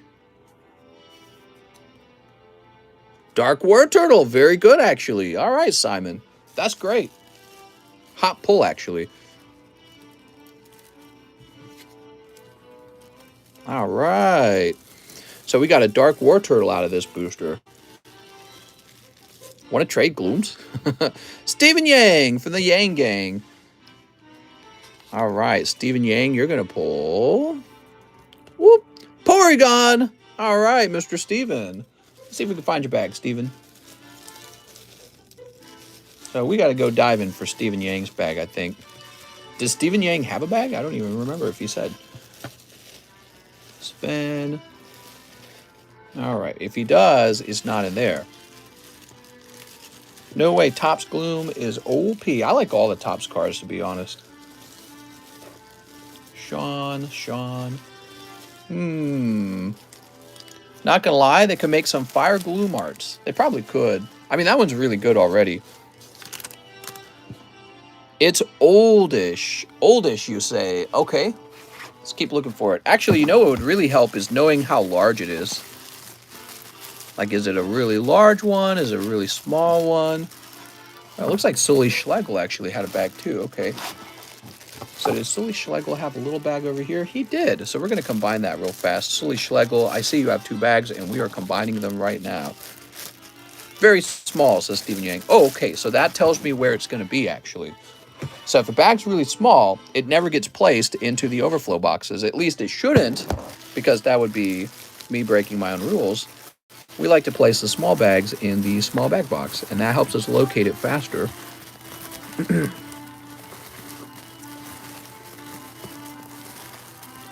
Stephen Wick, Saeed, Sign Lay, Scott Kennedy, Sylvester, Steven, damn. Okay, so you're not in box number 1. A lot of work to find one bag, huh? We really are having a problem where the channel has grown, and so we have a much larger user base, and it is really getting hard to keep these bags organized. Like if we alphabetize, oh, here it is. If we alphabetize them further, that would help. But it's not so simple. There we go. Yay, Mr. Steven. How nice. Next up, we've got Mr. Sunfan. Sunfan, you pull the rare. Let's see what you got. Ooh, it's looking really clean on the back. So if this is Dragonite or Blastoise or Charizard, that'd be really nice. It's Rainbow Energy. Maybe one of the less impressive non-holos. All right. Well, it's still a rare, so it's not that common. Must be worth something to people who are just completing the set. Congratulations, Sunfan, on the rare Rainbow Energy. Rainbow Energy in my cheeks. Were you getting nervous? Could have been crazy, couldn't it have? Sully Schlegel is now going to pull. So Sully Schlegel, you guys are all hoping for Charmander to show up. You got Voltorb. Of course, the real MVP of the commons is now the biggest Diglett. Because as you guys know, I buy all the biggest Diglets. All right. That's Sully Schlegel. Here's Kevin O'Neill. Okay, Kevin O'Neill's going to have... Oh, there it is, Charmander. Now, I'm looking at the Charmander, though. Unfortunately, this one will grade 9. He is fat on the left compared to the right here, and it's pretty obvious. The off-centering is too obvious here. So, Kevin O'Neill, if you can eyeball the off-centering, it's too off-center at that point. Hope you have a great... What? Of course I'm going to have a great holiday, because I'm going to be right here with you guys. That's the best Christmas of all. Ho, ho, ho. Merry Pokemonmas. Alex. All right, Alex, you are hoping for Dratini and Eevee and Squirtle. But, of course, what you're really hoping for is Diglett, right? Whoop. And it's Machop for our friend, Mr. Alex. All right. You got first edition Machop. Thanks, Alex. Next up, we have Alan Doan. Alan Doan, you got the rough card because it's got an obvious white dot on the back. You pull Slowpoke. Oh, he's so cute, too. Damn. Sorry, Alan Doan. So many of these cards were really clean on the back, and you got the one with the white dot. I can't be in this chat anymore. What? Baby, come back. Here's Stephen Yang. All right, Stephen Yang. Ooh. Oh, no, they fell over. Stephen Yang, you pull Abra, first edition. What a nice card. And you are right here. It's wigged. Well, now we know what was in the last card, unfortunately. I like that it was hidden. So far, it's just me and one other person in Discord. All right, give me a second. We'll use a little sleeve to get underneath these. All right, yes, the last card is a Psyduck. Damn it. Boop. Caden Wolf is going to pull There we go. It's almost like the cards stick to each other. It's crazy. Caden Wolf pulls. Ekans was, so actually the Psyduck is a great pull because, you know, Psyduck's popular. Still taking orders? Wow, man. Good question. Let's see. Caden Wolf.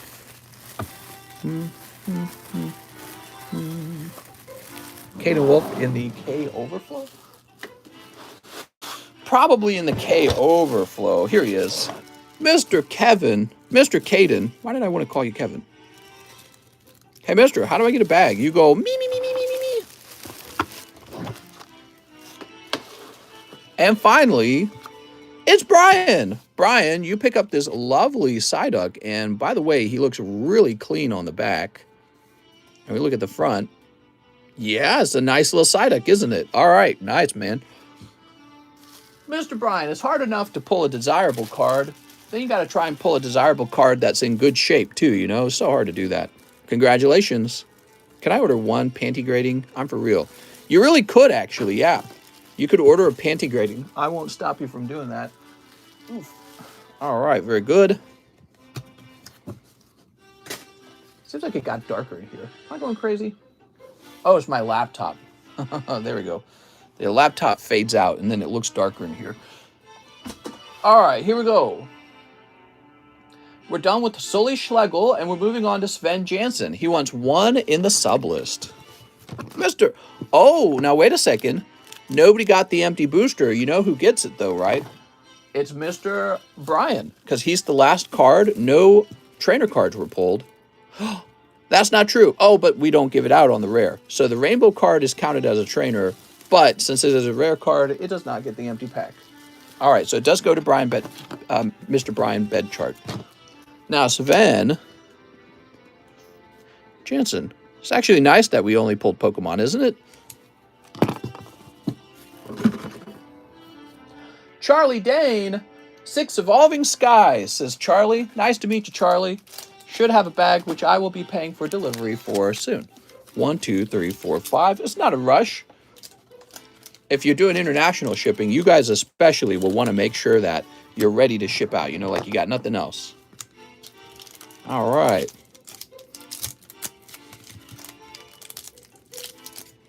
Sneep.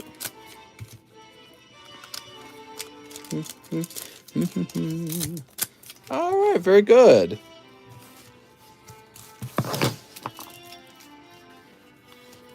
Charlie Dane, you've got Mareep.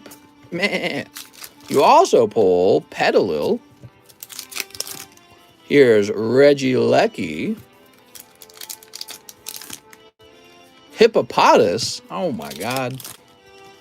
Fletchender. And finally, one Galarian Articuno. Yay! Charlie Dane. That was a perfectly cold round. I'm sorry, man. Get Charlie a pity pull, a bonus pull. Let's see. Time to pick which panties to grade. There we go. All right. So that's for Charlie. Take us to Candy Mountain. I'm new to your streams. How's it going? Christian Moss. Chris.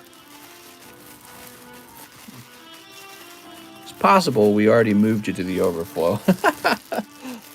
Really getting full over here, huh? Let's test the overflow. Oh, wait, that's so the overflow's down here, huh? Now we open the box, right? Is the box full? I don't think the box is full yet, but it's very close. Do you add a bag? Let's quickly look around for it.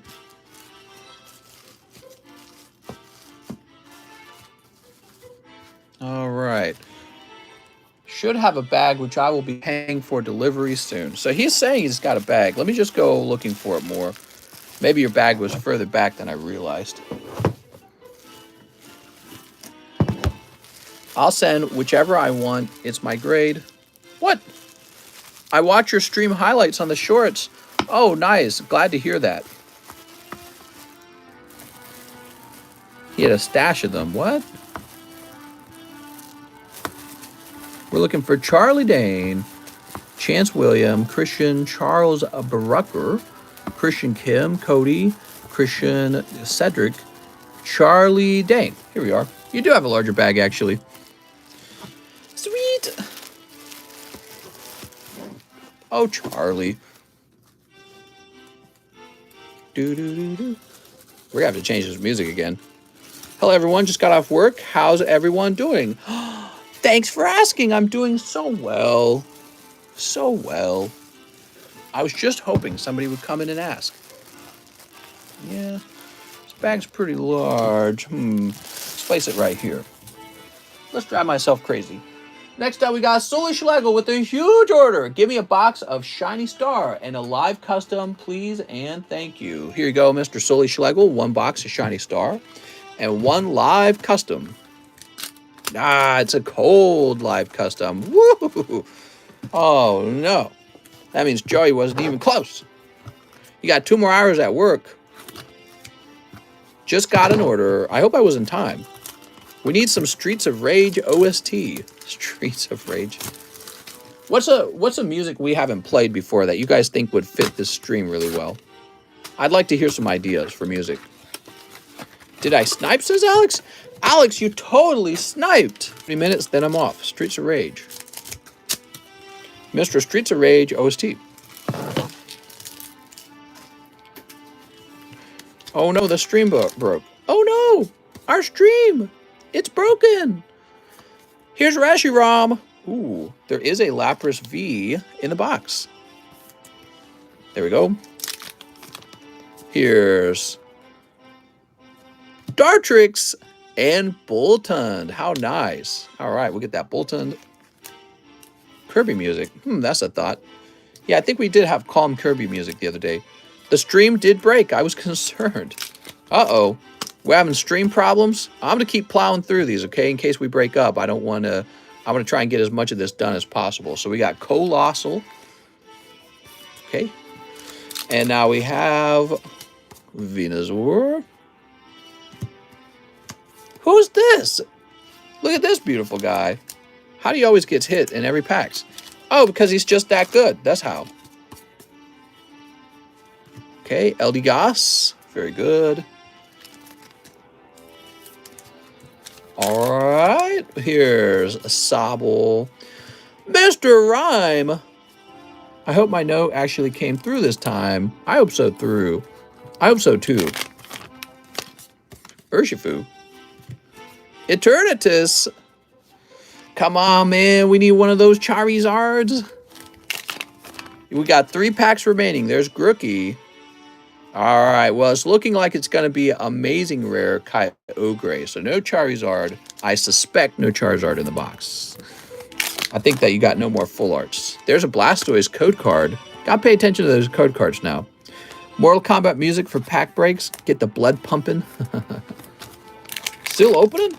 That's what it appears I'm doing. But I think what you meant to ask is, am I still taking orders? Maybe. How late do I really want to go? I mean, if I got off sooner than later, I will feel better for work tomorrow. You know what I mean? So what's the... Why go extra late one night when I could just go live again the next night? You know what I mean? There we go. That's for our friend, Sully Schlegel. Mr. Sully. I just had your bag, Sully. And I think I placed it back up here. Here we are. Whoa, that's a fat booty bag. I don't think we need this anymore. There we go. Or this. Mister, don't mill yourself. I'm trying not to mill. Alex, PSX. 2 Darkness. And maybe a Zard Snipe. Maybe, maybe not. Let's see what happens. Chopin. Got any sexy slabs to show off? Maybe my Blastoise? Snip.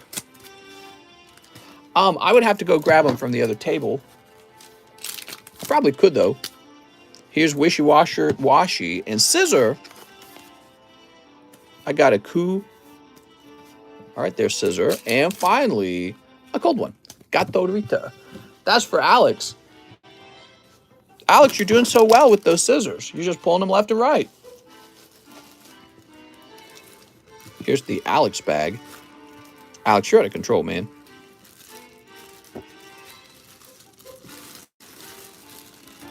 Oh no! Our Pokemons! They're broken!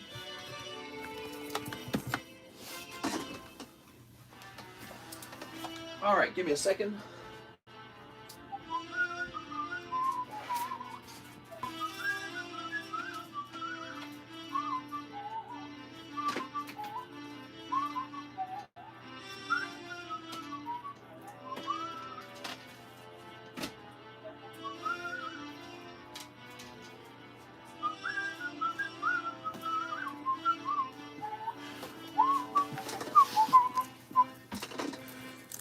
Here, let's remove the Articuno for now. So that's the charity Articuno, and we'll keep them to the side, and anytime you guys make a donation, we'll update it. Pretty nice.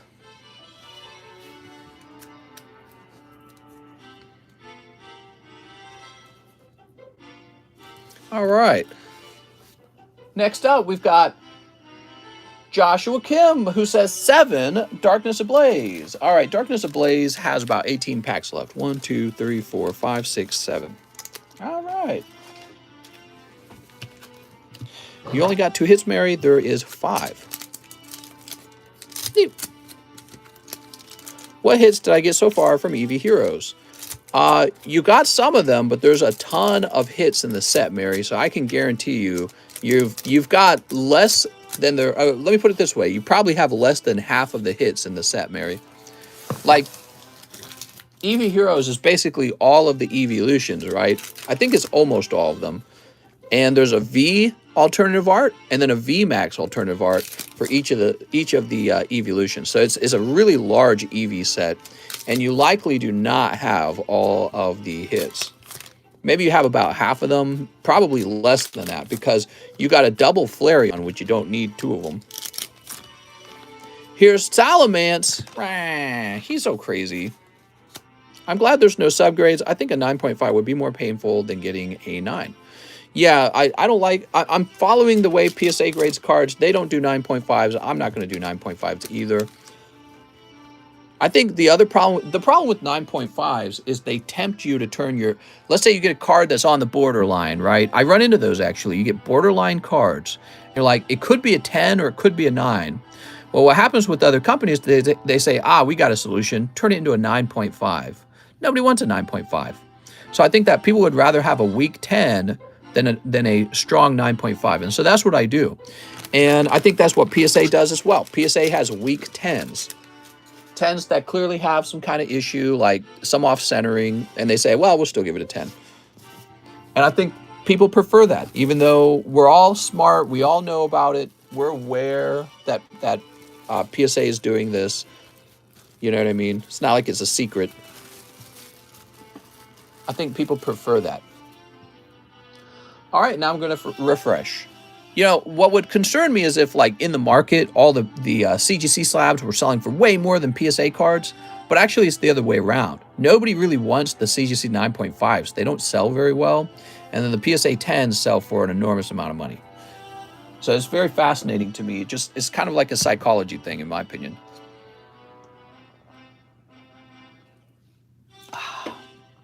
Let's try another piece of music. This one's on a loop. Do-do-do-do.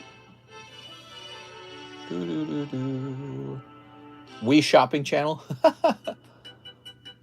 All right, here we go. I am refreshing right now. We are heading toward 5 hours, and my back's a little bit tired. You've done so much for the community, but I feel like they're just jealous of you, says Philip Wallacone. You know, it's funny, Philip, that you talk about that, because a lot of those guys end up copying me on what I do, and they get their ideas from this channel, and we've been doing it for a real long time. So I don't know. It's a good question, actually. The Blastoise is nice. Never seen that one before. They hate me because they ain't me, mister. Well, I imagine some people don't like me because I'm pretty vocal about, like, my political opinions, for example. So I'll be really vocal about, you know, believing in low taxes, freedom rather than an authoritarian government. I'm pretty capitalistic. I'm anti-socialism. So all those things will probably lead maybe half the people who listen to not really like me that much. And then among those half, there's probably a percentage of them who really probably don't like me at all. And then they would probably have plenty of reason to talk shit on anything I do. You know what I mean? So, but I like being able to talk politics. I really enjoy it.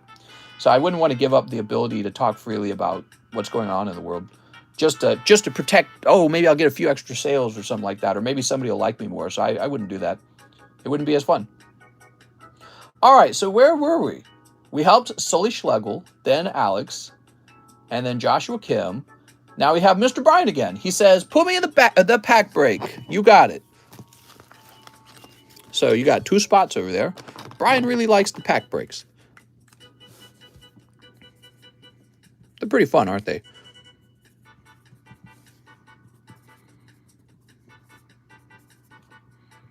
And then I imagine there's some people who actually agree with some of my opinions, and they probably like me. Mister, I like your political opinions. Oh, well, that's what I was just about to say. 1, 2, 3, 4, 5, 6, 7. There we go. Mr. Matthew Hayes, he says, good day, mister. Can I please get 1 Opus 1? All right. Opus 1 is the original Final Fantasy set. I really like it myself. I'd open a whole box just for myself of Opus 1. But, I've seen the pull rates, and it's absolutely terrifying. 2 Opus 4s. All right, give me a second. 2 Opus 4s. 2 Opus 4s is a cloud set. All right, here we are. Wow, these almost feel thicker than the Opus 1. I have a mega bag. All right. Sweet. Uh-oh, pulls. Sneep. I feel like it's our community versus their community. Well, I don't make it that way. I just want to point that out. I tell my moderators that we don't trash talk anyone. We don't do any of the toxic negativity. I don't like any of that. So it was the same way with the Gameconomist, and that channel did really well over time. When you're on YouTube, it's a good idea to make friends. Why would you want to fight why would you want to fight, other than to try and cause drama that you will get views from? But overall, we don't do toxic community over here. It's not allowed. All right, Matthew Hayes. Because if you do it, I'll beat you up. Moogle, Waka Flocka Flame, Laguna, Onion Knight, and Garland. All right. I got banned from all the streams for talking politics or making jokes. I prefer the freedom. I like your opinions, even if I don't agree with all of them. Well, and that's part of the fun, really. I mean, that's how it's supposed to be. You're supposed to be able to talk about ideas, especially the ideas that are hard to talk about. Because what if we only talked about the easiest ideas? Nothing intellectual is accomplished by just talking about the ideas that everyone already agrees on. All of the let's say, all of the growth that you might experience from an intellectual point of view, it all occurs when you talk about the stuff on the edge of what you're allowed to say and what you're allowed to talk about. And the fact that you're even having like a list of what you can and cannot say, it means you're already censored. So we're in a pretty sad state when it comes to freedom of thought and being able to talk openly with each other. It's really sad. Of course, I don't experience that with my wife. That's the best part. We can say anything we want in the privacy of our home. Matthew Hayes. Mr. Matthew. I was reading the chat, another breaker, something about Leonhard not sending you a packet or something. What? All right, let's see. Mark Morales. Let's grab this box. How could he? I feel so angry. I mean, I've never talked to Leonhard. Why would he be obligated to send me something? That's so silly. Let's see. There we go. All right, I put it into your massive bag. Next up, we have Alex PSX, one live custom booster. Well, one of the things that's going on, if you guys are paying attention, this channel is really growing, right? There's only so many PokeTubers out there, and we're catching up to some of the PokeTubers with a lot of subscribers. And people will probably notice this over time and be like, well, why should he have a lot of subscribers? Zekrom. So you're going to kind of see that there's people who are going to be fans of other YouTubers, and they're going to see this channel grow, and they're going to kind of not like that. You know what I mean? They're going to say, well, I don't like that. He sucks. I like you.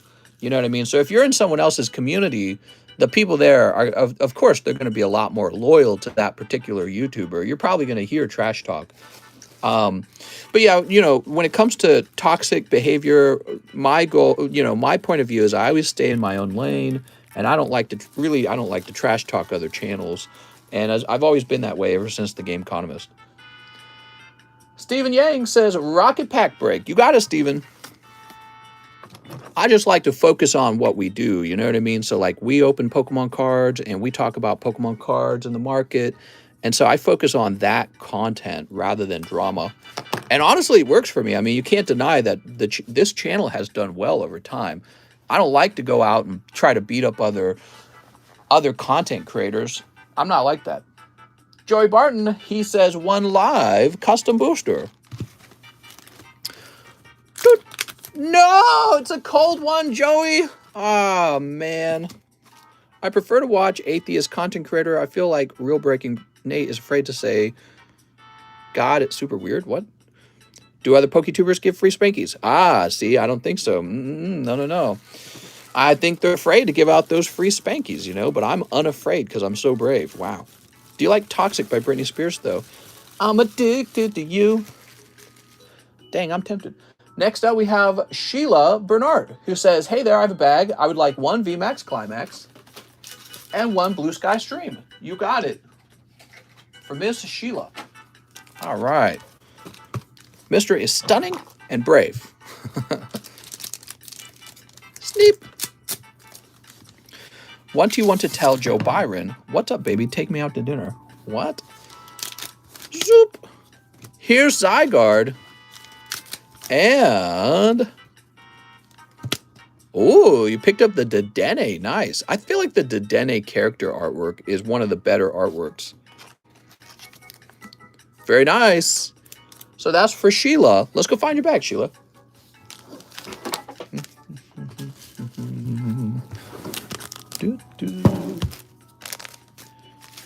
The only Pokey Poopers I really like. Pokey Poopers. There's a lot of negativity out there. You know, there was a lot of negativity with the TheCardconomist as well.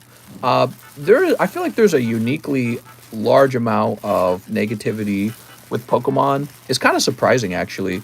And I think a lot of it has to do with the concept of card collecting. Card collecting is very much all... I've spoken about this before. Card collecting is a lot having to do with, I would say, jealousy. You know, and so people really don't want to see somebody with a lot of cards or doing well, or, you know, there's a lot of judgment that goes on with card trading and card buying, a lot of judgment. And so that's also related to it, I'm sure. But I think there's also a younger audience with Pokemon, surprisingly. Like, Monster Hunter had kind of an older audience. You know why? Because little kids can't play it. It was too difficult. So it's hard for little kids to play Monster Hunter, and that kind of just immediately deletes anyone. Oh, here it is. It kind of just removes anyone who's young from being in my audience because they watch and they're like, what is this? I'm not playing this. I'm playing Mario. You know what I mean? The communities are all 25 plus, and no one is like that. I got a custom booster also.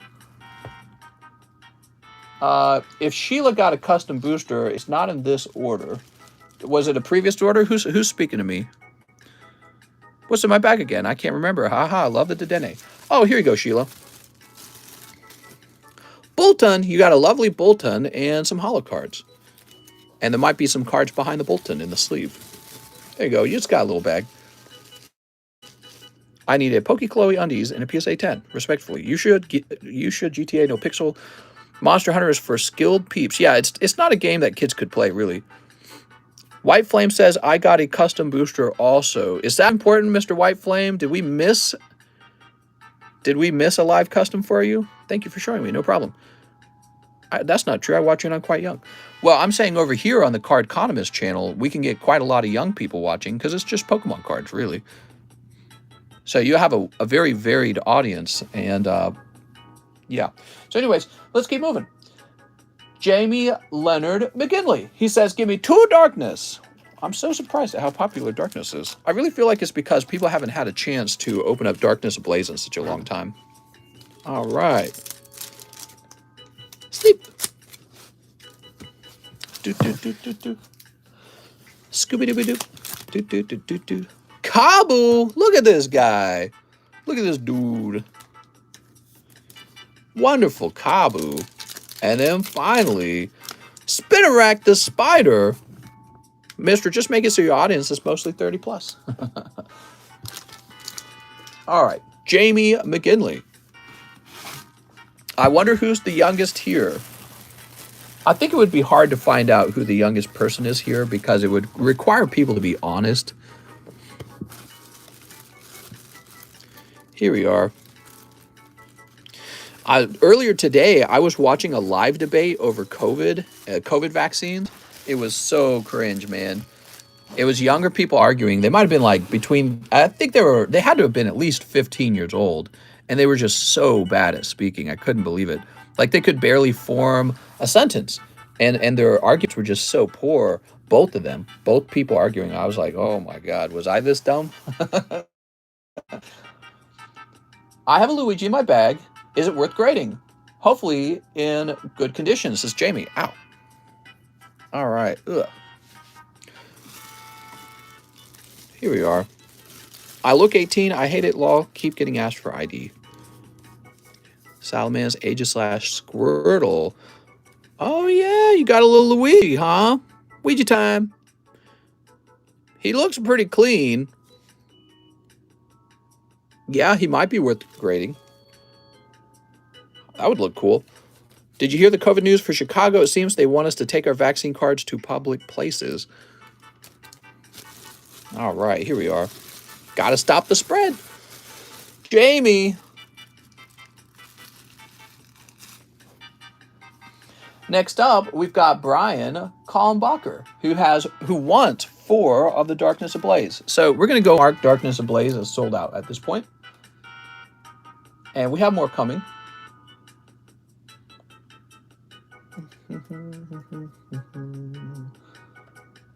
All right, there we go. So Darkness Ablaze is sold out. Can you grade my golden Pikachu? If you got a golden Pikachu, I'd be happy to grade it for you. Yes.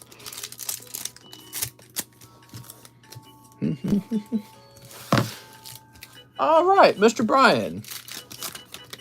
Here's more lol. Oops. What would you do if they required you to have the vaccine to stream? Ah, man. That's a great question. I mean, I'd probably try to resist as long as I could. Here's Butterfree. I guess I'd really be looking into leaving the country because ultimately, if they can force me to take this vaccine, they're going to force me to do other things, and I just wouldn't feel free. So I would be looking out at the world at the most free place and thinking about how to move there, which I'm kind of already doing, actually. All right. So that's Brian Kallenbacher. Brian, he didn't say if he had a bag already. Oh, Brian. Mr. Brian. Yeah, I would want to move away. Fast Chunkman, Brian, Brandon. Anime music montage, time will play. What? I think tomorrow we might do some Christmas music. Ooh. Can you grade my Vax card? I would be happy to grade anyone's vaccine card. That would be hilarious. And maybe it could be set up so it's still presentable. So you could have me ship it back to you right away. And then you can take it to whatever restaurant and be like, here's my Vax card. Graded 10. Anthony Gilbert, 4 Darkness. I have a bag. You got it, Anthony. 1, 2, 3, 4. All right. Will you ever create a database? So right now, we are tracking all the data for each card. A lot of people have asked a lot about that, databases. That is something we would implement later, but the data is being saved, okay? So it's not, in my opinion, it's not a rush because the database is going to be so scrawny and you're not going to really glean any data from it that you couldn't get in a much better scenario from PSA's website. So if you want to know more about the grade rate between Blastoise 10s and Blastoise 9s, you're going to learn that from the PSA website, not from the TCC website, because PSA gets the volume. That's all it comes down to. They are They are the king at getting all the volume for card grading, and I myself would use the PSA website. Eternatus.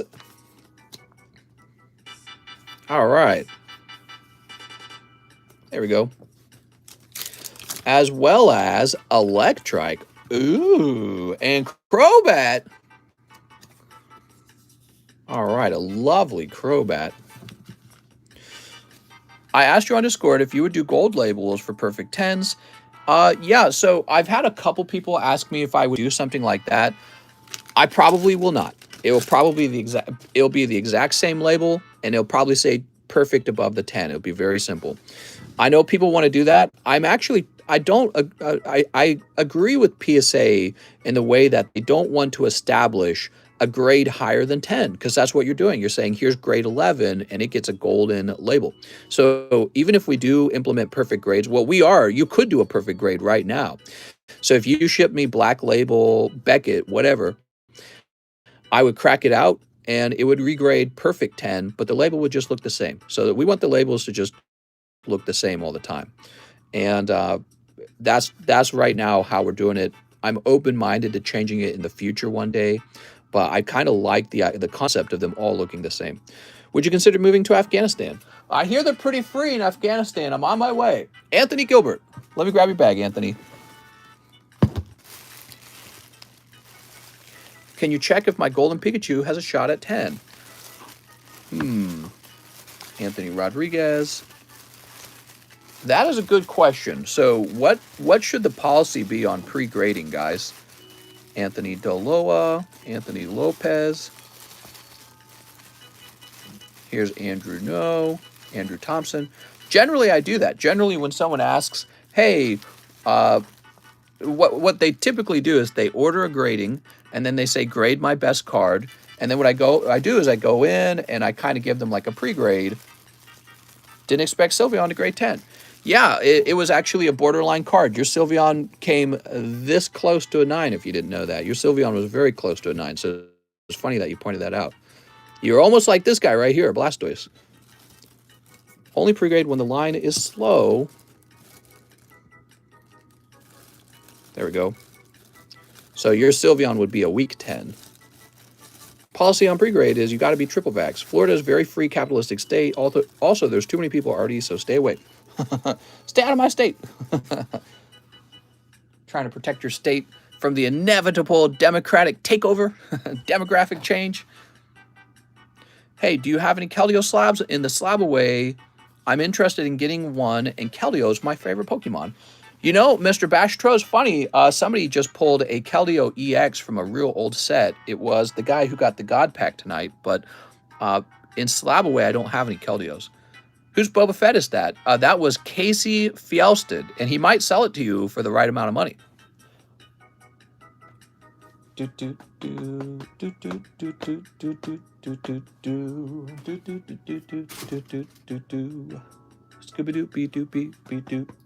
We're refreshing.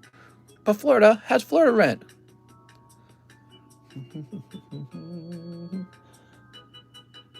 All right, where are we? We're slowing down, I can tell. We're approaching 5 hours. We have Daniel Del Barrio, who wants 2 Evolving Skies. And 2 Darkness. Here we are. Not in Miami. Sneep. What a wonderful Sneep. And Sneep. All right.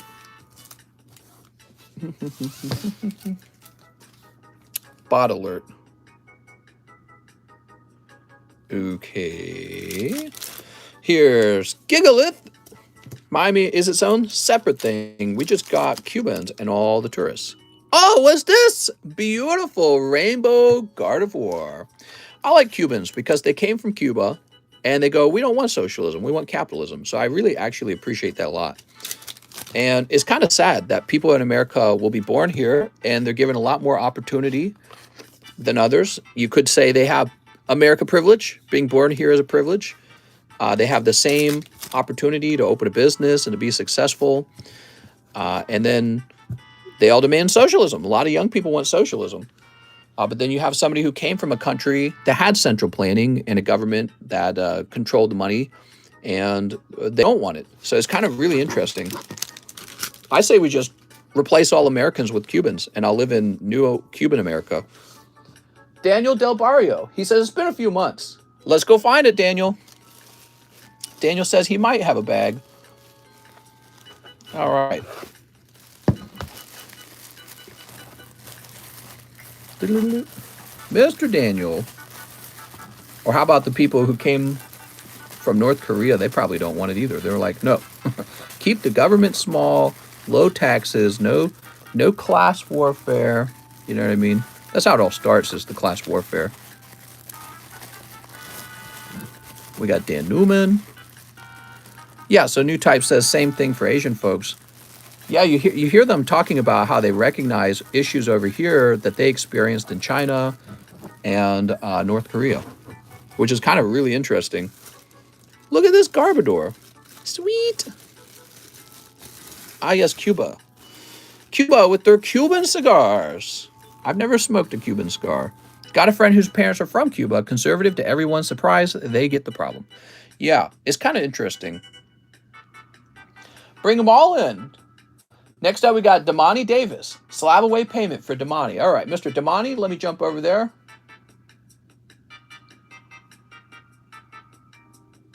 All right, so Damani is $25. 285. It would actually be 286.50. All right, there you go. It's been updated. Oh, it'd be 186. I'm sorry, not 286. 186. All right, perfect. Now we've got Corey DeShane, one live custom, and a Spanky. Hey, we got a donation. Nice stream, mister. Keep it up. Why, thank you, Fudge McGee. Hey, that's Darcy. Darcy, how's it going over there, Darcy? People from Eastern Europe, too. Oh, yeah. Did you guys notice that? Eastern Europeans tend to be, they tend to be more conservative. Doot. Sometimes I wonder if, like, it's even like a falling testosterone issue, right? Because the West has that. Testosterone is dropping off in the West pretty hard. VMAX Climax! Oh, my gosh, Joey, you missed it. So that's going to be for Corey DeShane, one box of VMAX Climax. All right, very good. Corey's like, holy.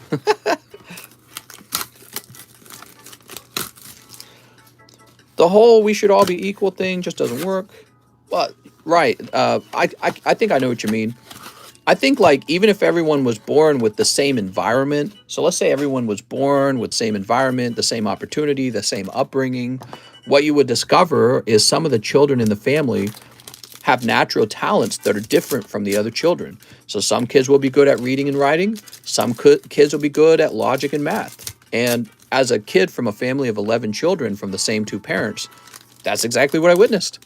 So the problem here is that in the end, certain jobs just pay a lot more because it's a harder job to do or it's much more needed. And so like software and programming, it's just paying a lot more. So you got maybe Asians are better at math. You know, that's a stereotype, right? You're not allowed to say that. But it's weird because when it's a positive stereotype, you can kind of say it. You know what I mean? But that's where... So anyways, now you've got schools saying that, well, Asians count as white people because Asians are doing too well. So they want to remove them from the people of color group and call them white people. It's really... Yeah, it's a weird thing. It's a strange thing. And it's I feel like the Democrats tend to claim that they're the party of science, but they won't admit the thing that I was just talking about. Some kids are just born smart. I don't know how to say it any other way. It just happens. You know what I mean?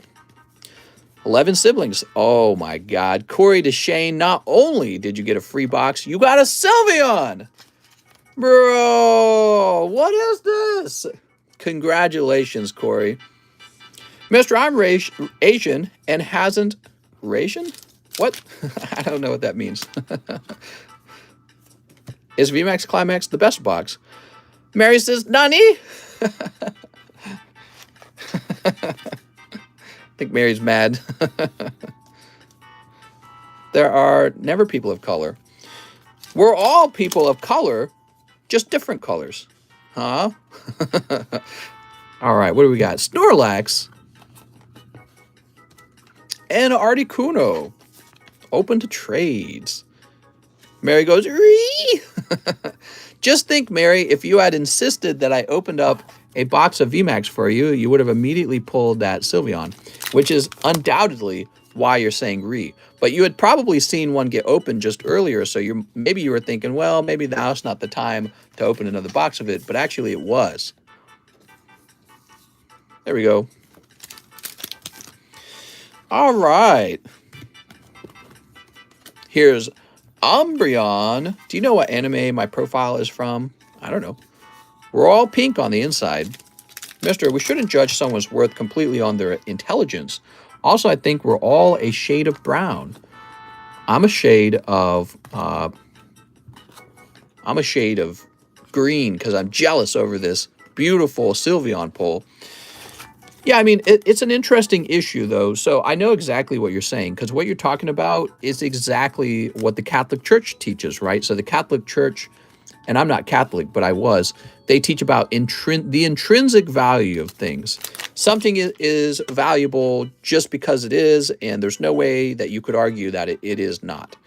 And so I feel like people like to very comfortably say, well, humans have intrinsic value, which is kind of like the argument you just made. People have worth other than what they can do for you in society. And I question that, actually. Not because I don't want to believe the Hallmark, movie, happy, everyone's valuable, no one's not valuable. So that's the common acceptable answer. And so, like I was talking earlier about getting on the edge of your thoughts, what if not everyone was valuable?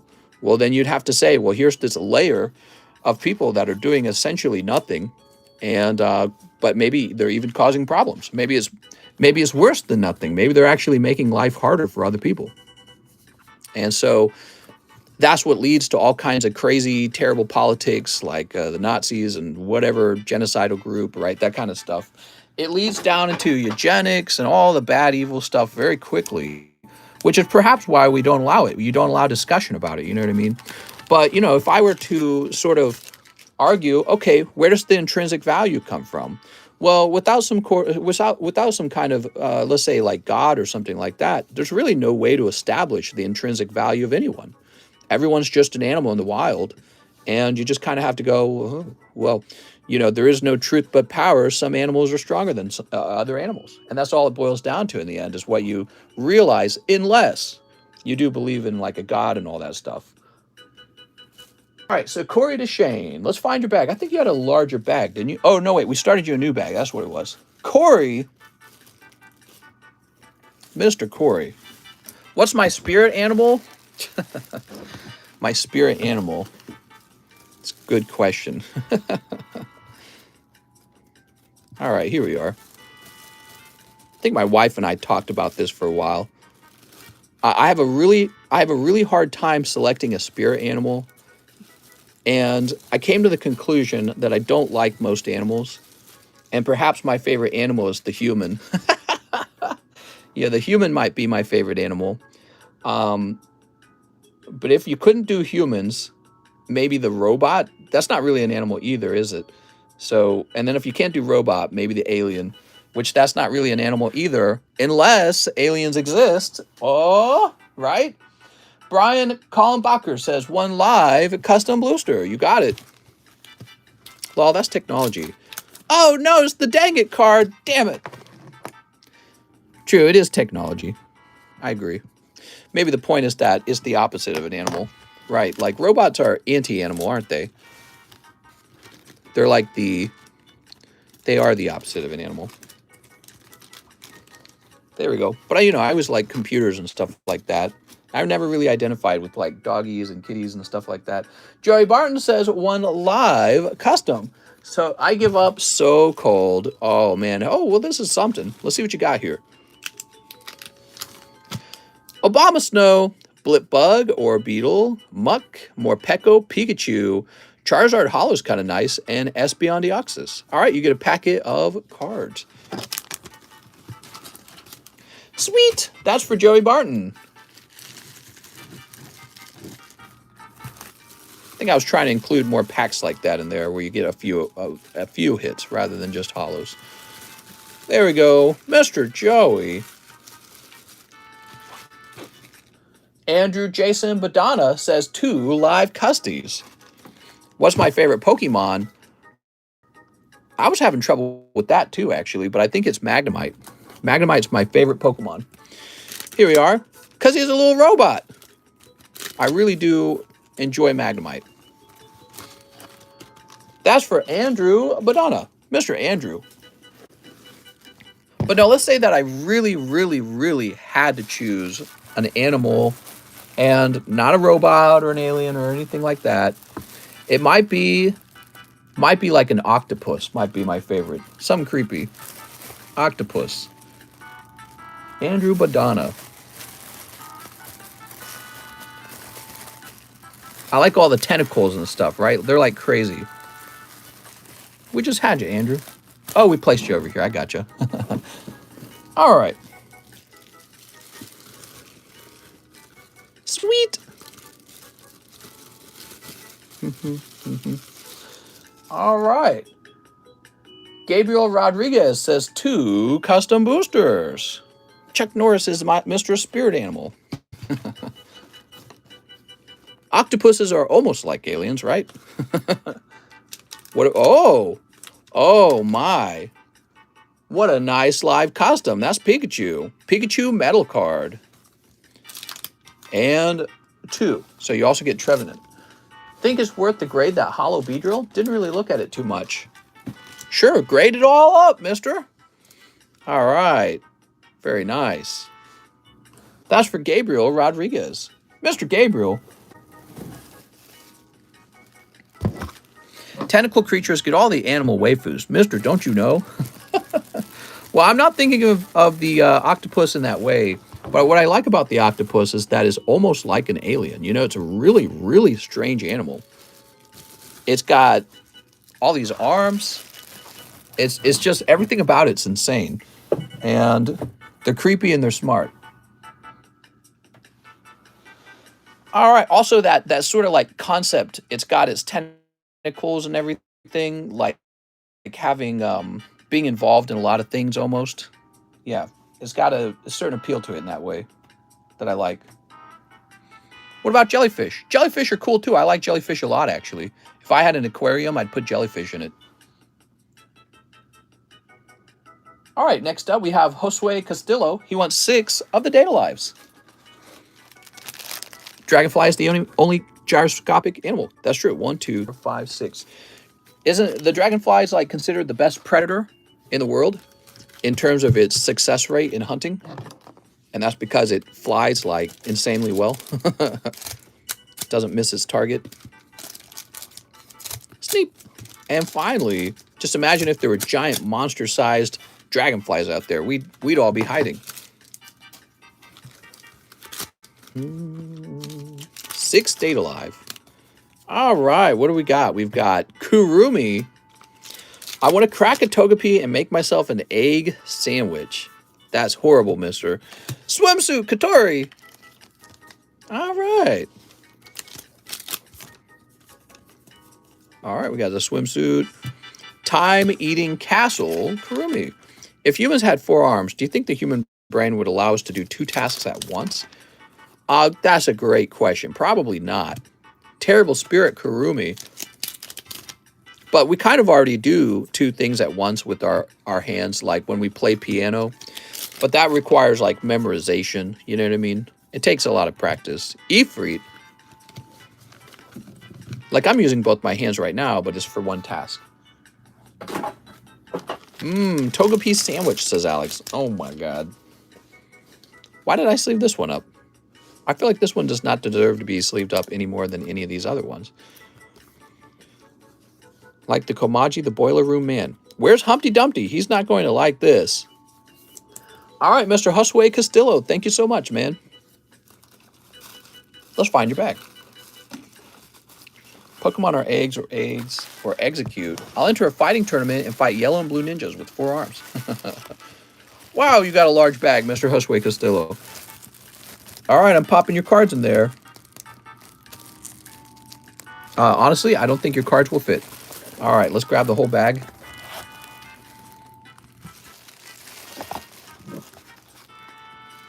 So we're at a point where we are overfilled. We're going to place you over here. You got a new location and a new bag. 2 bags for you, Josue Castillo. You've got 2 bags. What does the dang it card mean? The dang it card is a bad pull. You don't want it. And when it gets pulled, I add a number to it. And the value of the dang it card is $20 times the number it's been counted up. Now, you don't get that. You don't get that as store credit or anything. What happens is one day I will flip the card upside down and it will turn into a huge hit. So it's like a jackpot that builds up over time.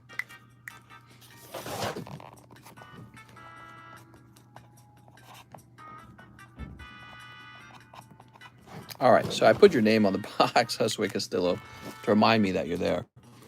Very good. We move on to Mr. Alex, who says 1 live custom. You got it, Mr. Alex. Mr. Alex, you pull Hoopa. What a nice Hoopa. So nice. I'm sorry, Alex. Dylan Blake, will you grade my VMAX card in my bag, please? Says Dylan Blake. I would love to do that, Mr. Dylan. The feds are on their way. What was the last dang it hit? Oh, great question. I don't even remember. You must mean this one, right? All right, sounds cool, man. Good luck with your grade. Is it Christmas Eve, Evie? Is it? Have you said no more orders? Not officially. Not officially, I've not said it. All right.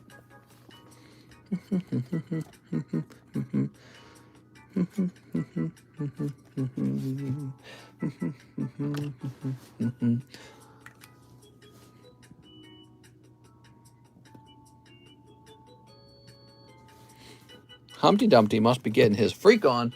That's right. You guys want to see how many grades have built up in 3 days? So in 3 days, all these cards are going to be needing to be graded. That's pretty wild, man. That's a lot of cards. It's not bad at all. I mean, that's a lot of work. I already know for a fact that that's a lot of work because based on the work I did yesterday on card grading. Wild. It's a lot of card grading. Brian Kalmbacher says 1 live custom. Wow, you guys are still battling over the live customs over here. Ah, it's a cold one. Sorry, Mr. Brian. Let's find your bag, Brian. You need an employee. I know. That would be great, actually. If the employee could print up the labels, even that job by itself, if you just did that one job and you did it really well, just printing all the labels and updating the database, that would save me an enormous amount of time on the encapsulation. Yeah, the labels are a really tricky part. What's interesting is while the labels are being printed, the printer will actually take the labels and make them uneven eventually. So as each label gets printed, just by the tiniest fraction, the next label is off center. And so after you've printed 10 labels, now you need to readjust how they get printed. So it's so much effort. Really takes a lot of effort to get good centering, which really explains why you see companies like CGC with the messy centering. Did you guys notice that before? And I know it's harder to tell on the PSA labels, but they get off-centered too. I think PSA, the red box, is printed beforehand, and then the letters inside, actually you kind of see it on this one. See how close the letter is to the tag here? It's not supposed to be that way, I'm pretty sure. It's supposed to be shifted up a little more. All right, so now we have Daniel Del Barrio. And he wants 1 live custom booster. Mr. Daniel, good luck. I'm going to go ahead and call no more orders here. The line's getting too short, so that's how it's going to be, okay? That's how it normally is. I'm calling no more orders. Here goes. Metacam pants. He's got the parachute pants. That's Daniel Del Barrio. We just had Daniel, right? Here it is. Look at those parachute pants.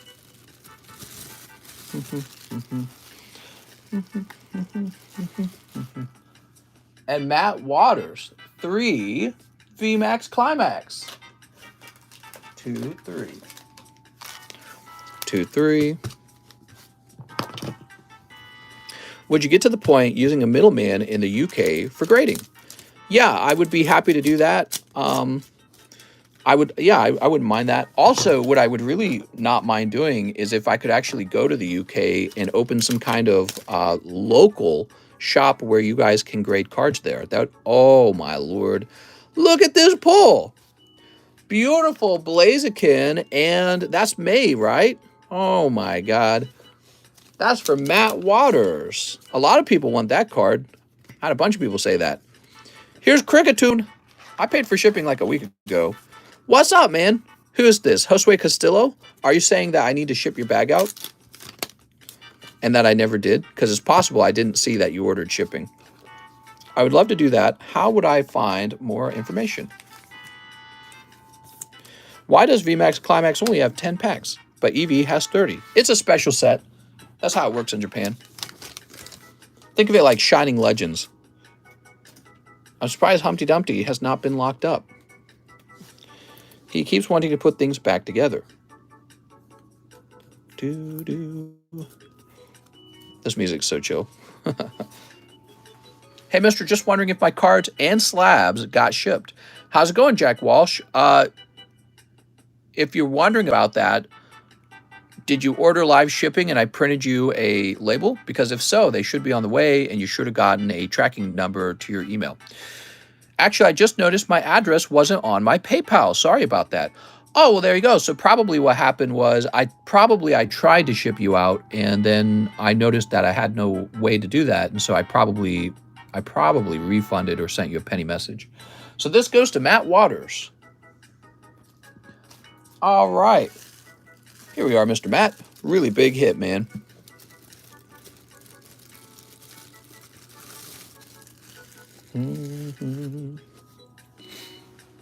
Is VMAX Climax going to be an English set? It'll probably be another set, sure. Oops, I'm behind. PokePal's Brilliant Stalls will have some VMAX Climax cards in it. 2 different people, mister. Who? All right, let me go ahead and refresh.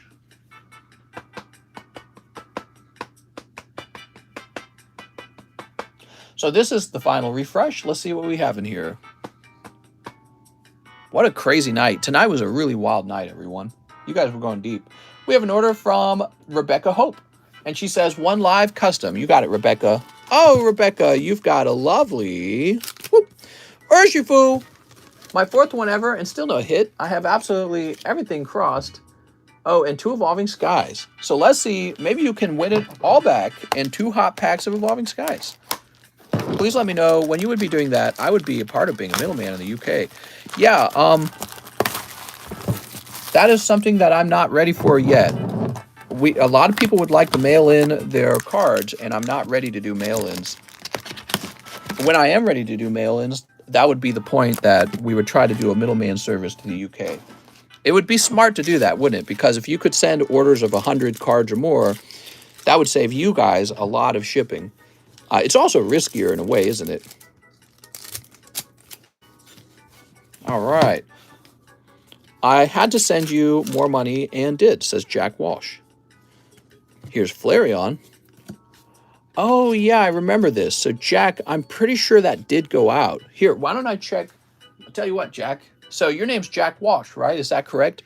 Should be able to find your name. All right, Miss Rebecca, you pull a lovely Flareon. Let me get you a little bonus card, okay, Rebecca? Since you had some tough luck over there on the live customs. All right, so because I'm such a good and nice person, here is a lovely full art shiny Lapras. All right, so hopefully this helps you. Sorry about your tough pulls. You got to remember with the live customs, it's very easy to go negative over there. Some lucky guys like Corey will snipe the hit pull and everyone else will sweep for him. So be careful with those. Now let me go ahead and grab your bag. Rebecca. There we go. That's nice of you, mister. Yeah, I pulled that Lapras by accident because I opened the wrong packs for a guy. I don't remember who it was. He ordered Shining Stars, and I opened up Shining. I'm sorry, he ordered Shining Fates, and I opened Shining Stars. That's where the Lapras came from. And then he said, "Well, go ahead and open me the Shiny Fates instead." And I said, "Are you sure?" Because I was like, "You'll lose out on the Lapras pull." And we opened them up, and they were cold. So I ended up with the Lapras pull myself, since those default over to me. After Rebecca, we have Josue Castillo, another 5 Data Live, plus money for shipping. Sounds good, man. So, oh, right, Jack Walsh was the one wondering about shipping. Let's try looking up at Jack Walsh. 1, 2, 3, 4, 5. Waiting for that to load.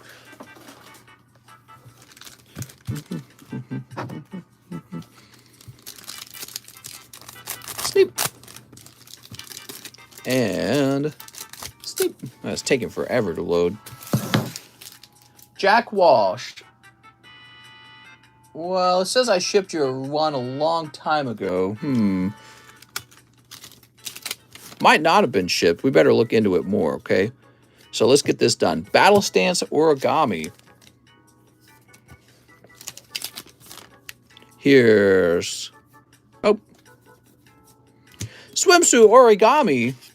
How hot do the Japanese think women are? As hot as anyone else thinks they are? I don't know. Toka Yata Gami. We show off pre-order slabs at the start of the stream when you finish them, similar to how you do submission returns. That's right. We did that tonight. We showed off some, and we'll be showing off some tomorrow as well. All right. Here's Rainy Girl Yoshino. So, Jack Walsh, why don't you start by describing what you had to me, and I'll go looking for it to see if I can find that, okay? Because if I can find it, then yeah, obviously it hasn't shipped. We'll start looking for a bag. All right, Josue Castillo. Looks like we're shipping you for the first time, man. Let me go grab your address out of PayPal. Actually, you know what's interesting? Not a lot of people ordered shipping tonight. Just thinking about it. Maybe that's because everyone knows it's too late for Christmas. You know, the cards aren't going to arrive by Christmas.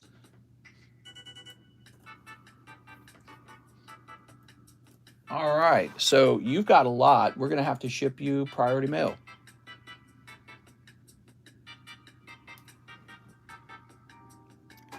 Do you still have more pre-grades? Yeah, I have a lot left, actually.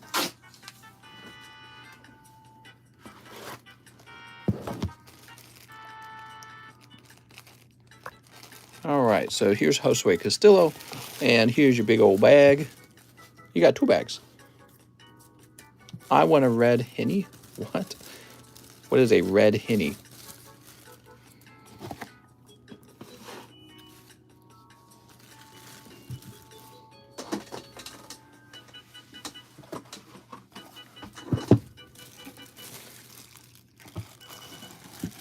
A red honey. That I can understand. Is Jack Walsh still watching? I was going to ask him. So Simon Frank also ordered, please grade my first edition Dark War Turtle. Sounds good, man. Let's go find your bag.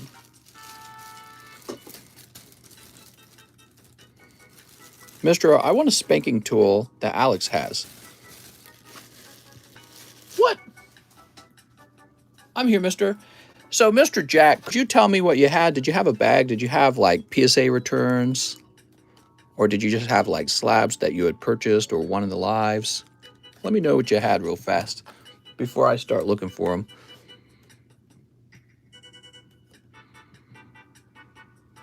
There you go, Simon.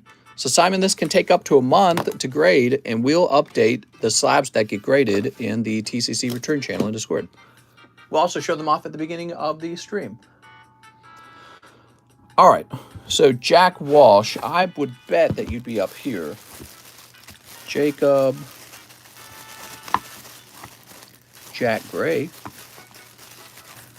I feel like I remember your order. A bag and 4 slabs that I bought and won. All right, so I'm going to go looking for the slabs because that will actually be pretty easy. Be right back.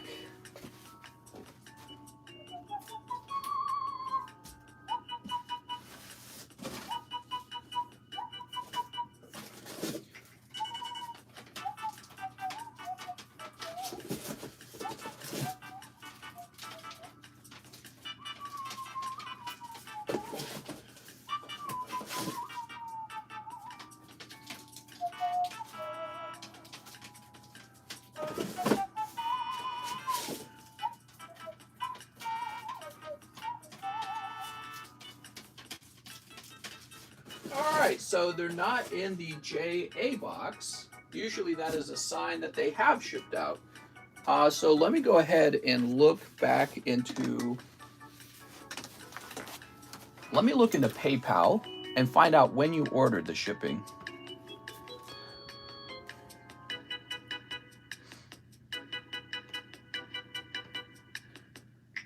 Alright, we're looking up orders from Jack Walsh.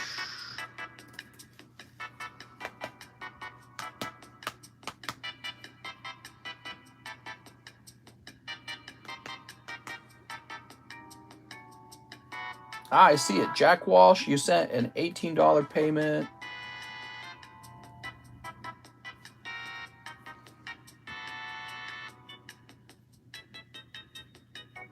All right, so you sent it on December 17th. Now let's go back into history. Oh no, what is this? I'm trying to work on it and I got this. Server error. Let me try to get it running again, okay? Hold on. Well, actually, let's see if I can find your name in here. Okay, so your name actually does show up as if I've shipped to you before on the new laptop. So that would suggest that it has shipped out. But, oh, there we go. Is it working? All right, cool. So let's try looking for you in the past 30 days. Maybe I just typed your name different. Oh, there it is. It says your package is in transit. All right, Jack. Mr. Jack. I want to give you your tracking number, but I don't know if that would reveal your address. But yeah, it says right here, it is in transit. And it's in Illinois, which is still in the United States, okay? So it's still in the United States at this point. Oops, what the heck? What did I click on there? There we go. So now you know, Mr. Jack, it looks like I did ship your stuff. All right, and that's going to be the end of the stream. Actually, let me do a last refresh, just to be nice. Just in case there's like one straggler. Awesome, thanks, mister. No problem. Yeah, so we have an order from Stephen Yang, who wants 2 more in the Rocket Pack Break. 2, 3, 4, 5, 6, 7, 8. Ooh, so close. There's only 1 spot left. We will need to save that for tomorrow. So what that means, Stephen, that means tomorrow at the beginning of the stream, we'll be breaking that pack break because it will very likely sell. All right, have a nice night. I'll see you guys tomorrow. Tomorrow night is Christmas Eve, right? All right, and maybe we'll play some Christmas music. I don't know.